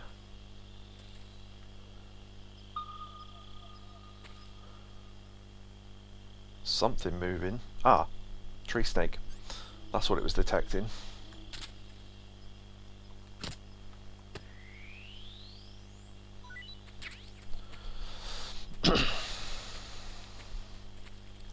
Oh, by the way, one of the lyrics in that song I forgot to mention. Someday you go through the rain. Someday you feed on a tree frog. You think, yeah, we have done already. But yeah, no, that's one of those really infamous songs in the series. Brilliant. There's another tree squirrel around here somewhere, but we've got it now, so... The thermal goggles are not where we left them. I.e. in the... Well, not where we left them, but where they put them first time round. In the trunk of that tree over there. They are somewhere else. What I'm going to do is I'm going to come back during the day and get all the Karatans in this area. I think because it's far easier to see them when there's light. And I know for a fact you can come back, apart from that very first area, which is why we got that one. Because I made that mistake when I was trying to get all 64 of them, skipped ahead, got the thermal goggles, came back and then realised you can't visit that first area again.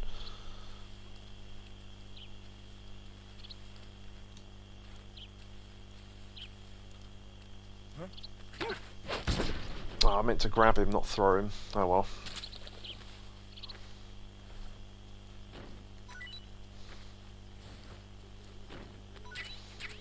Chaff grenade, normal grenade. Nice. Yeah, the Karatans in these areas aren't the same, so the last one was there. They have moved them all. But as I say, I'll come back when we've got tranquilizers and shit. You don't have to come back, but we are going to. Why can't I go through this log? There's nothing in there anyway.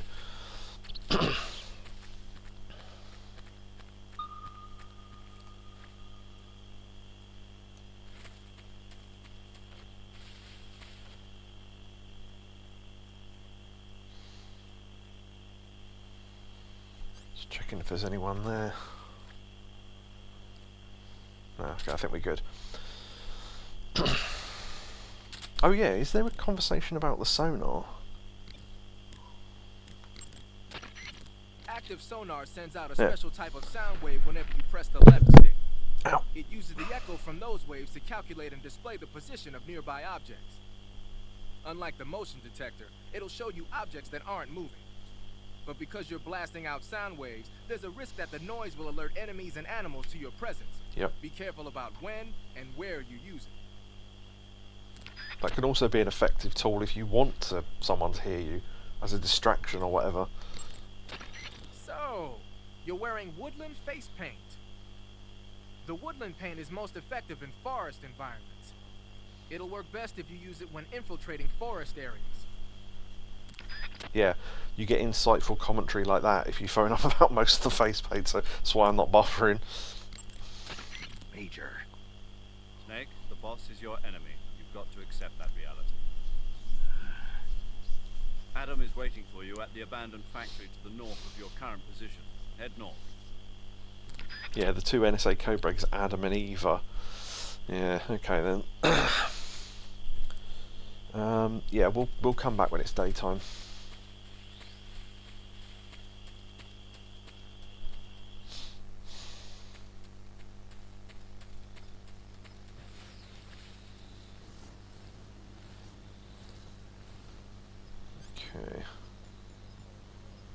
Oh shit, yeah, we don't have a gun to shoot down the beehive, do we? I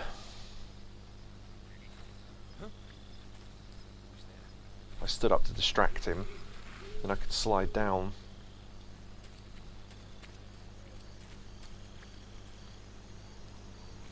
So while he's looking for me, what he saw up there, I can get across here.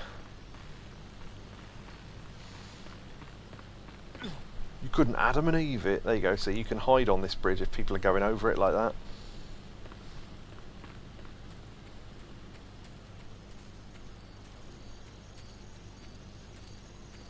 I think the other guard is down here. Who's that? Shit. No, he's there.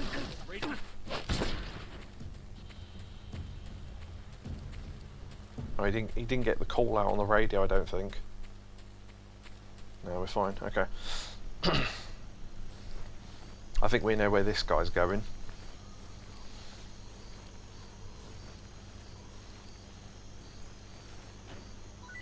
Get some items first.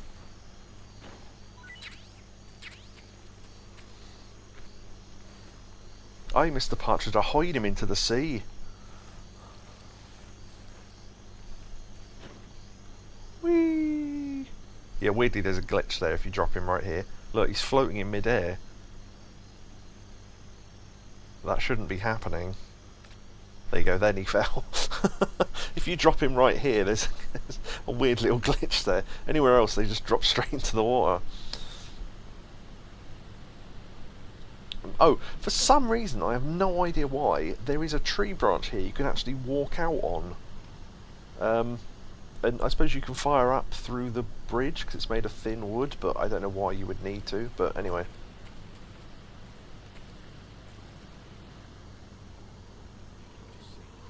Yes, you are just seeing things. Go away. Yeah, look, you can see where he is on the bridge by the fact that it wobbles. Life medicine. Raindrop uniform. So, those camos we get aren't all the camos you can get. You can collect more throughout the game, so we've now got raindrop. So if it ever rains, or we're in water, then yeah, that'd be good. We'll try and collect all the face paints and that. They're not that hard to find. There's a couple that are a little bit tricky, but yeah, we'll try and get them all anyway.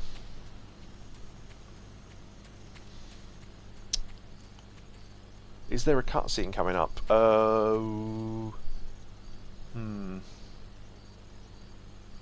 Not in the next area, no. I think there's... when we get to the factory again... not right here, but when we actually go into a specific part of this this area, yes, there is one. But I need to look around for stuff first, because there's some interesting equipment here that you can wait to collect, but you might as well collect it now, because you can use it for something that's coming up. And there's no guards here, so we can walk about how we want. Yeah, so for example, there's no Keratan through there now, because they've moved it. Let me see. I'm trying to think where a couple of items are. There's one item here that's got a brilliant phone call attached to it. Let me see. Ah, yeah, I think, oh no, no, it's up, okay, it's up there.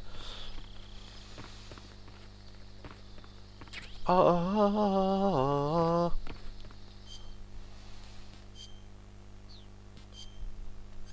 Oh no, it's an item and it's not a weapon. Cardboard box. The old classic. Nice. And it says, to the weapons lab, East Wing on it. Now, there is a travel system in this, like there was in the first one, where you can get inside cars and the back of trucks with boxes.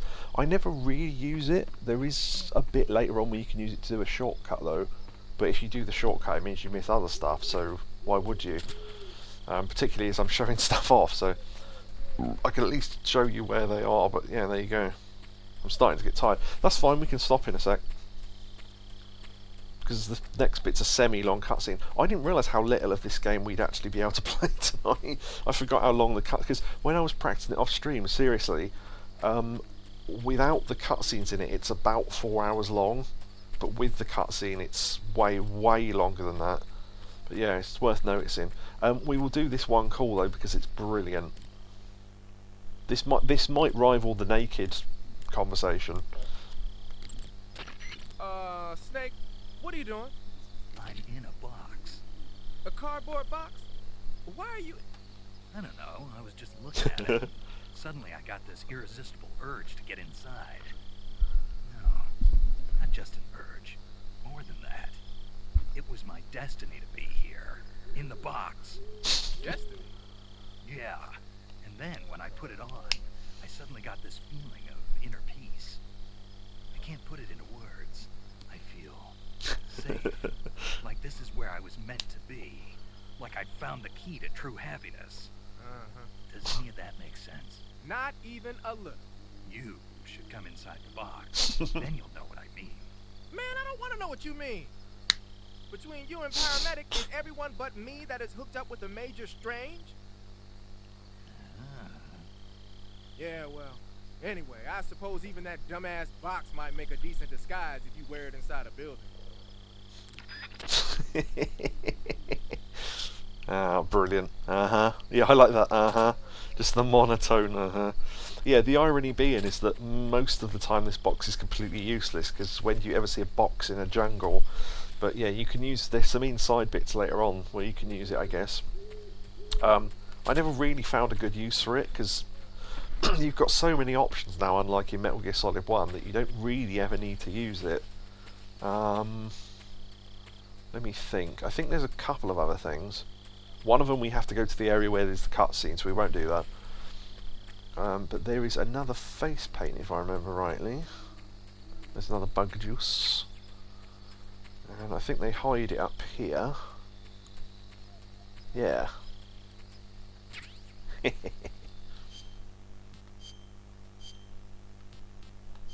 Zombie face paint. Yeah, it's good in black and white areas. There's a good conversation about that, I think. I don't think it's a SIGINT one, I think it's a paramedic one. That area is home to the... Okay, we had that. When you're bitten by... Nope. Snake, there are... Oh, I'm just skipping the ones that we've already heard. That area... Yeah, got that. The gate... Yeah. When you... Yeah. Maybe it's not her then, maybe it's a SIGINT one. Snake, Yeah. your face paint, it's... I know. It's called Zombie. Zombie? What does that mean? Beats me. Are you serious? Hello, Paramedic. You mean you've never heard of zombies? Nope. Never. You guys don't know anything. A zombie is a dead body that's been cursed and brought back to life by a master of black magic. Supposedly, they revive the dead and use them as slaves. It's also seen as a kind of punishment. People who commit terrible crimes can be forced to labor even after they're dead. Interesting. How do you know all this stuff? I saw it in movies. Like White Zombie. Never seen it? Nope. Can't say I have. How about Plan 9 from Outer Space? Oof. No. Missed it. You can't just focus on the things you like all the time. You have to expand your horizons, try new things. You guys need to get out more. Yeah, well, anyway, that face paint doesn't look all that useful. Go ahead and wear it if you want, but I think you should change to... You don't need to change anything. Why not? It makes them look awesome. Doesn't it? Look, arguing about it isn't going to get us anywhere. Snake, you do whatever you want. It does make you look cool. Damn right it does. Zombie, zombie, zombie. Du, du, du, du. Yeah. If we're going to save, we have to go back to the area because you don't save progress in the area you're in. You save the progress from the area you're from. So I'll have to go back to get a reload and then save. What does he say? Oh, well, we can do that call. Funnily enough, people say about, oh yeah, it's really funny if you call him with black face paint. It's not. He just talks about it. I'll do it though. Any requests people have got for calls, by the way, let me know. Although we're not doing long ones tonight because Yakobu's got to go to bed soon. So.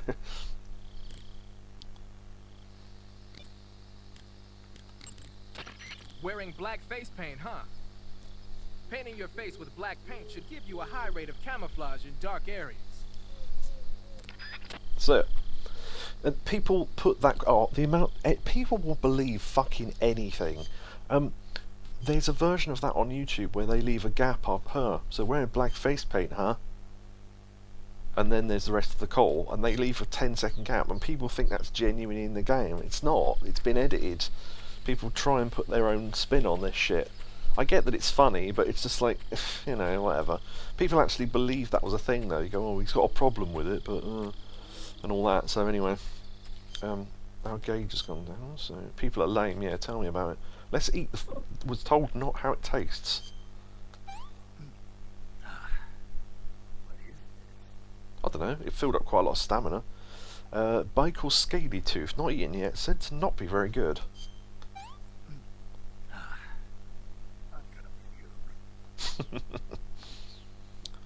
Yeah. As long as it's not actually poisonous, he can eat shit tasting food. It will still fill him up, just not as much. But yeah, there are some like miracle items that fill up all your health. So the calorie mates will do that, and a couple of other things will as well, but we haven't seen them yet. Okay, let's do the call, and we'll end the stream here, I think. You want to save? We'll get another movie discussion. There's one funny one, but I think you have to save like 40 times or something. Because she's got like a whole bank of films she can talk about. I'll have to look up a guide and see if there's any amusing ones. But some of them are just interesting, but Snake gets some sort of lesson out of them all. Snake, have you heard of It Came from Outer Space? Yeah, you told me already. So this astronomer sees a meteor, but it's really an alien spaceship, right? And the aliens start replacing the townspeople with clones and forcing them to help repair the ship. The 3D effects were quite realistic. I've got all the real I can handle here in the jungle. No, you don't get it. Precisely because it's realistic, with the images jumping out of the screen at you, it makes for a nice escape from reality. I have to admit it made my eyes tired, but it was really intense. Unfortunately, they don't make very many of those movies anymore. When did it come out? I was still in college, so probably about 10 years ago? Guess I'm out of luck then. You know, they're coming out with household versions of video cassette recorders. Ooh. One day you'll be able to see old movies anytime you want. It'll be like having a movie theater in your own home. Really? It's like if you had a record with movie film etched onto it instead of music. It'll work the same way. You're kidding. No, really. And someday they might make movies where you control the characters yourself. Sounds like magic. It'll happen. Make sure you stay alive to see it, Snake. Hey, another 13 years. No, wait. 72. 62. Well, less than 10 years until Pong comes out. So, wait, 64, isn't it? 64. So about 8 years until Pong comes out. But games were out before Pong. It's just they were like on oscilloscope and stuff. And Space War came out before that in arcades. So yeah, we're not. But imagine films where you can grow the character yourself. What a notion! Yeah, there's. I love the sort of the future type the calls like that. It's brilliant. But yeah, there you go. It's a fad that'll never take off, says Orb. Yeah, there you go. I know how we should end the stream. Speaking of streams, I want to swim! Now what's interesting is that's the river we fell into before, and for some reason it didn't kill us before. Snake! What's going on? Snake! Snake! Oh, I was going to say, I think I forgot the Ocelot one, but I did show it, didn't I? Snake, you've created a time paradox! Landing on... Yeah, oh, Michael, I can't imagine it. You threw your monkey into the sea. I just imagine it flying towards the water and it landing. Oh, no, Mr. Putched, it bounced off a rock first. Oh, Michael. Oh, dear. Time paradox. Oh, someone remind... Oh no, I won't remember. I'll have to write it down. Death pill. Death pill. I'll have to show off the death pill next time, because we didn't show that, did we? I never really use it, but it's handy if you get caught. Most of the time I just fight my way out of it, or hide though. Old instincts, isn't it? Yeah, so that's the stream for tonight. I might call that one, I might just call this episode, no wait, no, I can't call it Snake Eater because that's in the title, isn't it? Rescue and Loss, something like that, I don't know. We don't need a funny title, we just need a good title. Securing Sokolov, something like that. I'll think of something anyway. If anyone comes up with a good one though, let me know, or message me on the on Discord, and it may well become the title of this video when it goes on YouTube. So there you go. Oh, if you got this game first, because technically this is a prequel, you can get briefing for the previous games. What does it what does it taste like? How does it taste? Yeah, I might yeah. Oh, I'm not writing it down on paper. I've got a bloody Word document open. How does it taste? That can go on the list. Snake Eater. Something about Sokolov. What else? I don't know. I'll think of something anyway. Why are you naked? Yeah, I could call it that. Why are you... Oh, that works! That works so well, because Naked Snake and the call. Yeah, that might be the winner. Yeah. Why are you naked? Yeah, that's brilliant. That works on 2 different levels. I like that. Yes! See, even Yakobu likes that. Excellent. Yeah, that's brilliant. Well done, all. Yeah, so what we've got to remember is when we load up the game again, the time of day changes to day. I won't say why. After that, we're going to go all the way back to the start and get the keratans on the way through, and we will have the thermal goggles by then, because I know where to get them. And we can find the animals that we missed. I think there was some plants we missed, but if we can't find them, we can get them later. Because I know there's a place where all the plants are. So there's like one screen in the game where almost all the plants are there for some reason. So it's good to grab those. Yeah, we'll have to hold up more guards because there is more information in the codec cores. For example, you can hold up guards sometimes. You know the thing where you go, hey, speak, and you hold the knife to their throat. Sometimes they'll give you codec numbers to call off alerts. Sometimes there'll be codec numbers to support artillery. It just like rains bombs on the area. One of them is a thing called healing radio, which if we find that, I'll show that off. What else is there? Oh, sometimes they'll go, enemies up ahead. Take a look at the map in the survival viewer, and then when you kill them off, you then go into the survival viewer and it shows where all the enemies are on the map, but only if you get that particular interrogation. Or things like they'll say, items in the area are, you know, da-da-da or whatever, then they'll plot all the items on the map, for example. So yeah, there's some cool stuff we can do, but again, I don't remember which guards give you what, so I need to hold up more guards, really. Because yeah, that happens. So alright, so yeah, Orb says, and they say my English degree wouldn't be worth anything. Oh, it's very valuable here. Okay, so thank you to oh, let's go back to the main menu because we can have some background music then. There we go. Yeah, so if you cancel out of here, look, hold on. So I didn't read this until now. The story that tells the beginning of the epic saga, it covers the events of both the Virtuous Mission, that was the short one, and Operation Snake Eater, detailing how the man codenamed Naked Snake earned the title of Big Boss. In addition to hiding in the shadows, players can use uniforms and face paint as camouflage to blend in with their surroundings. Oh, the other thing as well, if, for example, I couldn't get a codec call and I wanted to show it to you, wait, how do we... Yeah, so, No, hold on. Where's the music list? Yeah, you can have music play in the background. You can, but we're not going to do that because some of it's the bits of the game we haven't got to yet. I'm trying to work out how to switch pages. Oh, like that. Okay.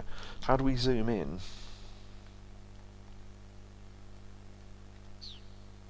I don't know the controls for this bit, unfortunately. Is there a... I was hoping there'd be a controls thing in the settings. I don't know how to zoom in. Basically, this is the whole script of every call and dialogue that's in the game. In the original format. And it tells you, oh, if you phone up this particular number at this point, then da da da da. Yeah, the whole... And this... if we... jump to back cover... Yeah, 927 pages of it.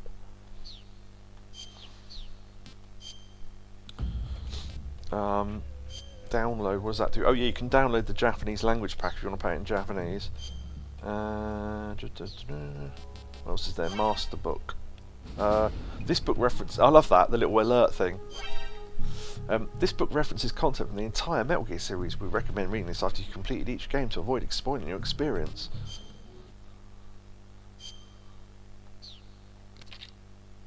Yeah, so there's all different things about the story and how it evolved and all that. You can zoom in on this. I don't know how to zoom in. Oh, maybe it's directions, no?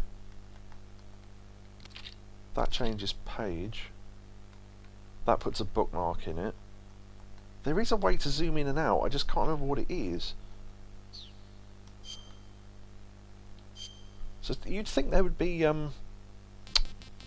Oh, controls guide. Why didn't I see that before? Triangle and square, zoom in, zoom out. Right, okay. There we go, yeah. Look, Metal Gear Solid 1. And that's now, that's Twin Snakes. That's the version of Metal Gear Solid 1 that came out on GameCube and is not very good. It's alright, but it's, I don't know, they titted about with the story too much, and they put all the stuff from Metal Gear Solid 2 in it due to controls. The trouble is with doing that, is that it makes the game way too easy, because you can fire in first person and stuff, and Metal Gear Solid 1 wasn't designed for it. So yeah. But now I know how to do this. I'm going to go back to that codec thing we looked at just quickly.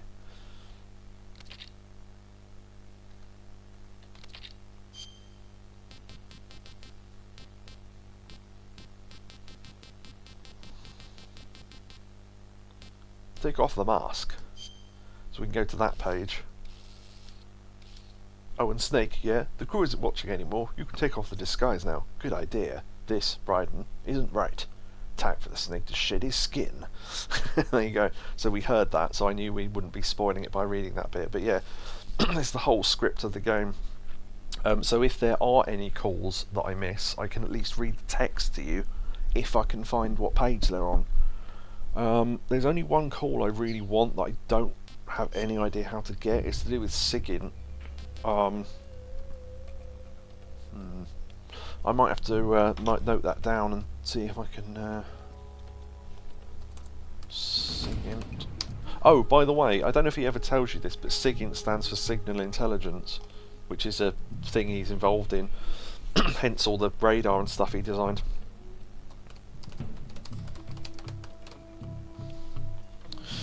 Yeah, thanks to the stream, dude. Night, Yakobu. Yes, sorry, I hang on for a bit longer than I should have done.